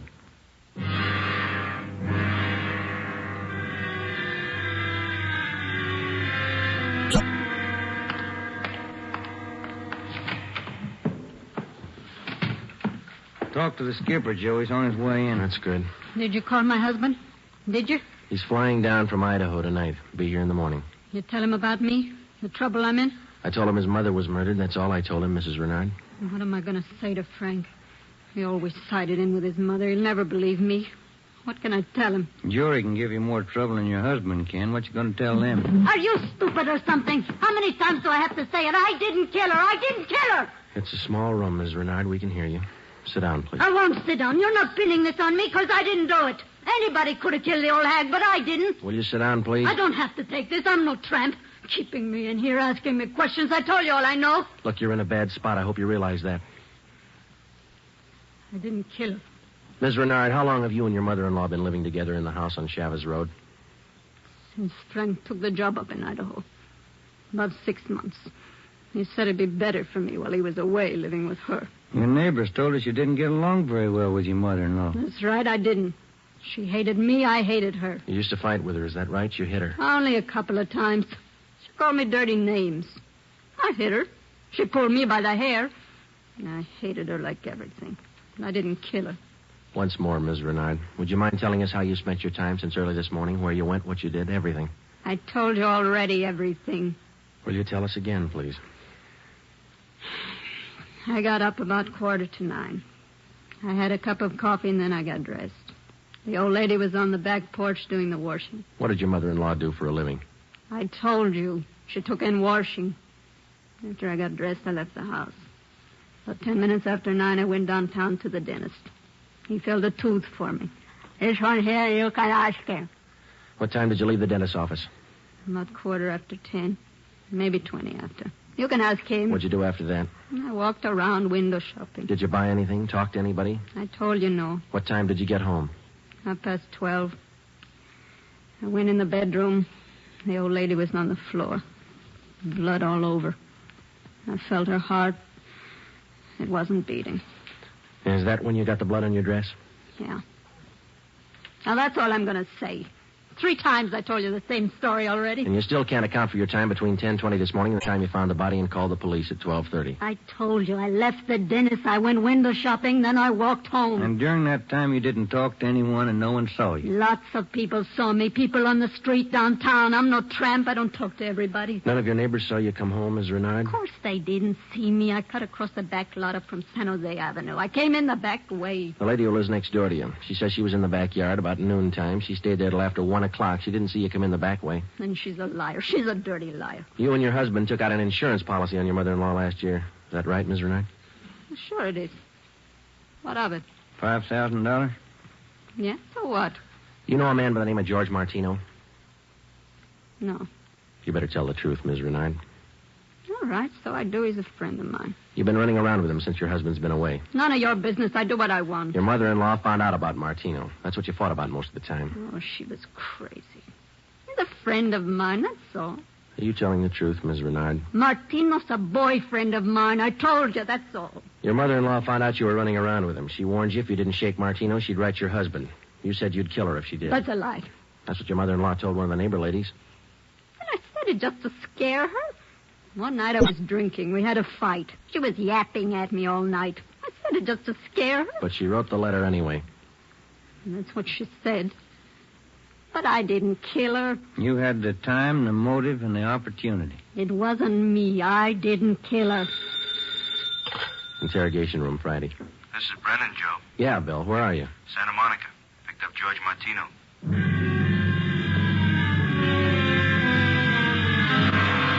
Ben and I drove Mrs. Renard to Lincoln Heights Jail, 5th floor, and had her booked on suspicion of 187 PC. When we checked back in at the office, Brennan and Wiseman, the other two men on the case with Ben and I, were questioning George Martino in the interrogation room. Ben and I stood by. Martino admitted only two things. He had been running around with Mrs. Renard since her husband left town, and he had heard Mrs. Renard express a desire to do away with her mother-in-law. After the questioning of Martino, Sergeant Brennan, Ben and I met with Chief Ed Backstrand. It was 5:15 p.m. You got everything but the murder weapon, huh? That and Mrs. Renard's confession. She ought to come through, huh, Joe? I don't know. She's scared, but she's still got a smart mouth. What about Martino, Brennan? You think he had a hand in it? I don't think so. We spent most of the afternoon talking to him. He hasn't got the guts. We took a statement. And does he have an alibi? Solid. What was the cause of death? Strangulation, multiple fractures of the skull. All motives are with Mrs. Renard, Chief. Pretty clear-cut job. No evidence of robbery or burglary, I guess. A couple of dresser drawers in the bedroom were emptied on the floor and clothes tossed all around. Pretty obvious plan to make it look like burglary. Maybe. We found 3 $1 bills in plain sight. They were on the floor near the body. If a burglar went through this stuff, he wouldn't have missed that money. And it shouldn't be too much trouble tying it up. Shouldn't be, Skipper.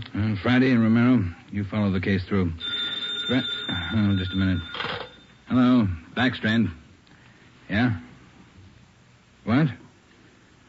All right, I'll send him over. Lee Jones. Just finished checking the evidence at the crime lab. Yeah? He thinks Mrs. Renard's innocent.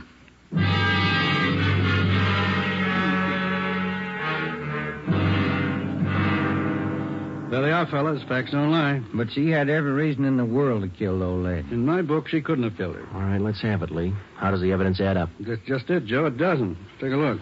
The dress Mrs. Renard was wearing when she found the body. That's it. Blood smears near the hem. 2 smears, that's all. Now, if she murdered her mother-in-law, there should be more blood on this dress, and it shouldn't be smeared. How do you mean? First of all, the manner in which the old lady was killed. Head was battered in. Must have bled profusely. No question about that. All right, go ahead. Whoever murdered the old lady must have stains all over their clothes. Here's the important part. Because of the nature of the wound, it would have stained in drops, not smears. Well, how can you tell the difference? Maybe these are drop stains on her desk. They're not. I checked them with a microscope. Only the higher ribs of the cloth are stained. The smears, nothing else. But a drop forms its own definite drop pattern and permeates the cloth, soaks in. No signs of that on her dress. Not a one. Now, here's the silk scarf the old lady was strangled with. Yeah? Here's what I found in the knot tied in the scarf. A blonde hair, wavy. Old lady had dark hair. So does Miss Renard. So does her boyfriend. That's what I mean. This blonde hair is one of 2 things that didn't belong at that murder scene. What else you got? This here. What is it, Lee? Small piece of plastic. Well, a gun butt, I'd say. See here? Crisscross surface, then a little smooth area here. Yeah? The killer could have hit the old lady with the butt of a gun. And a piece of the stock could have chipped off like this, huh? Miss Renard doesn't own a gun. Neither did her mother-in-law. Well, where does that leave us? I don't know, Joe. There's the stuff. You can't disregard it. Maybe you can explain it. Yeah. How? Well, first prove this dress isn't the one Mrs. Renard was wearing this morning. Then find the dress she did wear. We know she wore this when the dentist identified it, and so did 2 of the neighbors. That's what I mean. The dress is too clean. Doesn't belong. Yeah. And this blonde hair, this piece of gun butt, they don't belong either. Well, and you think she's innocent? You're looking at the evidence. What do you think? 6 p.m. Saturday, November 5th. Ben and I went back to the office and met with Brennan, Wiseman, and Ed Backstrand. The open and shut case against Mrs. Renard was up in the air, but we still weren't sure that she was innocent of the murder of her mother-in-law. Ben and I drove to the Lincoln Heights jail and interviewed the suspect again. She agreed to submit to a lie detector test. We drove back to the office, contacted Sergeant Berger, the department's polygraph man, and set up a special test for the following day. The next morning, we met with Berger and formulated a list of key questions. And then we picked up Mrs. Renard and brought her to the third floor of the old city jail building, the polygraph room. At 10:33 a.m., the test got underway. As usual, Sergeant Berger conducted the interview alone. Backstrand, Ben, and I waited outside. Well, how about Mrs. Renard's husband? Get in town yet? He's due in around noon, Skipper. Got a smoke? Yeah. Here you are, Ed.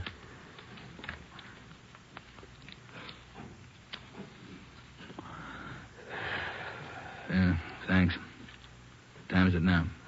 11:25. Here's Berger now. That's it, Ed. What'd you get?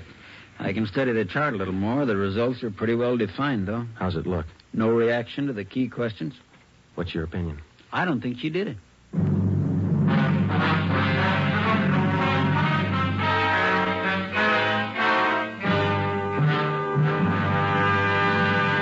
You are listening to Dragnet, authentic stories of your police force in action.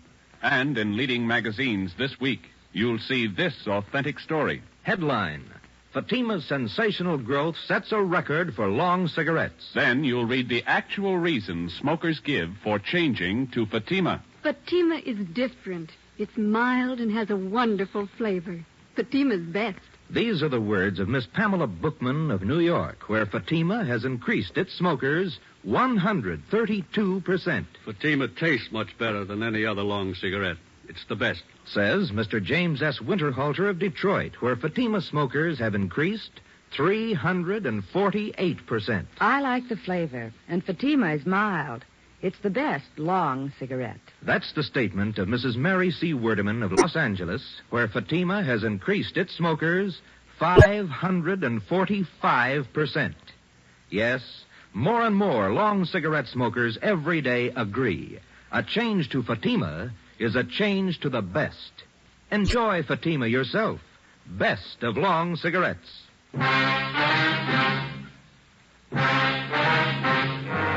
8 a.m., Monday, November 7th. Mrs. Renard was released from custody. We questioned her husband, Frank Renard, briefly.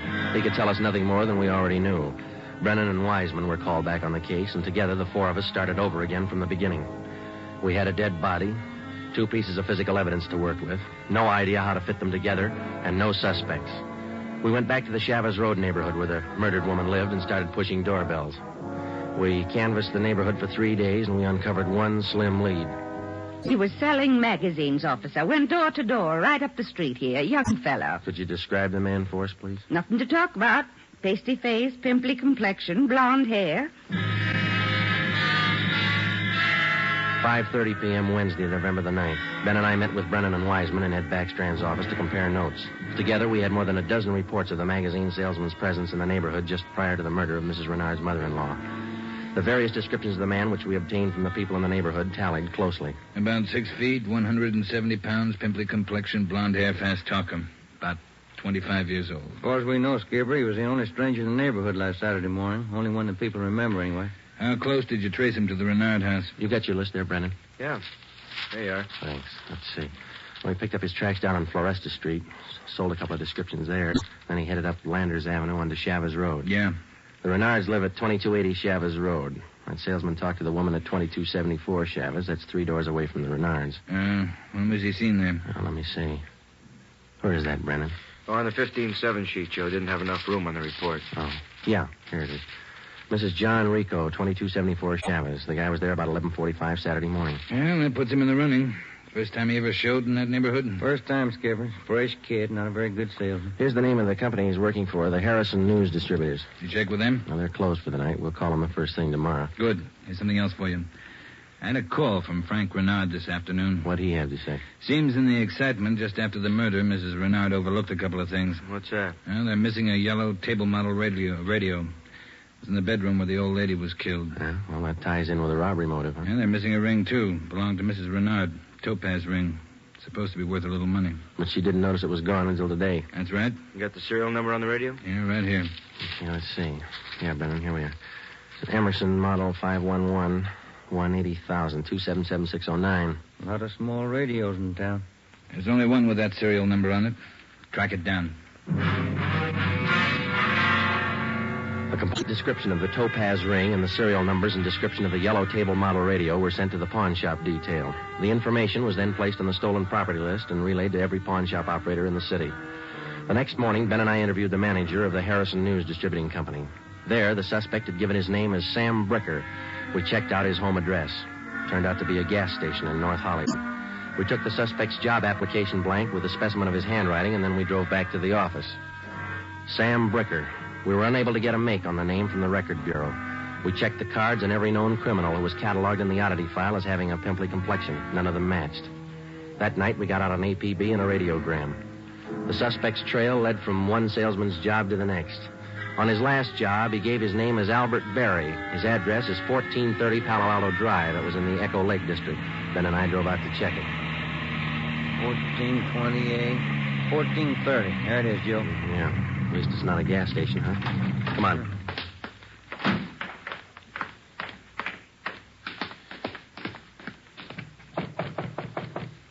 Tiresome, huh? Yeah, I could stand a change. Yes, what is it? We're looking for an Albert Berry, ma'am. Does he live here? Mr. Berry, I'm sorry. He and his wife moved 4 days ago. We identified ourselves as police officers and had the landlady, a Mrs. Catherine Hoffman, show us the apartment which Berry and his wife had occupied. It was still vacant. In one of the closets in the apartment, we found a cheap overnight bag. The lock on it was broken and one of the seams had ripped.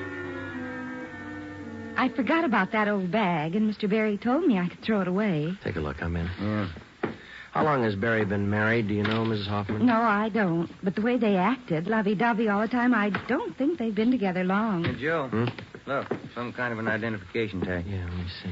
Get it up here. It's a tool disc, it looks like, doesn't it?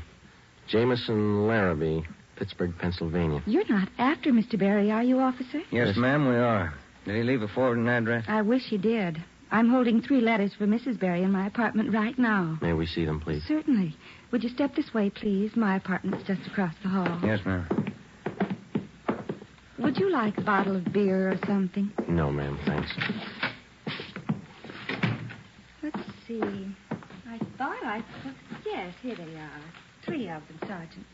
From her folks, I think. Mrs. Berry's from Fresno. Oh, that's good. You want to copy down this return address, ma'am? Yeah, go ahead. Okay. That's C.K. Ulrich, U-L-R-I-C-K. 525 North Lamona, Fresno. Yeah, I got it. There you are, Miss Hoffman. By the way, did the Berrys say they'd call for their mail? Mrs. Berry did. That's why I'm holding on to it. All right. Just one more question. Do you remember if Mr. and Mrs. Berry had a radio? Yes, they did. A small one. Do you remember what brand it was? No, I don't. It had a yellow case. That's all I remember. Before we left, we called Ed Backstrand, and he had an immediate stakeout placed at the apartment house in case the Berrys returned to pick up their mail. Ben and I went back to the office and placed a call to the Pittsburgh Police Department. We gave them the description and the number of the tool disc which we'd found in Berry's old suitcase. They said they'd check with the Jameson Larrabee Company in the morning, and then they'd call us back. That night, Ben and I drove to Fresno and checked in at the police station up there. 2 officers were assigned to stake out the Ulrich home. We interviewed Mr. Ulrich, who identified himself as Albert Berry's father-in-law. He told us his daughter had married the murder suspect 8 months before, and he gave us pictures of Berry taken at the wedding. Ulrich told us that he'd catch a Santa Fe train out of Fresno the next morning. He wanted to be in Los Angeles to take his daughter home when Berry was apprehended. It was almost 2 a.m. when Ben and I left Fresno and started back for Los Angeles. We checked in at the office at 10 minutes past 8 the next morning. At 8:35, the call came through from the Pittsburgh Police Department. What did they say, Joe? It was a tool disc, all right. Jameson Larrabee Company, issued 18 months ago to one of their workers. They give a name? Albert Berry. 11 a.m. Monday, December the 5th. 1 month to the day since the 62-year-old woman had been beaten to death. The pictures of Berry and his wife, which had been taken at their wedding, were printed up in wholesale lots and distributed to all points. Mr. Ulrich, Berry's father-in-law, arrived in town and got himself a hotel room. We waited. There was no report from the stakeout at the apartment house. We checked back in at the office at 5 minutes to 1. I'll get it. Homicide, Friday. This is Mr. Ulrich, Sergeant. I just got a call from my wife in Fresno. I thought you'd want to know. What's that? The wife got a letter from Norma. They're living in South Pasadena, an apartment. You got the address there? Yes, sir. That's what the wife called about. It's 134 Norway Terrace. When was the letter mailed, do you know? Wife said it was postmarked December 3rd. day before yesterday. Get your coat on, Ulrich. We'll be right over. Ben and I picked up Mr. Ulrich at his hotel and drove to the South Pasadena address. Barry and his wife had the apartment on the top floor. Neither of them were at home. The landlord let us in with a pass key. In the bedroom, we found a small yellow radio. We checked the serial numbers. They matched. It was the same radio stolen from the Renard house. In the bedroom closet, we found 2 suitcases. We checked through them. Nothing in this one, Joe. Here we are. Look at these. What are they, Sergeant? Pair of plastic gun butts. Let's see, Joe. One of them's been chipped, see? Sergeant, somebody coming up the stairs. All right, let's get in the living room. Be quiet.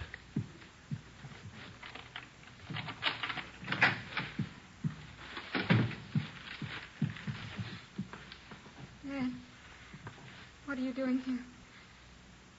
Who are these men? Police, Norma. They want Albert. He killed a woman. Dad. It's all right, Norma. It'll be all right. Did you know your husband killed a woman, Miss Berry? He just told me last Saturday. We've been running away for a month now. Moving all the time. I wanted to know why. So he told me. He said I was in it as much as he was. And I'm tired of running. Why did he kill her? Did he tell you that? He said he broke in the house. He didn't know anyone was home. The old woman was in the bedroom. She started to cry out.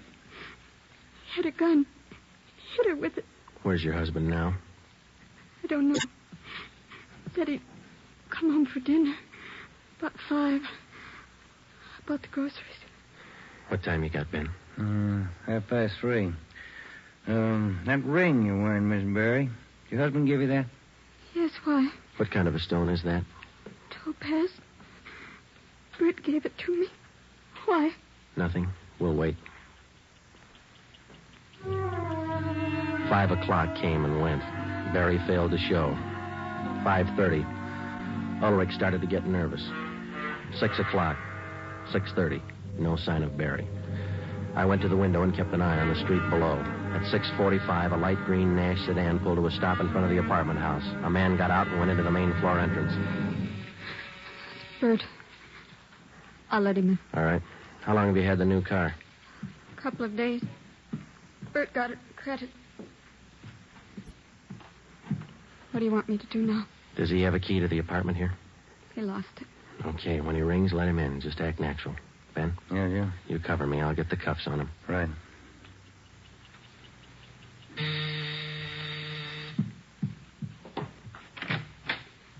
Hi, Bert. Look out, Joe! All right, drop it, Barry.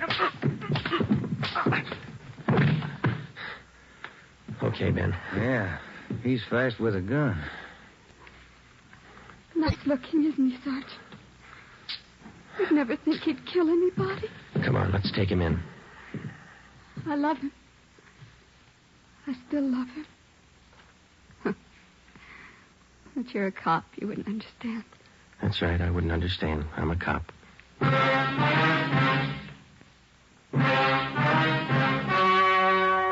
story you have just heard was true. Only the names were changed to protect the innocent. On February 16th, 1947, trial was held in Superior Court, Department 82, City and County of Los Angeles, State of California. In a moment, the results of that trial. Earlier tonight, you heard the reports of amazing increases in Fatima smokers from New York to Los Angeles. Yes, all over the country, Fatima is doubling and redoubling its sales. And here's reason 1. Fatima is the long cigarette that contains an essential ingredient of all the very popular cigarettes, Turkish tobacco. Reason 2. Fatima has a much different, much better flavor and aroma than any other long cigarette. Reason 3. To millions of smokers, the name Fatima has always stood for the best in cigarette quality. Smoke Fatima, the best of all long cigarettes.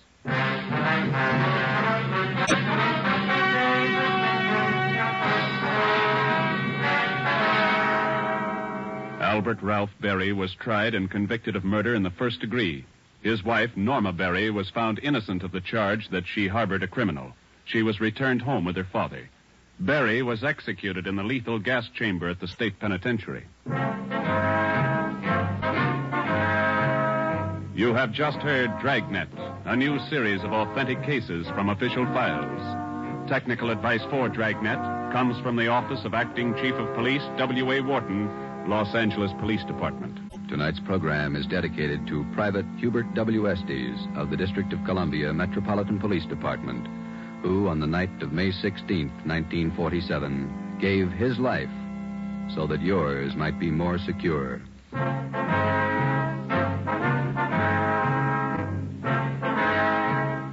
Fatima Cigarettes, best of long cigarettes, has brought you Dragnet, portion transcribed from Los Angeles. Be sure to hear songs by Morton Downey tonight on NBC.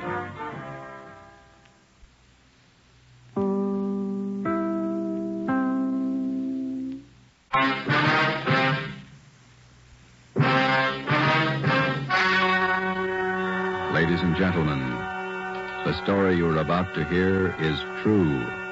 Only the names have been changed to protect the innocent. Fatima Cigarettes, best of long cigarettes, brings you Dragnet.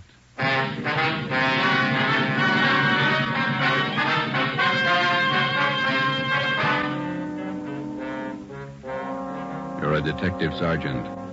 You're assigned to Juvenile Bureau. A rash of crimes has broken out in your city.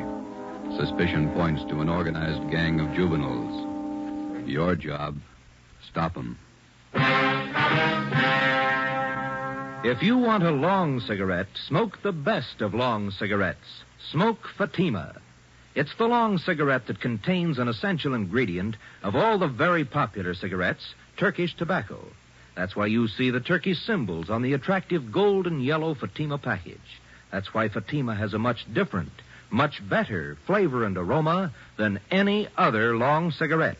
That's why Fatima doubles and redoubles its smokers. Yes, if you want a long cigarette, smoke the best of long cigarettes. Smoke Fatima. Dragnet, the documented drama of an actual crime. For the next 30 minutes, in cooperation with the Los Angeles Police Department, you will travel step by step on the side of the law through an actual case from official police files. From beginning to end, from crime to punishment, Dragnet is the story of your police force in action. It was Sunday, March 27th. It was windy in Los Angeles. We were working a night watch out of Georgia Street Juvenile Bureau. My partner's Ben Romero. The boss is Ed Backstrand, Chief of Detectives. My name's Friday. I was on the way up from the Juvenile Bureau, and it was 11:25 p.m. when I got to the receiving hospital, room 5, the treatment room. Everything happens on Sunday nights, huh, Joe? Yeah. How's the kid making out, Doc? The one arm is cut up badly. Nothing fatal, though. How'd it happen? That's what I'd like to find out. Can I talk to him? If you want. Don't press him, though. He's had a bad shot. All right.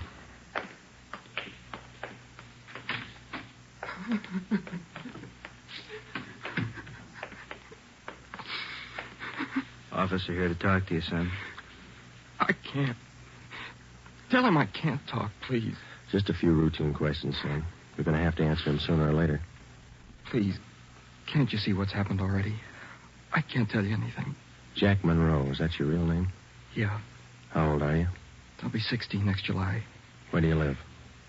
I can't tell you. You know that. Now, let me alone, will you? Let me alone. You've been running around with that gang of kids on Spring Street, haven't you? The big timers, isn't that what they call themselves? I don't know anything about it. Believe me, I can't talk. You tipped us off about the burglary they were going to pull tonight. Is that where they knifed you? Look, will you believe me? I can't tell you anything. Not anything, please. He's still shaky, Joe. All right, Doc. Well, Jack, we'll talk about it later when you feel better. You see what they've done to me already? They said next time they'd kill me.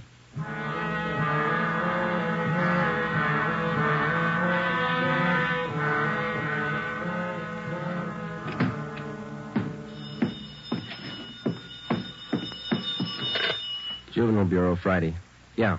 Yeah, okay, friend. Goodbye. How'd you make out, Joe? Not very good, Ben. Captain Bowling come in yet? You checked in while you were gone, wants to see us. Okay. Kid tell you who knifed him? No, I scared him good. He wouldn't tell me a thing. You get a line on the boy's parents, Friday? I got a hold of his father. He's on his way in. How's the boy? Bad knife wounds. Nothing fatal. You know the boy? Not till this afternoon, Captain. He tipped us off about a burglary a gang of young kids were supposed to pull tonight. Did it go through? No, but 2 hours ago, this Monroe kid was found in a vacant lot down on Olympic, cut up pretty bad. The gang must have pegged him. How long is it going to take you to break that up?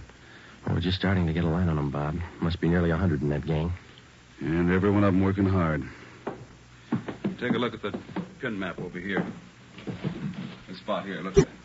All the jobs pulled during the last month, huh? The last 5 weeks, up to date. Red tabs for burglary, must be more than 100. The robberies, green pens, count them, at least 50. There's 5 more orange ones I added for the weekend, auto thefts. You bet those kids are working hard. We got a lead on them. That's more than we had last week. You have to push it harder. Here's the big reason. This line of pins, down in black. Purse snatchings. Purse snatching and rape, 26 of them in the past 5 weeks. They're pretty well concentrated in one area here. That's right. Now, what's the lead you're working on? Right there on the pin map, Captain. Huh? Well, these 2 blocks here, Bob, where Franco Alley intersects Spring Street. Well, what about it? Well, it's the only clear area for a dozen blocks around. There's not a colored pin on it, you see? Yeah. Now, all the rest of the pins, the robberies, burglaries, attacks, they all seem to branch out from this same spot right here in definite patterns. Franco Alley and Spring Street. You figure that's the focal point for the gang? Well, it's got all the marks. For instance? Well, we've been checking that neighborhood for a week. We got it narrowed down to one place. Right on the corner of Franco and Spring. What is it? It's a soda fountain. It's pretty typical. Only it stays open all night, and it gets a pretty good play from kids. A regular hangout, Captain. Pretty tough youngsters. None of them over 18. Who runs the place? Guy named Eddie Ramsey, small-time con man. Had a run-in with him when we worked bunco detail. I remember the name. Smart mouth. Tried to give us trouble when we talked to some kids in there last night. He's got a place set up for him in the back of the store, kind of a club room. It sounds like a good lead. What are you doing about it? Well, just a minute. Captain Bowling. Yeah? Who? Yeah, we'll be right down. The Monroe kid, his father's downstairs, cursing every one of us. What's his problem? Can't understand how his boy got in trouble. Come on, Ben, let's tell him.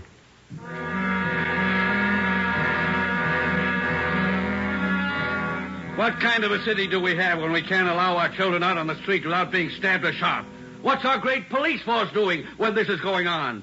I'd like an answer if you got one. I demand an answer. We got an answer for you, Mr. Monroe. Will you sit down? My boy's lying in there in that hospital bed, cut to pieces. What did you do to prevent it? Tell me. You tell us, Mr. Monroe. What'd you do to prevent it? I'm no cop. That's your job. I pay my taxes and I help pay your salary. We look out for your kids, but we don't raise them. That's What are you your talking job. about? Just a minute, Mr. Monroe. Answer me this. How old is your son, Jack? He's 16, I think. Why? You know what he does with his spare time? Where he spends his nights? Of course I do. He's at home. Some nights he goes to the library. Then you don't know much about your son, Mr. Monroe. For the past month, 4 nights out of 5, he's been hanging around with a gang down at a soda fountain on Spring Street. He's down there as late as 2 a.m. He says he goes to the library. How do I know? I'm a busy man. Did you know that your son is mixed up with that gang? He's not mixed up with a gang. A bunch of small-time thieves, but they're growing. They started with purse snatching, breaking in parked cars, burglarizing candy stores. You don't know what you're talking Wait a about. minute, please. Then they took up robbery, stealing cars, beating up girls, women, attacking them. You're crazy. Jack's not that kind. He's part of that gang, and right now we hold all of them responsible. My boy wouldn't do anything like that. He's a member of that gang, he told us. They're the ones that knifed him tonight. That's a lie. Jack's not mixed up with anything like that. You believe anything you want, Mr. Monroe. We're going to protect your boy as much as we can, but don't expect us to raise him for you. Now, you better take a free piece of advice. You keep your advice. Jack's not in this. You can't prove he is. We're not out to prove anything right now. But you catch up with that boy of yours. Keep him off the streets before it's too late. Are you threatening me? No, sir, advising you. Next time we might meet at the morgue. 1 a.m. Monday, March 28th. A detail of 50 officers from Juvenile Bureau and Metropolitan Division were deployed for 16 blocks along Figueroa Street.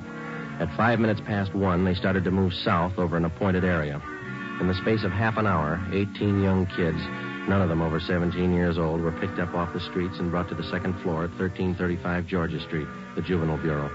4 of the youngsters were girls. At 1:45 a.m., Ben and I checked the soda fountain on the corner of Franco Alley and Spring Street.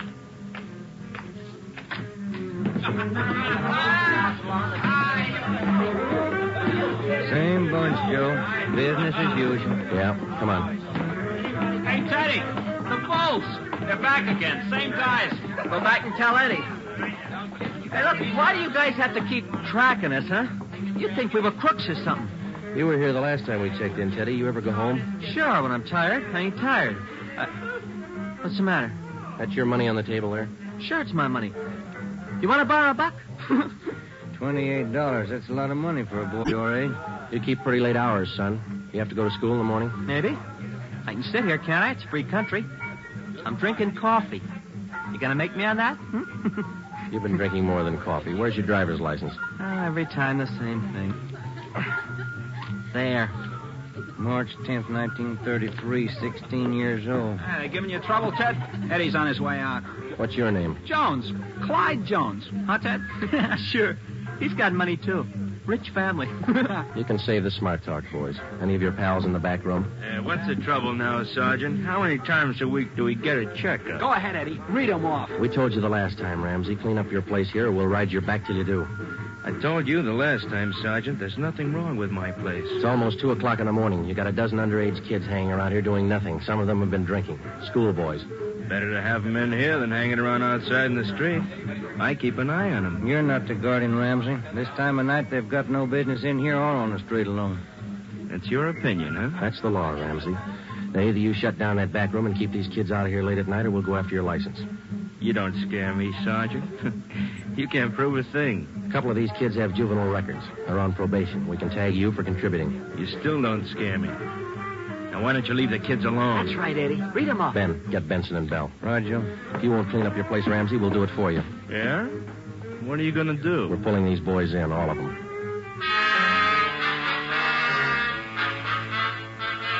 2:25 a.m. Monday, March 28th. The Dragnet operation had netted 30 juveniles, 26 boys, 4 girls. 24 of the children were between the ages of 16 and 17. They were lodged in the assembly room at the Georgia Street Juvenile Bureau.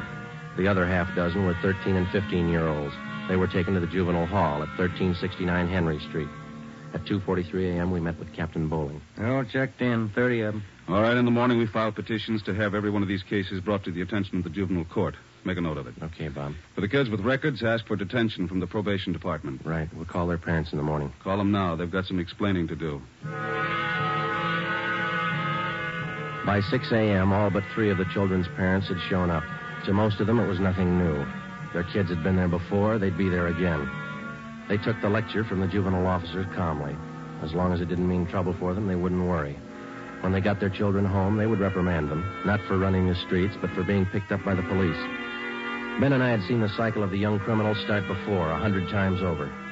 It had a lot of different endings, most of them sour. During the next week that followed, we booked an average of a dozen juvenile delinquents every night. The clampdown continued, so did the crime wave. 10 burglaries, 4 robberies, 8 car thefts, 6 person etchings, 3 assaults on women.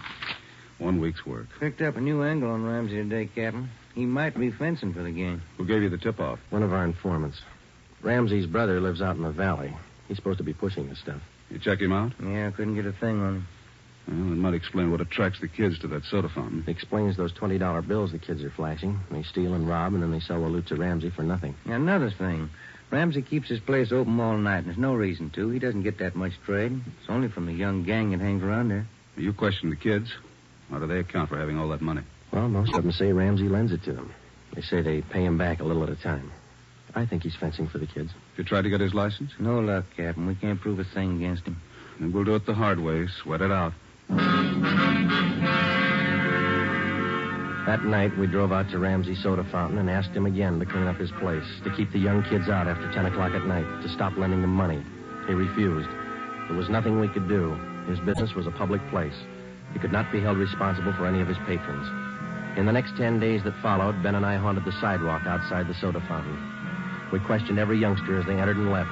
We made more than a dozen arrests. Many of the kids had been drinking heavily. We found some of them under the influence of narcotics. But Ramsey was still in the clear. The crime wave continued sporadically. Ben and I waited for our chance. It was a long time coming. Thursday, April 14th, we had dinner at Johnny Cokin's place, and it was 10:35 p.m. when we checked back in at the office. Hot shot. Grab it, Joe. Yeah. A terminal on Market Street, a 459 and shooting. A terminal on Market Street, a 459. Let's go.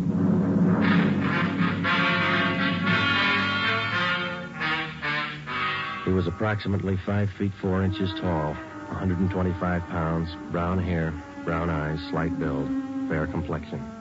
He was wearing blue jeans and a corduroy jacket. We found him between a row of packing cases at the rear of the warehouse at Terminal and Market Streets. There was a single bullet hole in his forehead just above the left eye.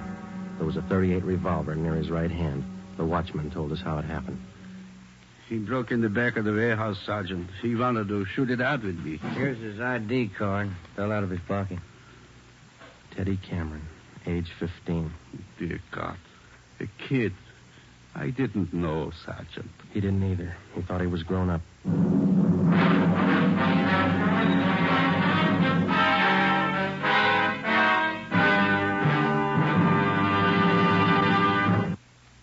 You are listening to Dragnet for the solution to an actual case from official police files.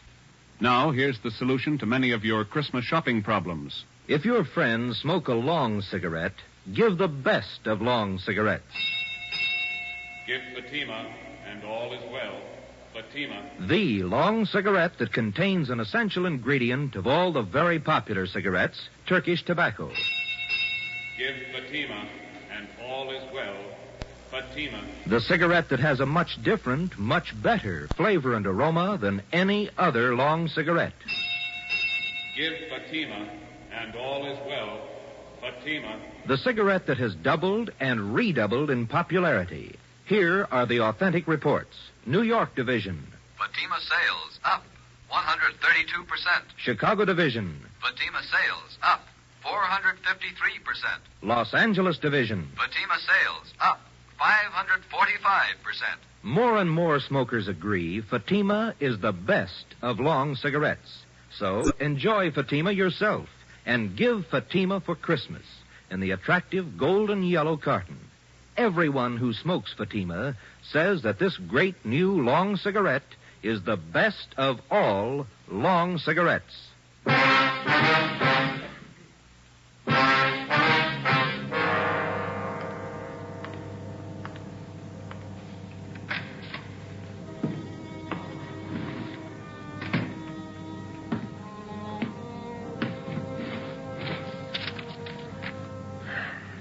Los Angeles Police Department, Form 311, dead body report.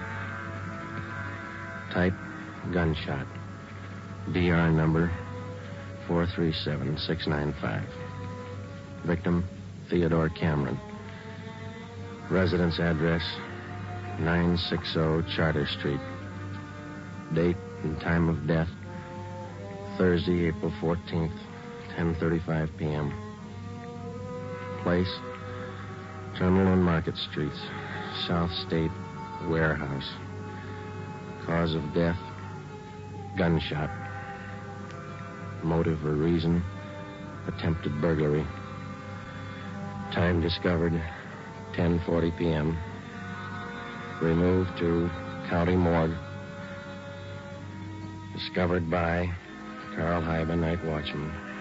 Identified by Barbara Cameron, sister. Description of victim, male, Caucasian, age 15, height, weight, so-and-so, occupation, student, descent, English, and was a witness, signed Joe Friday, serial number 2288, age 15.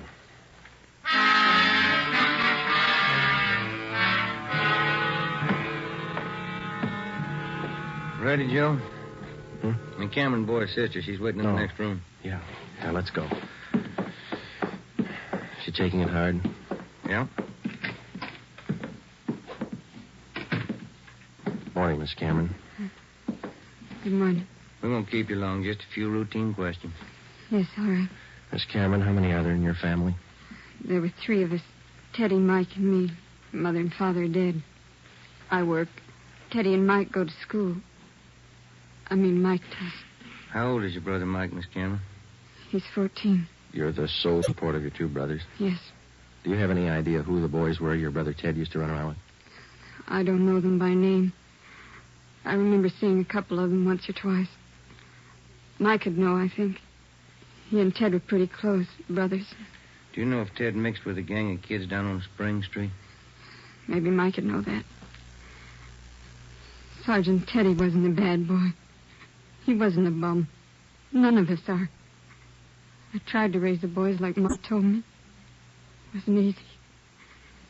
We made out. Yes, I understand, Miss Cameron. My salary didn't have too much, but we got by. Yeah. I figured on getting married. I'm 31. It'd be good for the boys, especially Teddy. He's dead, isn't he? Yeah. I couldn't be in two places at once. Hold a job and watch the kids. But that's why I thought maybe a husband. I'm sorry to press, Miss Cameron. Do you think your brother Mike can tell us about that Spring Street gang? How Mike would know. Where can we find him? Staying at a friend's house. I got the address in my bag. Here. That's 2514. I don't write numbers too well. Thank you, Miss Cameron. You've been very helpful. I'll get somebody to drive you home. Or do I have to go? Would it be all right if I just sit here for a while? That's all right. I'm tired. Real tired. 2514 West Serrano Street. That was the address Barbara Cameron had given us. It was the home of Mr. and Mrs. Jean Brewer, high school friends of the dead boy's sister. We talked to Mike Cameron. He told us that his brother Teddy had been running around with a gang down on Spring Street. He identified Ramsey Soda Fountain as the hangout. It was 2:25 p.m. when we got back to Georgia Street Juvenile Bureau. Hi, guy. Juvenile Bureau, Romero. Yeah, hold on, I'll call him. You, Joe. Thanks. Friday. Joe, this is Canfield in burglary. Yeah, Homer. You're working that Cameron case, aren't you? Yeah? I just got a report on one you might be interested in, out of the same neighborhood. Distillery prowl. What do you got on it? Looks like a juvenile M.O. They got away with 7 cases of Scotch whiskey. Expensive stuff. Okay, we'll hop on it. Bubeck Warehouse, Crocker at 7th. Miss Elizabeth Rice was the auditor in charge at the Bubeck Warehouse. We located her on the mezzanine office row. It was her job to keep a running inventory on all incoming and outgoing liquor stock. She knew her job well. As you know, Sergeant Friday, each and every bottle of distilled spirits carries a United States Internal Revenue stamp. Yes, ma'am. Each stamp carries a serial number together with the name of the firm to whom the stamps are issued. Well, Miss Rice, in the stuff that's missing, the stamp on each bottle carries the case number. Is that right? That's right. Now, what did I tell you? Oh, yes, I have it right here. 7 cases of high-grade blended Scotch whiskey. Now, I have a bottle identical to those in the missing cases. Yes, I see. Now, if you'll just look here. Yes, ma'am. The number on this stamp here, 368-227-9956, followed by the firm name. Could you give us the numbers of the stolen cases? Now, I have them typed out for you right here. 7 cases, 12 bottles to the case, Canada Dry Incorporated, 4 of the red label and 3 of the black label, Johnny Walker. All right, thank you very much, Miss Rice. And you think that this might be a juvenile case, Sergeant? Yes, ma'am, we do. 7 cases, that's close to $600, isn't it? We've lost a great deal more than that, Sergeant. The insurance company makes up for the liquor loss. Yes, ma'am. Those youngsters, who makes up for them? Ben and I left the Bubeck Warehouse with a list of serial numbers of the 7 cases of stolen liquor. We headed back for the Juvenile Bureau. We figured that there was a strong possibility that the Spring Street gang was responsible for the warehouse liquor theft. How were they disposing of the stolen property? That was the key question we had to answer. Ben and I had a hunch and a tip from an informant that the young gang was operating under the guidance of a fence, a man or woman whose job it is to dispose of stolen property. The gang members were close to Ramsey at the soda fountain. Ramsey was the logical suspect. All right, now suppose they did steal the liquor. Suppose Ramsey's a fence. What's he done with the stuff? I don't think he's turned it this fast, if he's turned it at all. He wouldn't keep it at the soda fountain, no liquor license. And we've been around too much. He wouldn't keep it in his house. He lives in the rear of the fountain. It's too hot. Only leaves one other location that we know about. His brother's place in the valley. It was 5 minutes to 10 when we turned left off Ventura Boulevard onto Sepulveda. Ramsey's brother had a small farm about a mile and a half off the highway. It was a modest white frame house planted squarely in the center of an acre of ground. An unpaved driveway led off to the left of the house to the garage. Pull up here, huh? Yeah, okay. Yeah, it looks kind of quiet, no lights. Let's go.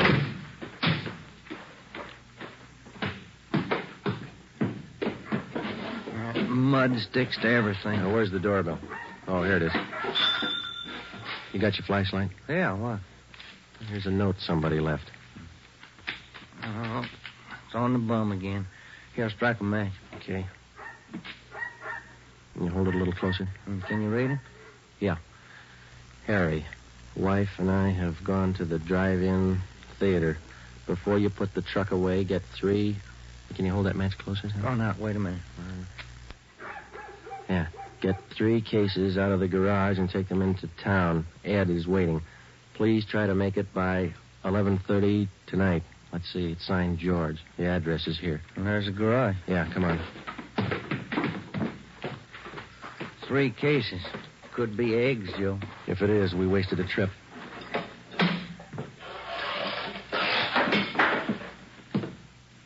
Oh, I'm out of matches, Joe. All right, here, use mine. What was that? Checking. Come on. See anything? No. There goes the light. Just a minute. I'll strike another one. You can save your matches. We found it. We found 5 cases of Scotch whiskey on the floor of the garage. We checked the serial numbers against the warehouse list. They matched. We went back to the car and called communications. We had an immediate stakeout placed on George Ramsey's place, and then we headed back for the city. It was 11:20 p.m. when we got to the address we found on the note. Oh, it's about time, Harry. Hello, Ramsey. We can do without the music. What's your problem this time? Hey, you're almost out of scotch, Ramsey. Serial numbers check out, Joe. Sorry I can't offer you a drink. We're too old to drink here, aren't we, Ramsey? Where's your phone? You want to invite somebody? You can see we're out of booze. You got a phone?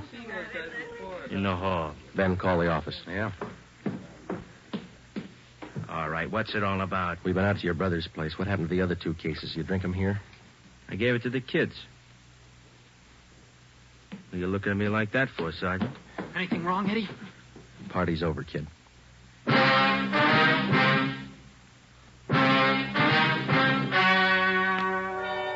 The story you have just heard was true.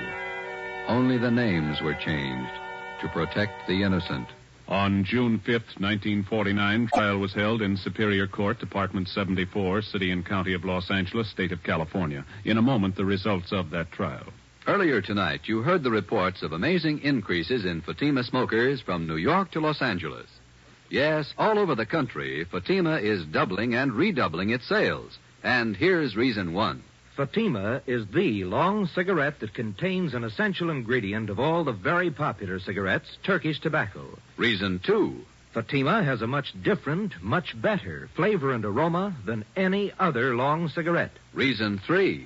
To millions of smokers, the name Fatima has always stood for the best in cigarette quality. Smoke Fatima, the best of all long cigarettes.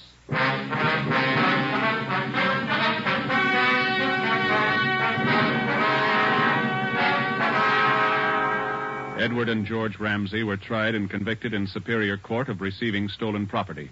After serving their terms as prescribed by law in the state penitentiary, they will be returned to the county jail where they will serve a 1-year term for contributing to the delinquency of minors. You have just heard Dragnet, a new series of authentic cases from official files. Technical advice for Dragnet comes from the Office of Acting Chief of Police, W.A. Wharton, Los Angeles Police Department. Honoring the city of Greenwich, state of Connecticut, and the men who make up the Greenwich Police Department, another of America's great law enforcement agencies. One of these men, Chief John M. Gleason, FBI National Police Academy graduate, who dedicates his life to making yours more secure. Fatima Cigarettes, the best of long cigarettes, has brought you Dragnet from Los Angeles.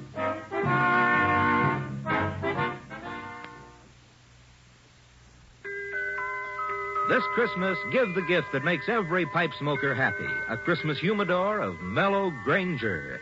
Granger is made just for pipes by the tried and true Wellman method. rough cut to smoke mild and cool, and humidor packed to stay ever fresh. Yes, make this Christmas a Merry Christmas for all the pipe smokers on your list. Give them each a Christmas humidor of Mellow Granger. Listen to Dragnet next week and be sure to hear Morton Downey tonight on NBC.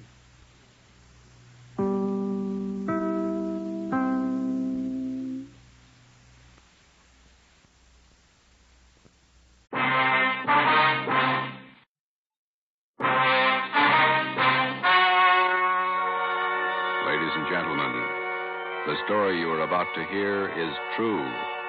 Only the names have been changed to protect the innocent. Fatima Cigarettes, best of long cigarettes, brings you Dragnet.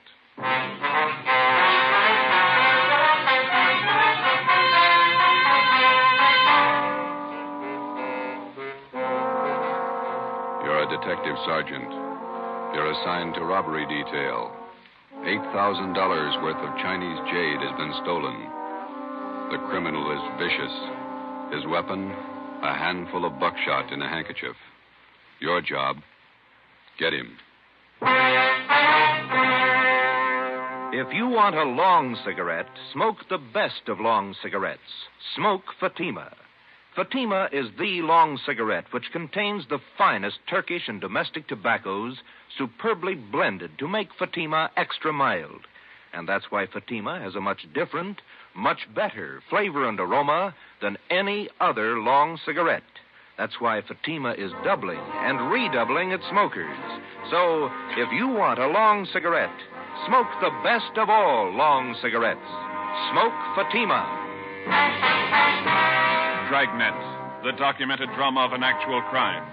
For the next 30 minutes, in cooperation with the Los Angeles Police Department, you will travel step by step on the side of the law through an actual case from official police files. From beginning to end, from crime to punishment, Dragnet is the story of your police force in action.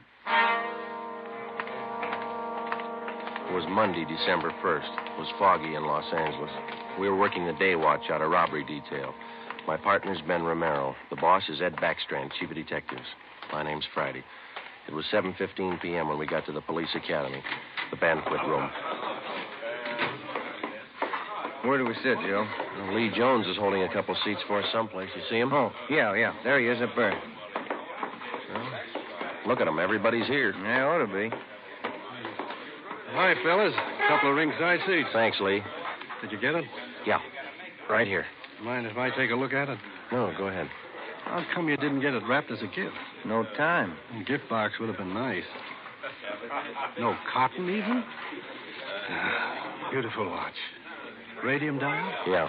Universal Geneva. Fine movement. He'll like it. Look on the back. Let's see. For Chief Ed Backstrand, a good cop, Detective Bureau. Not very good engraving. No time. I didn't think the old man really meant it. 26 years. You get tired after 26 years. You've been at it 25, Lee. Oh, don't look at me like that. I got a book to finish. 23 chapters. How many chapters you got, Fanny? 2. How long you been writing it? 2 years. Well, at that rate, we'll be stuck with you for another 21 years. If you're lucky. Excuse me, fellas. Got to make a speech. All right, Lee.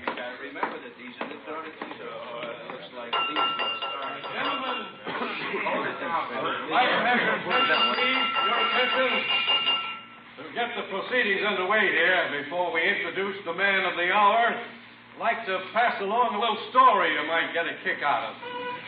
I was driving down from Utah last year, stopped off at a hotel in Elko, Nevada. When I went up to register for my room, there was an Indian ahead of me. The clerk asked this Indian fella to sign his name, and the clerk handed him a pen. The Indian made an X on the book. The clerk looked at him for a minute and said, "Say, aren't you Chief Deerskin? Haven't I seen you in the movies?" The Indian nodded his head and looked a little upset. "Oh," he said. "Oh, we make a lot of movies in Hollywood." The clerk smiled and said, "A lot of people in Elko here would like to get your autograph, Chief." Then the Indian grabbed the pen up again and he said, "Me no like 'em autograph hunters. Me no want to be bothered." Then he drew a circle around the X he made. The clerk said, "Why you do that, Chief?" The Indian said, "Me no use the right name. Oh, hey, Joe. Yeah, there's Rogers over there. He's motioning to Where? Oh, yeah, excuse me a minute, Ben. Chief who's retiring tonight. He's been using his right name for 26 years, and he's proud of it. And we're proud to have been associated. You want me, Rogers? I phoned for you, Joe. You can take it on the extension outside. After 26 years of service, he's retiring from the Los Angeles Police Department. We're going to miss him. Gentlemen, a fine officer, Chief Ed Backstrand. Where's the phone? Right over here. Thanks. Friday. Joe, this is Gonzalez. Yeah, Jeff. Sorry to bother you, but Powers said I should call you. Yeah? I need some legwork. Something big? Pretty big, yeah. Too many loose ends. Pena and I can't pull them all in. When do you want us? As soon as you can get down here. That important, huh? A man may die, Joe.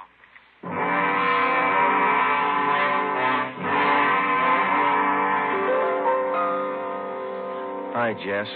Got here as soon as we could. Sorry to pull you away. Hello, Romero. Gonzalez, what's up? Come on in here. All right. Here's a report. Not complete yet. Chinese fella. Name's George Kwan. He's a jeweler, gem cutter. Yeah. Jade expert. Knows as much about jade as anybody on the coast. Uh-huh. Says it happened at 5:30 today on Alvarado near the park. They weren't kidding, were they? They almost killed him. Yeah. Any idea what the weapon was, Jess? I'm not sure. Looks like some sort of blackjack, something homemade. Yeah. When they picked up Kwan, they found several buckshot pellets lying around and a man's handkerchief. Ray Pinker has the stuff over in the crime lab now. Where's Kwan? Have you talked to him? Got in a couple of questions down at Georgia Street while the doc was giving him sedatives. Little guy's a mess, Joe. Gonna be all right? 50-50 chance when I called you out of the academy. Well, why did they beat him? Do you resist? I don't have it all yet, but from what he said, he was jumped from behind, didn't have a chance to fight. Whoever it was kept beating him long after he was unconscious. Well, what'd they take him for? A couple of pieces of jade, large ones, very rare. Mm-hmm. You got anything else? Yeah, we got a star witness, just one. Did you talk to him yet? Just did, for an hour and a half. You want to crack at her? Are you having trouble with him? Yeah, little. All right, Pena. Send him in again. Yes, sir. You want to talk some more? 6 years old, Joe. His name was Norman Eugene Fisher, and he was 6 years of age last April. Like all young boys his age, his imagination ran away with him. What would be only a minor detail to an adult witness assumed tremendous proportions in Norman's young mind. He told us his story 3 times. Each time he elaborated a little more until what he claimed was the truth could only have been figments of a small child's imagination. Ben and I, together with Gonzalez and Pena, talked with the boy for another hour. We were getting tired, but Norman enjoyed his position as star witness. Once more, Norman, please, try to remember it as it really happened. It was just like I said. Let me try, Jess. Go ahead, Romero. You did see it happen this afternoon, didn't you, Norman? Yes, sir, I did. Good. Now, you were on your way home from the store. Oh, no, sir. I was running away from a man. He was chasing me. But you just told us, Norman, that you were on your way home from the store. Oh, no, sir. That was yesterday. But you told us. Just a minute, Ben. Norman, how old are you? Next year I'm going to be 21. No, that's not right. 21, that's older than I am. Well, when I am 21, I'm going to get a hot rod. Fastest car in the world. 10,000 miles an hour. Sure you will. But how old are you now? 6, but I'm going to be 21 soon. I remember when I was 6 years old, Norman. A lot of things I wanted. Electric train. I got one. Well, it must be something you'd like to have. One thing that maybe now that you don't have, huh? Will you give it to me? Well, if I can. What do you want? I'd like your gun. Well, what do you want a gun for? I want to put people in jail like you guys do. Sometimes it takes more than a gun, Norman. What do you mean? Just because you've got a gun doesn't mean you're a cop. Well, what does? Just a minute, son.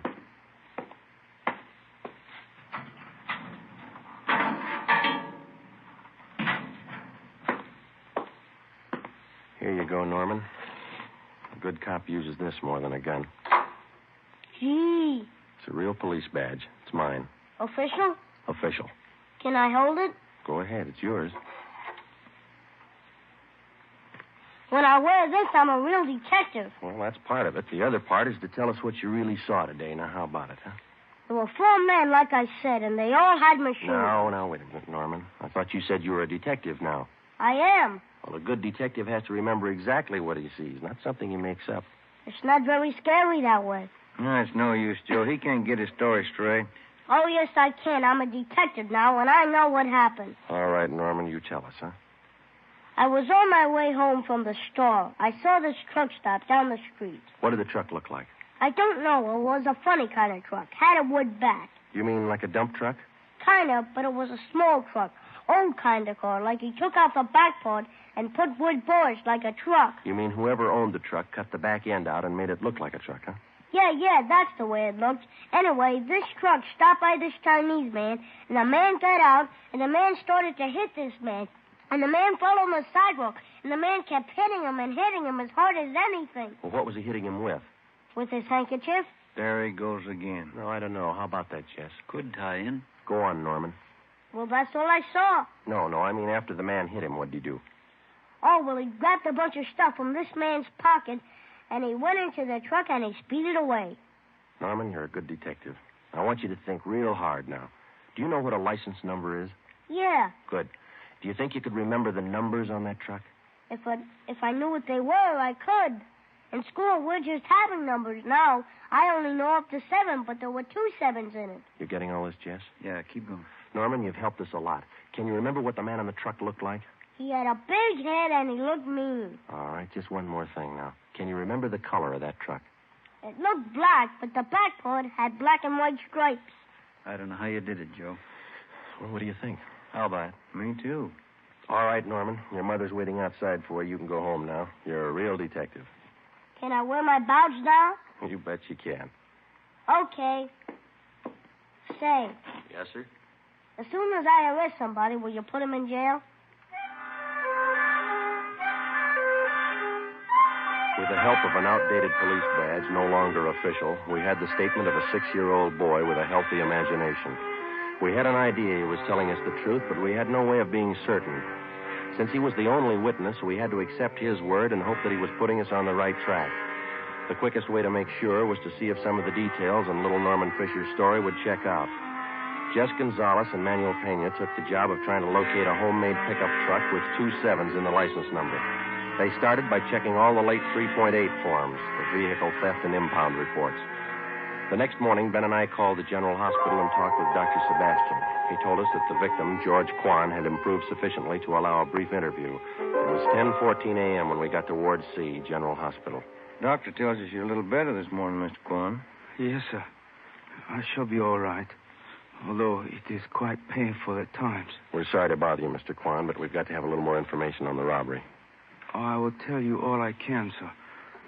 I should like to recover the missing jade pieces. It is a great loss to me. Did you get any kind of a look at the man who hit you? Oh, he attacked me from behind, knocked me to the pavement. I made an attempt to get to my feet, but he struck me again and again, here at the base of my neck. You didn't see him at all, then? No, sir, I did not. Do you have any idea who could have done this? Unfortunately, no. I cannot think of anyone. Well, what was stolen from you? We know it was jade, but can you give us a more detailed description? Well, sir, I lost 2 thumb rings, very rare, collector's items. Thumb rings? How much were they worth, would you say? Well, I paid $8,000 for the 2 rings. Wonder if you could describe them to us. Well, both rings were relics of the time when the Chinese archer drew his hunting bow with a special thumb ring. Any particular identifying marks on them? Oh, they both have linings of fine gold to fit them to the fingers of the new owners. Who were the new owners? I had just purchased them yesterday, before I was robbed. I was on my way to San Francisco to show them to prospective buyers. Who did you buy the rings from, Mr. Kwan? Mrs. Inez Curtis, a very reputable dealer. We have done business for many years. I wonder if we could have her business address, huh? She has her office at her home. It is 1957 Harper Annex off Sunset Boulevard in Beverly Hills. How many people knew that you had the jade on you at that particular time yesterday? Oh, let me see. There were only 2 other buyers present beside Mrs. Curtis. I do not recall their names. They were new to me. Mrs. Curtis would know. Mr. Kwan, we know that you're tired. We have just one more question. Certainly. I wonder if I might trouble you to hand me that tumbler of water with a glass straw. Surely. Here you are.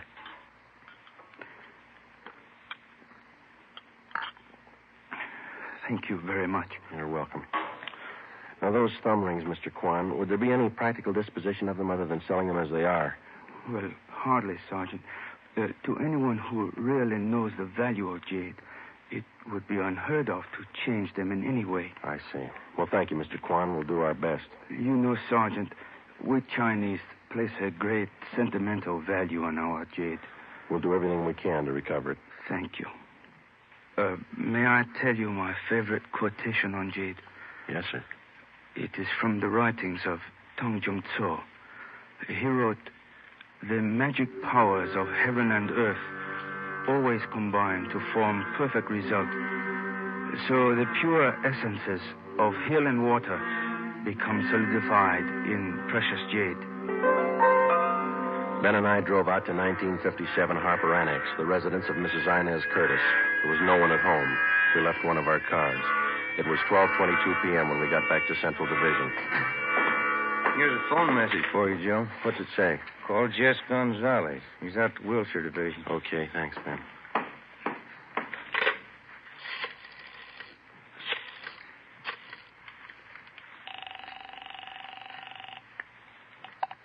Wilshire Detectives, Dillian. Hi, Harry. Gonzalez around? Just a minute.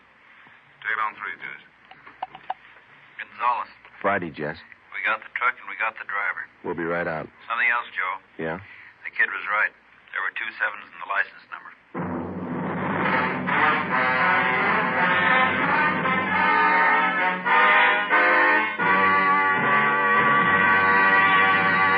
You are listening to Dragnet for the solution to an actual case from official police files.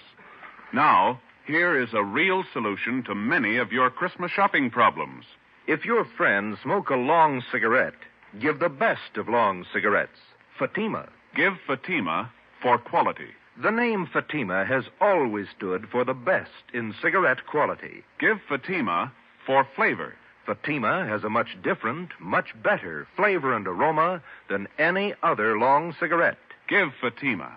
They're extra mild. Yes, Fatima is the long cigarette which contains the finest Turkish and domestic tobaccos blended to make Fatima extra mild. Yes, extra mild. So give Fatima for Christmas in the attractive golden yellow carton. It's the long cigarette that has doubled and redoubled its smokers. More and more smokers every day agree Fatima is the best of all long cigarettes.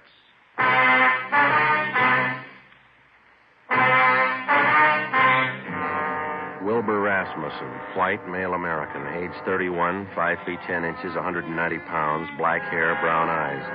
He was the driver of the truck. Gonzalez and Pena began by checking through all of the reports of trucks impounded during the past 24 hours. There were 23. Out of those 23, they narrowed it down to 4 possibilities. The third vehicle that they checked fitted the young witness's description of the holdup truck.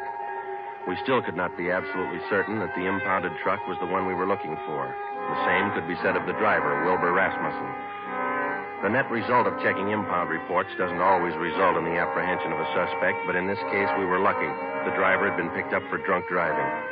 It was 1:30 p.m. when we checked in at the Wilshire Division. Hi, Jess. Where is he? You're a little late. What do you mean? He's gone, released on bail. Who furnished the bail? The woman he works for, Mrs. Inez Curtis. Well, that doesn't figure, Jess, or does it? Why not? How many people knew Quan had the jade? That's not my guess. Quan vouches for her. He's been doing business with her for years. What do you think, Joe? It's your show. I'm just tagging along. Well, one thing's sure. Just a minute. Wilshire Detectives, Gonzalez. Yeah, Pena. He did? No, meet me back here. Friday and Romero are here. Right. The Fisher kid just identified Rasmussen's picture. The identification of Wilbur Rasmussen by 6-year-old Norman Fisher was far from sufficient to take the case to court. We had to have evidence, lots of it. Rasmussen had been given a thorough shakedown, his apartment and the truck. There was no sign of the stolen Jade rings. Gonzalez told us that the truck had come from the U-Drive truck rental on Figueroa Street. We checked with Mr. Crockett at U-Drive. Let me have another look at that picture, boys. Yeah, here you are. What'd you say his name was? Rasmussen. Wilbur Rasmussen. You want to know if he rented a truck from Miss Wynn? Yesterday, maybe the day before. No, not this fella. Never seen him. Before we left U-Drive, we checked over the rental contract on the truck in question. The deposit check for the truck was signed by Mrs. Inez Curtis. The truck was checked out at 6 a.m. The rental contract, the actual release form showing to whom the vehicle had been rented, was signed by a Harry Wilson. Rasmussen's name did not appear on any of the usual rental forms. The manager of U-Drive was positive that he had not rented a truck to Rasmussen. We drove out to 1957 Harper Annex. This time we found Mrs. Inez Curtis at home. I'm terribly sorry about Mr. Kwan. Does he have everything he needs in the hospital? Yes, ma'am. How long did you say this Harry Wilson had been working for you? 6 or 8 weeks. But I'm sure you're wrong about him. We're not accusing him of anything, Miss Curtis. We just want to talk to him. He certainly came to me well recommended. He was a nice man. When was the last time you saw him? Day before yesterday. He asked for his check, said he was quitting. Told him I was sorry to see him go. I'm anxious to get that guest house finished. How about Rasmussen, Miss Curtis? How long has he been with you? Wilbur's been with me for about 7 months. Good worker, but he drinks too much. Feel sorry for him. You've rented trucks from the U-Drive company right along? Oh, yes, from Mr. Crockett. We had to have a truck to haul our building supplies. I'm saving an awful lot of money contracting this myself. It's a great saving. Yes, ma'am. The deposit on this last rental, did you give that check to Wilson or to Rasmussen? I sent both of them down to pick it up. Like I say, Wilbur's been drinking rather heavily lately, and I think Harry's the better driver of the two. Do you know which one of those men was driving the truck about 5:30 in the afternoon day before yesterday? Well, how would I know that, Sergeant? All I know is that I sent both of them down. I told Harry to drive. Yeah, I see. Miss Curtis, were either of those men present the day you sold the Jade rings to Mr. Kwan? No, they have nothing to do with my gym business whatever. Did either of these men know about Mr. Kwan's purchase? Well, that's possible. They knew he was here. I'm sure they saw him come in. It's entirely possible that they might have overheard something. When did Mr. Kwan leave your house? About 5 o'clock. What time did 2 men go after the truck? Oh, they picked that up early in the morning. Mr. Crockett down at U-Drive says that only Harry Wilson checked out the truck. Says he's never seen Rasmussen before. That's entirely possible. Like I say, they might well have made other arrangements. Were there any other people present when Mr. Kwan bought that Jade? Yes, there were. 2 other buyers. They were bidding for the thumb rings, too. Mr. Kwan had the high bid, so I sold them to him. What if we could have their names? Certainly, I'll write them down for you. Miss Curtis, do you have any idea where we might locate Harry Wilson? Well, he told me he was going to Mexico, said he had friends down there. Well, thank you, Miss Curtis. You've been very helpful. Are you sure there isn't anything Mr. Kwan needs? Yes, ma'am. 2 Jade rings. Mrs. Inez Curtis gave us a detailed description of Harry Wilson. She also gave us the names and addresses of the 2 other buyers who were present when Mr. George Kwan made his purchase. We checked them out and found them to be equally as reputable as Mrs. Curtis. They could tell us nothing of the robbery. We went back to the office and got out an APB and a radiogram on Harry Wilson from the description given us by Mrs. Curtis. Stakeouts were maintained at Wilbur Rasmussen's apartment and at the home of Mrs. Inez Curtis. It was 4:30 p.m. when we got to the 2nd floor of the Old City Jail building, the crime lab. Lee Jones had the evidence laid out for us. Funny thing about the handkerchief, boys. What's that, Lee? The blood stains. Old ones along with the new ones. How does that figure? We know how the new ones were made when the handkerchief was filled with buckshot and used on Kwan. The old ones, hard to tell. How old would you say they were? Well, the handkerchief has been through the laundry a few times. Stains didn't come out. Laundry marks right here. I don't see them. Man used peerless laundry. Infrared marking system. Let me show you. Infrared lamp, Lee? Yeah. There's your marking. Pen you trace it down. Who's it belong to? Man used the name of Harry Wilson. There was nothing to do now but wait for some word on Harry Wilson. The stakeouts continued. We re-questioned Wilbur Rasmussen, and we talked again with Mrs. Curtis and George Kwan. It was Tuesday, December the 8th. We checked in for work at 8 a.m. Morning, Jess. Hi, Joe. Where's Ben? Communications, getting the mail. Any word on the new chief of detectives? No, nothing. What's your guess? Oh, I think Thad Brown. A good man. Maybe. Sloan's a good man, too. When you come in here? Not yet. Why? Maybe you'd like to take a little airplane trip. What do you got? Cheyenne, Wyoming. They picked up Harry Wilson. 2 days later, Thursday, December the 10th, Harry Wilson was returned to the Los Angeles County Jail and booked on suspicion of robbery. We checked with Lieutenant Frank Cunningham in the Record Bureau. From Wilson's fingerprints, he ran a make on him. Harry Wilson was an alias. We found out that he had lengthy records of arrests and jail terms for robbery, burglary, and grand larceny. Mr. Crockett at U Drive identified Wilson's picture. He was a two-time loser. It's up to you, Wilson. It can go hard for you or easy. I'm in the spot, huh? You're in the spot. Lay it out for him, Jess. It's all stacked against you, Wilson. We know you rented the truck. You knew Quan was at Mrs. Curtis' house. Your handkerchief was found at the scene of the crime. You wouldn't believe me if I said I didn't do it? With that kind of evidence, how can we? I didn't. I don't know if I can prove it, but I didn't. If you didn't, we'll help you prove it. First, you got to believe me. You know why. Yeah? I've had it twice. Once more, and I'm in for life. All right, you got it figured. Now what do you got to say? Rasmussen did it. He knocked Quan over. Where were you? Buying my ticket for Cheyenne. I didn't want any part of it. How do you account for that handkerchief? It was mine, but Rasmussen had it. He got his finger one day in the job. I loaned it to him. Well, that checks. Old blood stains, new ones. All right, let's pick up Rasmussen. While you're at it, pick up the Curtis dame. She planned it. Wilbur Rasmussen was picked up and brought in. After intense cross-questioning, we confronted him with Harry Wilson's statement. In the face of this testimony, he broke completely. He gave us a full confession implicating Mrs. Inez Curtis.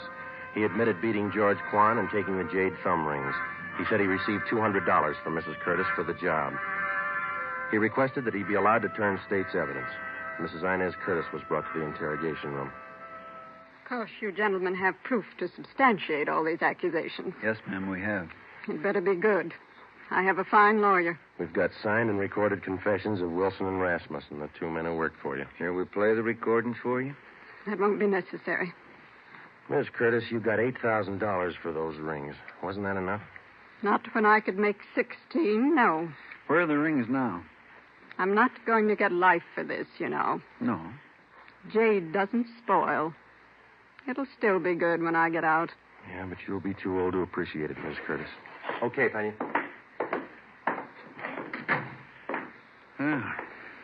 That was a funny one. Sure was. How about it? Did you figure it this way, Joe? You don't expect me to answer that, do you?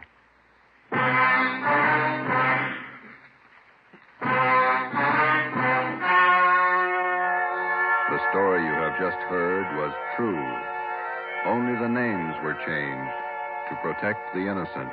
On March 2nd, 1949, trial was held in Superior Court, Department 82, City and County of Los Angeles, State of California. In a moment, the results of that trial. Now, here are authentic reports from all over the country that tell the story of Fatima's sensational increase in popularity.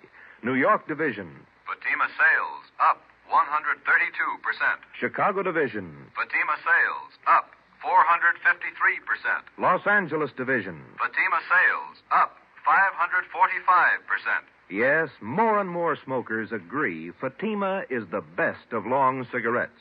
So enjoy Fatima yourself and give extra mild Fatimas for Christmas in the attractive golden yellow carton.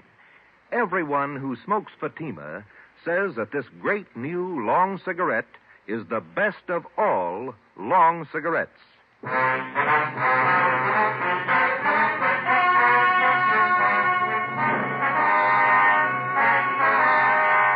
Mrs. Inez Curtis was tried and convicted of robbery and conspiracy.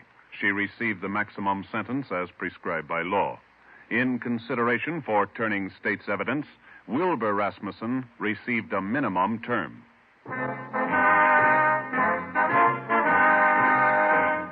You have just heard Dragnet, a new series of authentic cases from official files. Technical advice for Dragnet comes from the Office of Acting Chief of Police, W.A. Wharton, Los Angeles Police Department.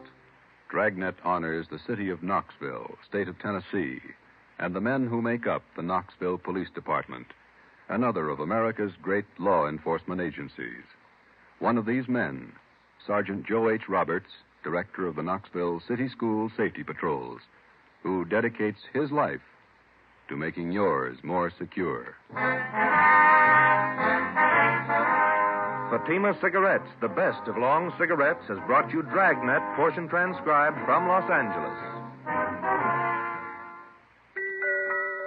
Let that merry tune remind you to get him the big Christmas humidor of smooth, sure-fresh velvet pipe and cigarette tobacco.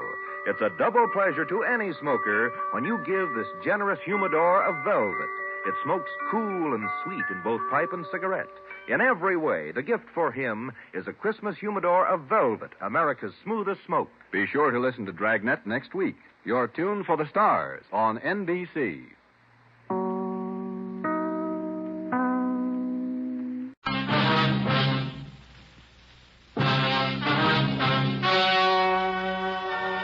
Ladies and gentlemen, the story you're about to hear is true.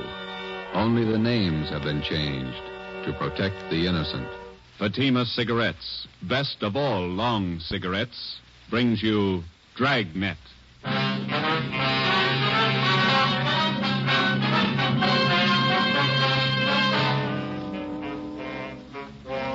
You're a detective sergeant. You're assigned to homicide detail. A young woman has been murdered. The body was discovered behind locked doors. The assassin is still at large. Your job, find him. If you want a long cigarette, smoke the best of long cigarettes. Smoke Fatima. Fatima is the long cigarette which contains the finest Turkish and domestic tobaccos superbly blended to make Fatima extra mild. And that's why Fatima has a much different, much better flavor and aroma than any other long cigarette. That's why Fatima is doubling and redoubling its smokers. So, if you want a long cigarette, smoke the best of all long cigarettes. Smoke Fatima. Dragnet, the documented drama of an actual crime. For the next 30 minutes, in cooperation with the Los Angeles Police Department, you will travel step by step on the side of the law through an actual case from official police files. From beginning to end, from crime to punishment, Dragnet is the story of your police force in action. It was Tuesday, January 9th. It was stormy in Los Angeles. We were working a day watch out of homicide detail. My partner's Ben Romero, and my name's Friday. I was on the way to work, and it was 6:45 a.m. when I got to the steps of the City Hall, the Main Street entrance. Hey, Joe, wait up. Morning, Ben. When did they call you? 5 a.m. Donahoe called you? Yeah. Miserable out, isn't it? It's pretty wet. My feet are soaking wet. See the transfer there? Yeah. New chief of detectives? Wait a minute, I want to get some gum. Pack of spearmint. Well, I heard about the new chief. Thad Brown. Good man. Piece of gum? Thanks. I wish they'd make up their minds about our shift. Work days, they call you back nights. Work nights, they call you back days. Why don't you put in for a desk job? We never have to call you back. You're here all the time. No, you're just hard to please. Here we are.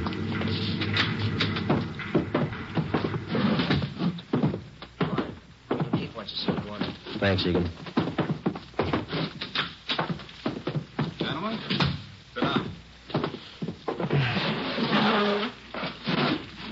It's a great way to start off as your new chief.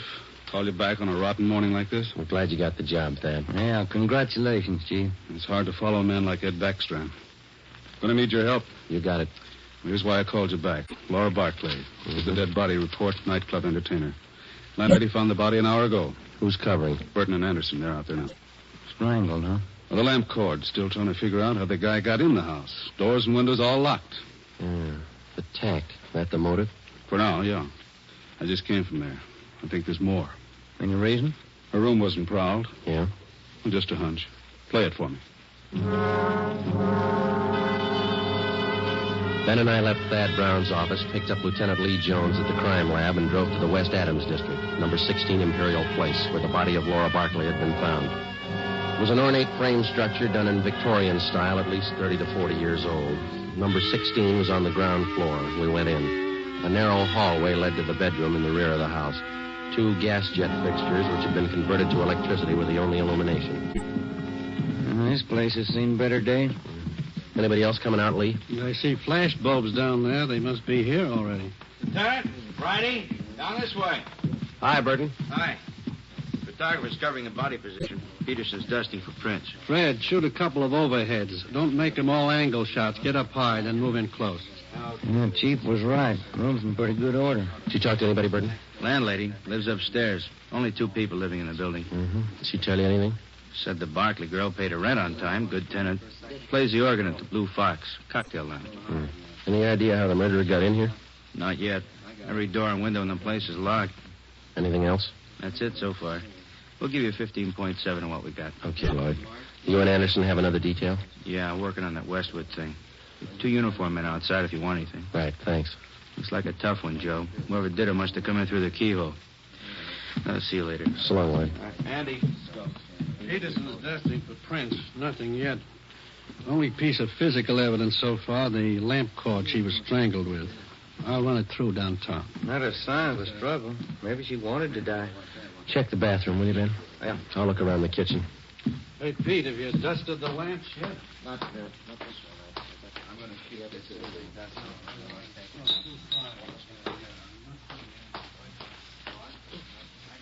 Ben, come here a minute, will you? Ben. Yeah? Come in the kitchen, will you?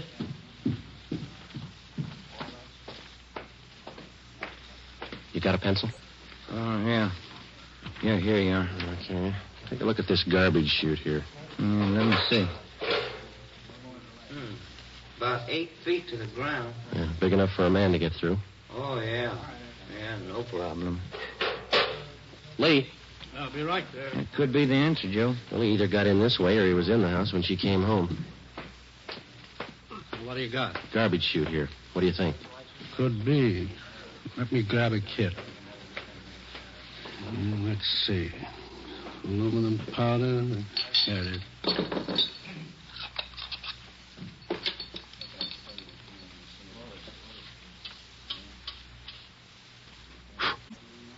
No.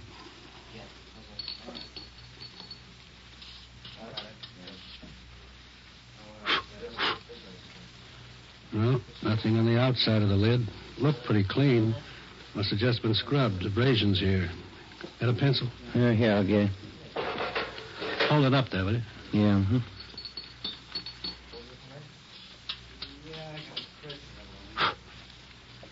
Yeah, there we go.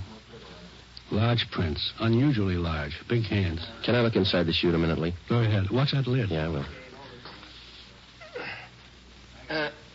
Looks like it's blocked off upstairs. This thing hasn't been used for garbage for some time. Most of them were condemned a few years back.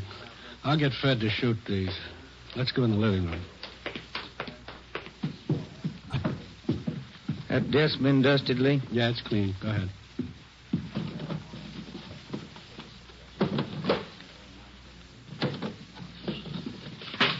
Take a look, Joe. Yeah. Photographs. Hundreds of them. All men. Yeah, all different. Lee Jones and the crime lab crew finished up and went back to Central Division. 2 uniformed officers remained on duty at the scene of the crime. Thad Brown had men sent out to canvass the neighborhood. Ben and I went upstairs and talked with the landlady, a Mrs. Emma Smith. Yes? Police officers. You Miss Smith? Yes. You're not the same officers I talked with before. No, ma'am. I wonder if we could ask you a few questions.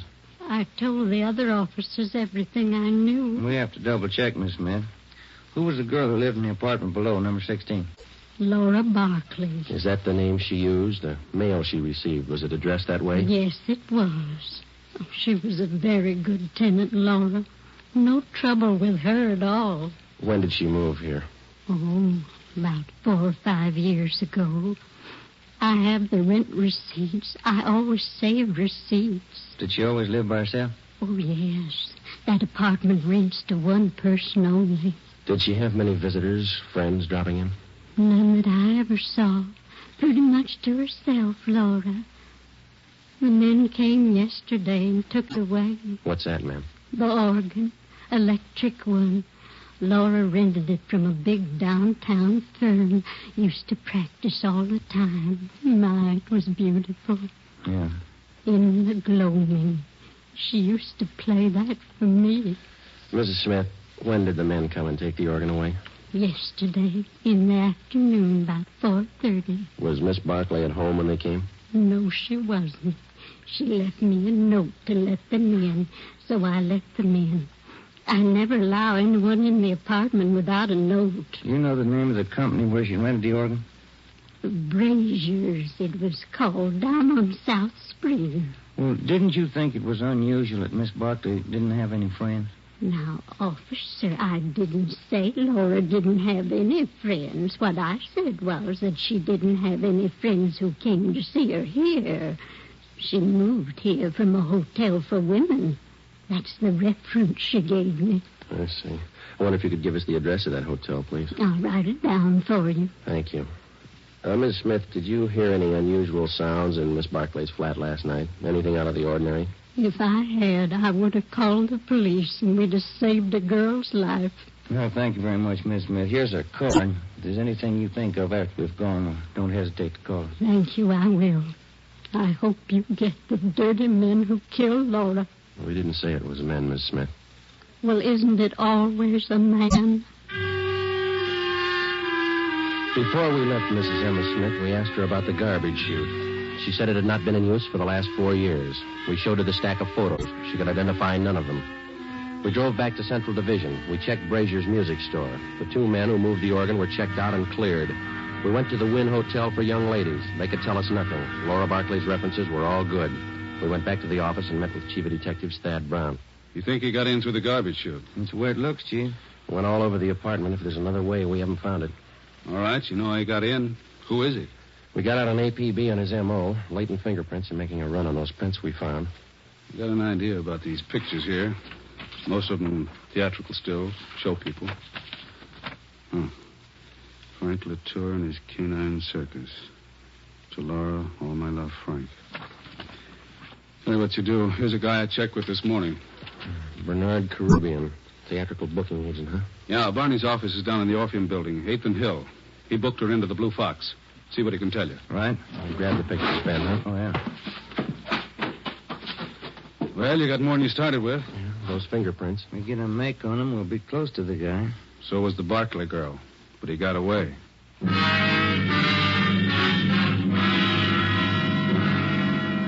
I wonder if we could see Mr. Caribbean. Who's calling, please? Sergeant Romero and Sergeant Friday, police officers. Oh, one moment, please. Yeah, please. 2 police officers to see you, Mr. Caribbean. Sergeant Friday and Sergeant Romero, is that right? Yes, ma'am. Send them in. Go right in. Thank you. All right, let's go.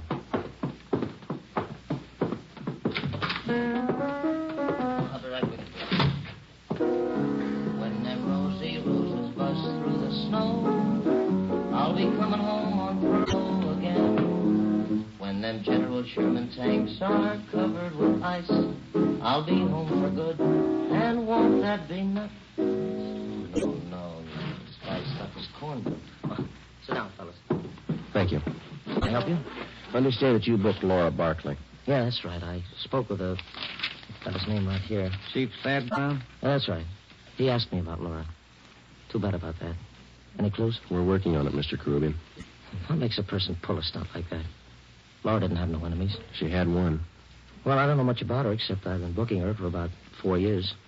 Good organist. Pretty fair voice, too. Got some pictures here. I wonder if you'd take a look at them. Yeah, sure. Quite a stack. Yeah, old Frankie Latour and them dogs. Great act. I book 'em. Ricky Rogan, King of the Tap. Gus Orinoco and that singing seal of his. Yeah, I know all these people. I book 'em all. Did Laura Barclay work with all these people? One time or another, yeah. During the war, USO camp shows, you know. Do you know whether she was close to any of them? Well, come to think of it, she was. That Frankie Latour, crazy about them dogs of his. No, I mean the men themselves. Anybody that she seemed particularly interested in? Never heard her mention anybody. Pretty girl. Did you know her very well, Mr. Groovy? Only when she came in and out of town on an engagement. I'm a married man. Well, then you don't think there's anything to these pictures here of hers, huh? Well, I wouldn't say so. When you're on the road, you always collect photos of the people you work with. Souvenirs. Mm-hmm. Well, thank you very much, Mr. Caribbean. Here's our card. You betcha. I sure hope you catch the guy. Wonder why he picked on Laura. Sometimes they don't have a reason.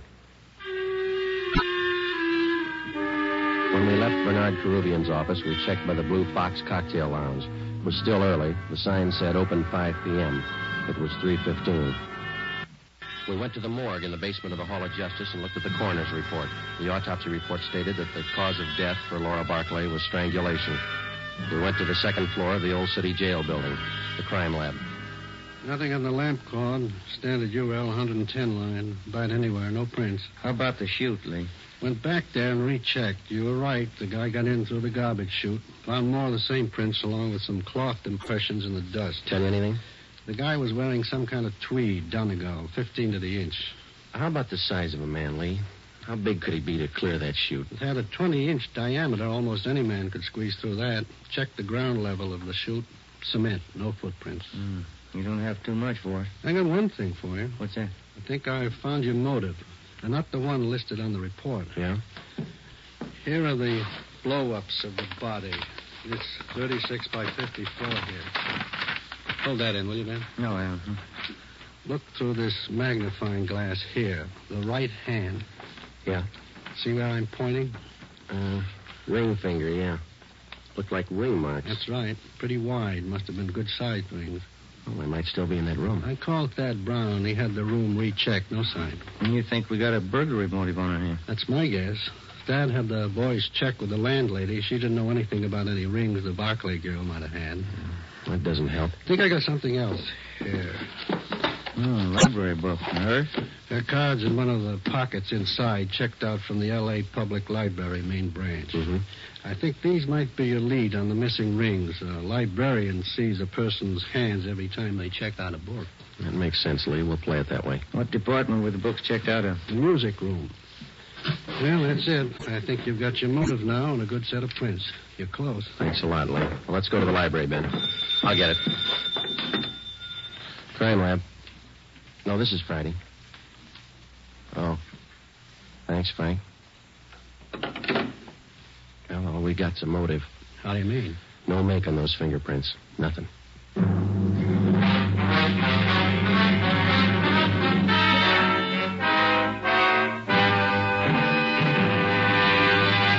You are listening to Dragnet for the solution to an actual case from official police files.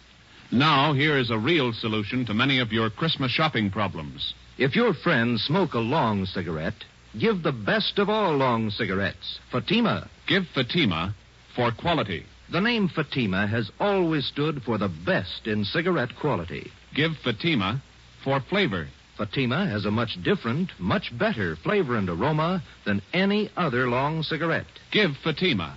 They're extra mild. Yes, Fatima is the long cigarette which contains the finest Turkish and domestic tobaccos superbly blended to make Fatima extra mild. Yes, extra mild. So give Fatima for Christmas in the attractive golden yellow carton. It's the long cigarette that has doubled and redoubled its smokers.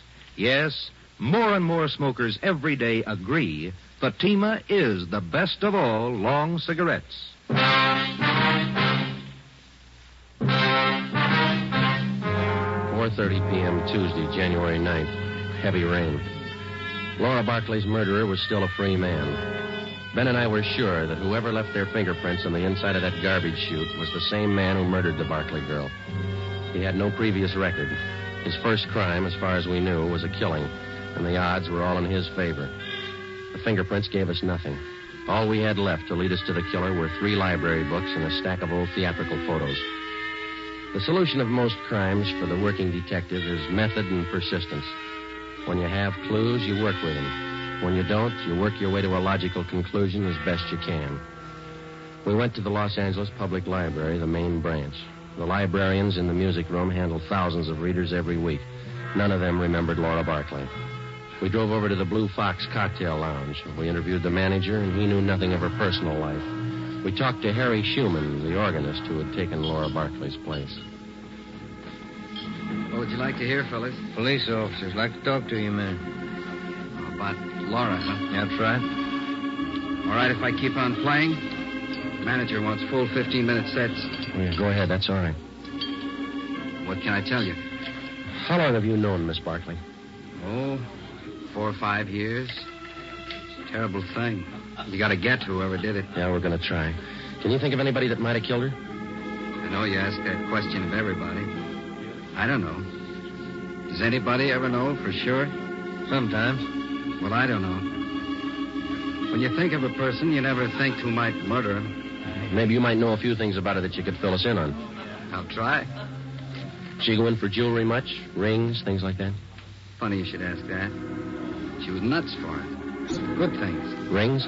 Had a couple of beauties. Diamonds they were, big stones. Cost $4,000. I know she used to put most of her money into those rings. She buy them on time? Yeah. I remember one night she was overjoyed. The night she paid them off. Cost a lot of dough. Can you describe those rings for us? Not too good. I can give you the name of the jeweler she bought them from. That'll do. Do you know anybody else that we might talk to? Don't know any of her friends. She was an only child. No living relatives that I know of. How about her landlady? Yeah. I guess that's it, Harry. Thank you. For what? I wish I could help more. If everybody had your attitude, we'd be out of a job. Before we left the Blue Fox, Harry Schumann gave us the address of Laura Barkley's jeweler. The next morning, we checked with the manager of the store, and he gave us a complete description of the 2 diamond rings which the dead girl had purchased. They were valued at $4,000. He gave us detailed drawings of the rings. We went back to the office, gave the information to burglary detail. An all-points bulletin was put out describing them. Pawn shops throughout the city and state were alerted to watch for the stolen rings. We had lunch with Chief Thad Brown at Costa's Cafe. Never mind, O'Mara. I'll get it. Oh, thank you, Chief. I'll get the tip. Stew was good. Do you have some change for the cigarette machine? Thanks. Need any cigarettes, Joe? No, thanks, Thad.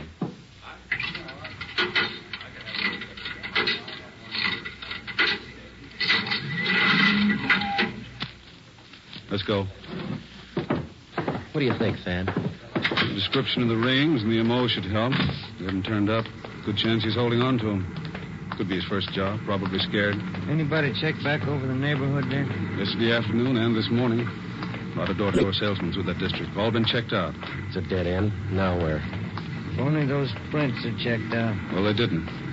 Got a kickback from Brereton in Sacramento on his MO. No make. We'll have to get him with what we've got. Here's the car.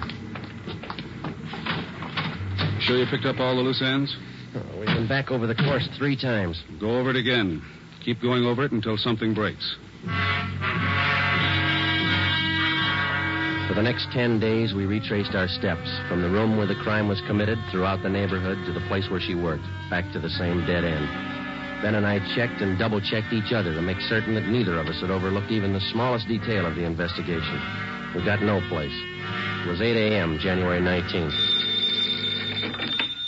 Homicide, Friday. This is Rubles and burglary, Joe. Yeah, Dick. Got something for you. Job pulled last night. Couple of watches, strand of pearls. How do we figure in it? His M.O. Yeah? Guy got in through the garbage chute. Besides fingerprints and photographs, one other mark by which the unknown criminal is identified is by his method of operation, his M.O. Once a thief finds a successful means of operation, he seldom changes it. In our search for Laura Barkley's murderer, we had checked our files and found no criminals at large whose practice it was to gain entrance through a garbage chute. It was reasonably safe to assume that this was the same man. It was 2 p.m., January 23rd. I was on my way back from the Record Bureau. Just had a call, Joe. Elmer Radcliffe. Informant? Yeah. Says 2 days ago he heard about some guy who was making the rounds trying to peddle a couple of diamond rings. Same ones? He's not sure. Doesn't know what the guy looked like. Any idea where the guy is now? Hasn't been around since. Told Elmer to keep his eyes open. That's good. Come in here, you two. What do you got, Thad? This report just came down from burglary. Pawn shop down on North Main took in a watch and strand of pearls last night. Yeah? Same stuff that Rubles called you about. Yeah, I remember. Where's it tying? Same guy tried to peddle a couple of diamond rings. 10 a.m., January 25th. Thad Brown arranged to have all pawn shop detail calls concerning the suspect put through to us on extension 2521, homicide. 5 days passed. No further word. Homicide, Friday. This is George Rose. I run the Harbor Pawn Shop, 2nd and Main. Yeah, what's the matter? Man in here trying to turn those diamond rings. The ones on the stolen property list. I can't talk now. Stall him. We'll be right down.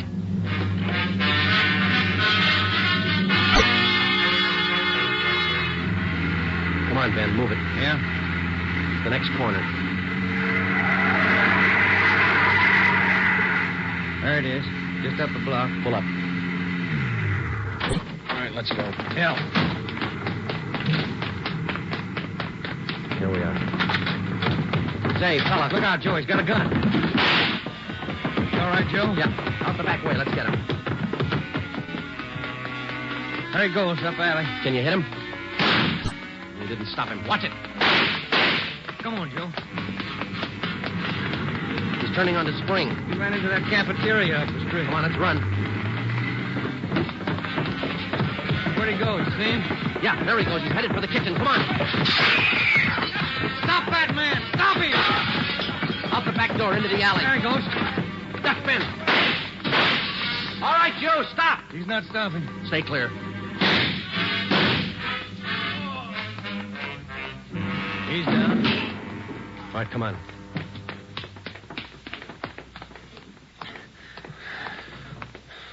All right, get his guns. Yeah. You got him in the leg, Joe. Hit his head when he fell. All right, snap him on. Huh. Look on the little finger of his right hand. 2 diamond rings. Yeah. Doesn't make sense, does it? What's that? $4,000 worth of diamonds, and he's lying on a pile of garbage. The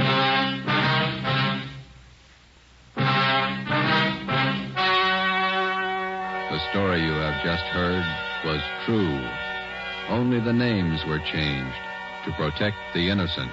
On April 2nd, 1947, trial was held in Superior Court, Department 81, City and County of Los Angeles, State of California. In a moment, the results of that trial. Now, here are authentic reports from all over the country that tell the story of Fatima's sensational increase in popularity. New Orleans Division. Fatima sales up 300%. Detroit Division. Fatima sales up 348%. Los Angeles Division. Fatima sales up 545%. More and more smokers agree Fatima is the best of long cigarettes. So enjoy Fatima yourself and give extra mild Fatimas for Christmas in the attractive golden yellow carton. Everyone who smokes Fatima says that this great new long cigarette is the best of all long cigarettes.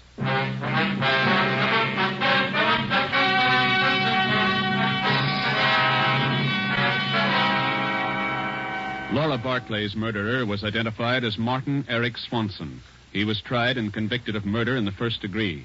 His case was fought through the Supreme Court of California and in the United States Supreme Court. In both instances, his conviction was upheld. Last Friday morning, after a delay of 5 years, Martin Eric Swanson was executed in the lethal gas chamber at the state penitentiary. You have just heard Dragnet, a new series of authentic cases from official files. Technical advice for Dragnet comes from the Office of Acting Chief of Police W.A. Wharton, Los Angeles Police Department. Dragnet honors the city of Youngstown, state of Ohio, and the men who make up the Youngstown Police Department, another of America's great law enforcement agencies. One of these men, Chief of Police Edward J. Allen, honored as Policeman of the Year, who dedicates his life so that yours might be more secure. Fatima Cigarettes, best of all long cigarettes, has brought you Dragnet from Los Angeles.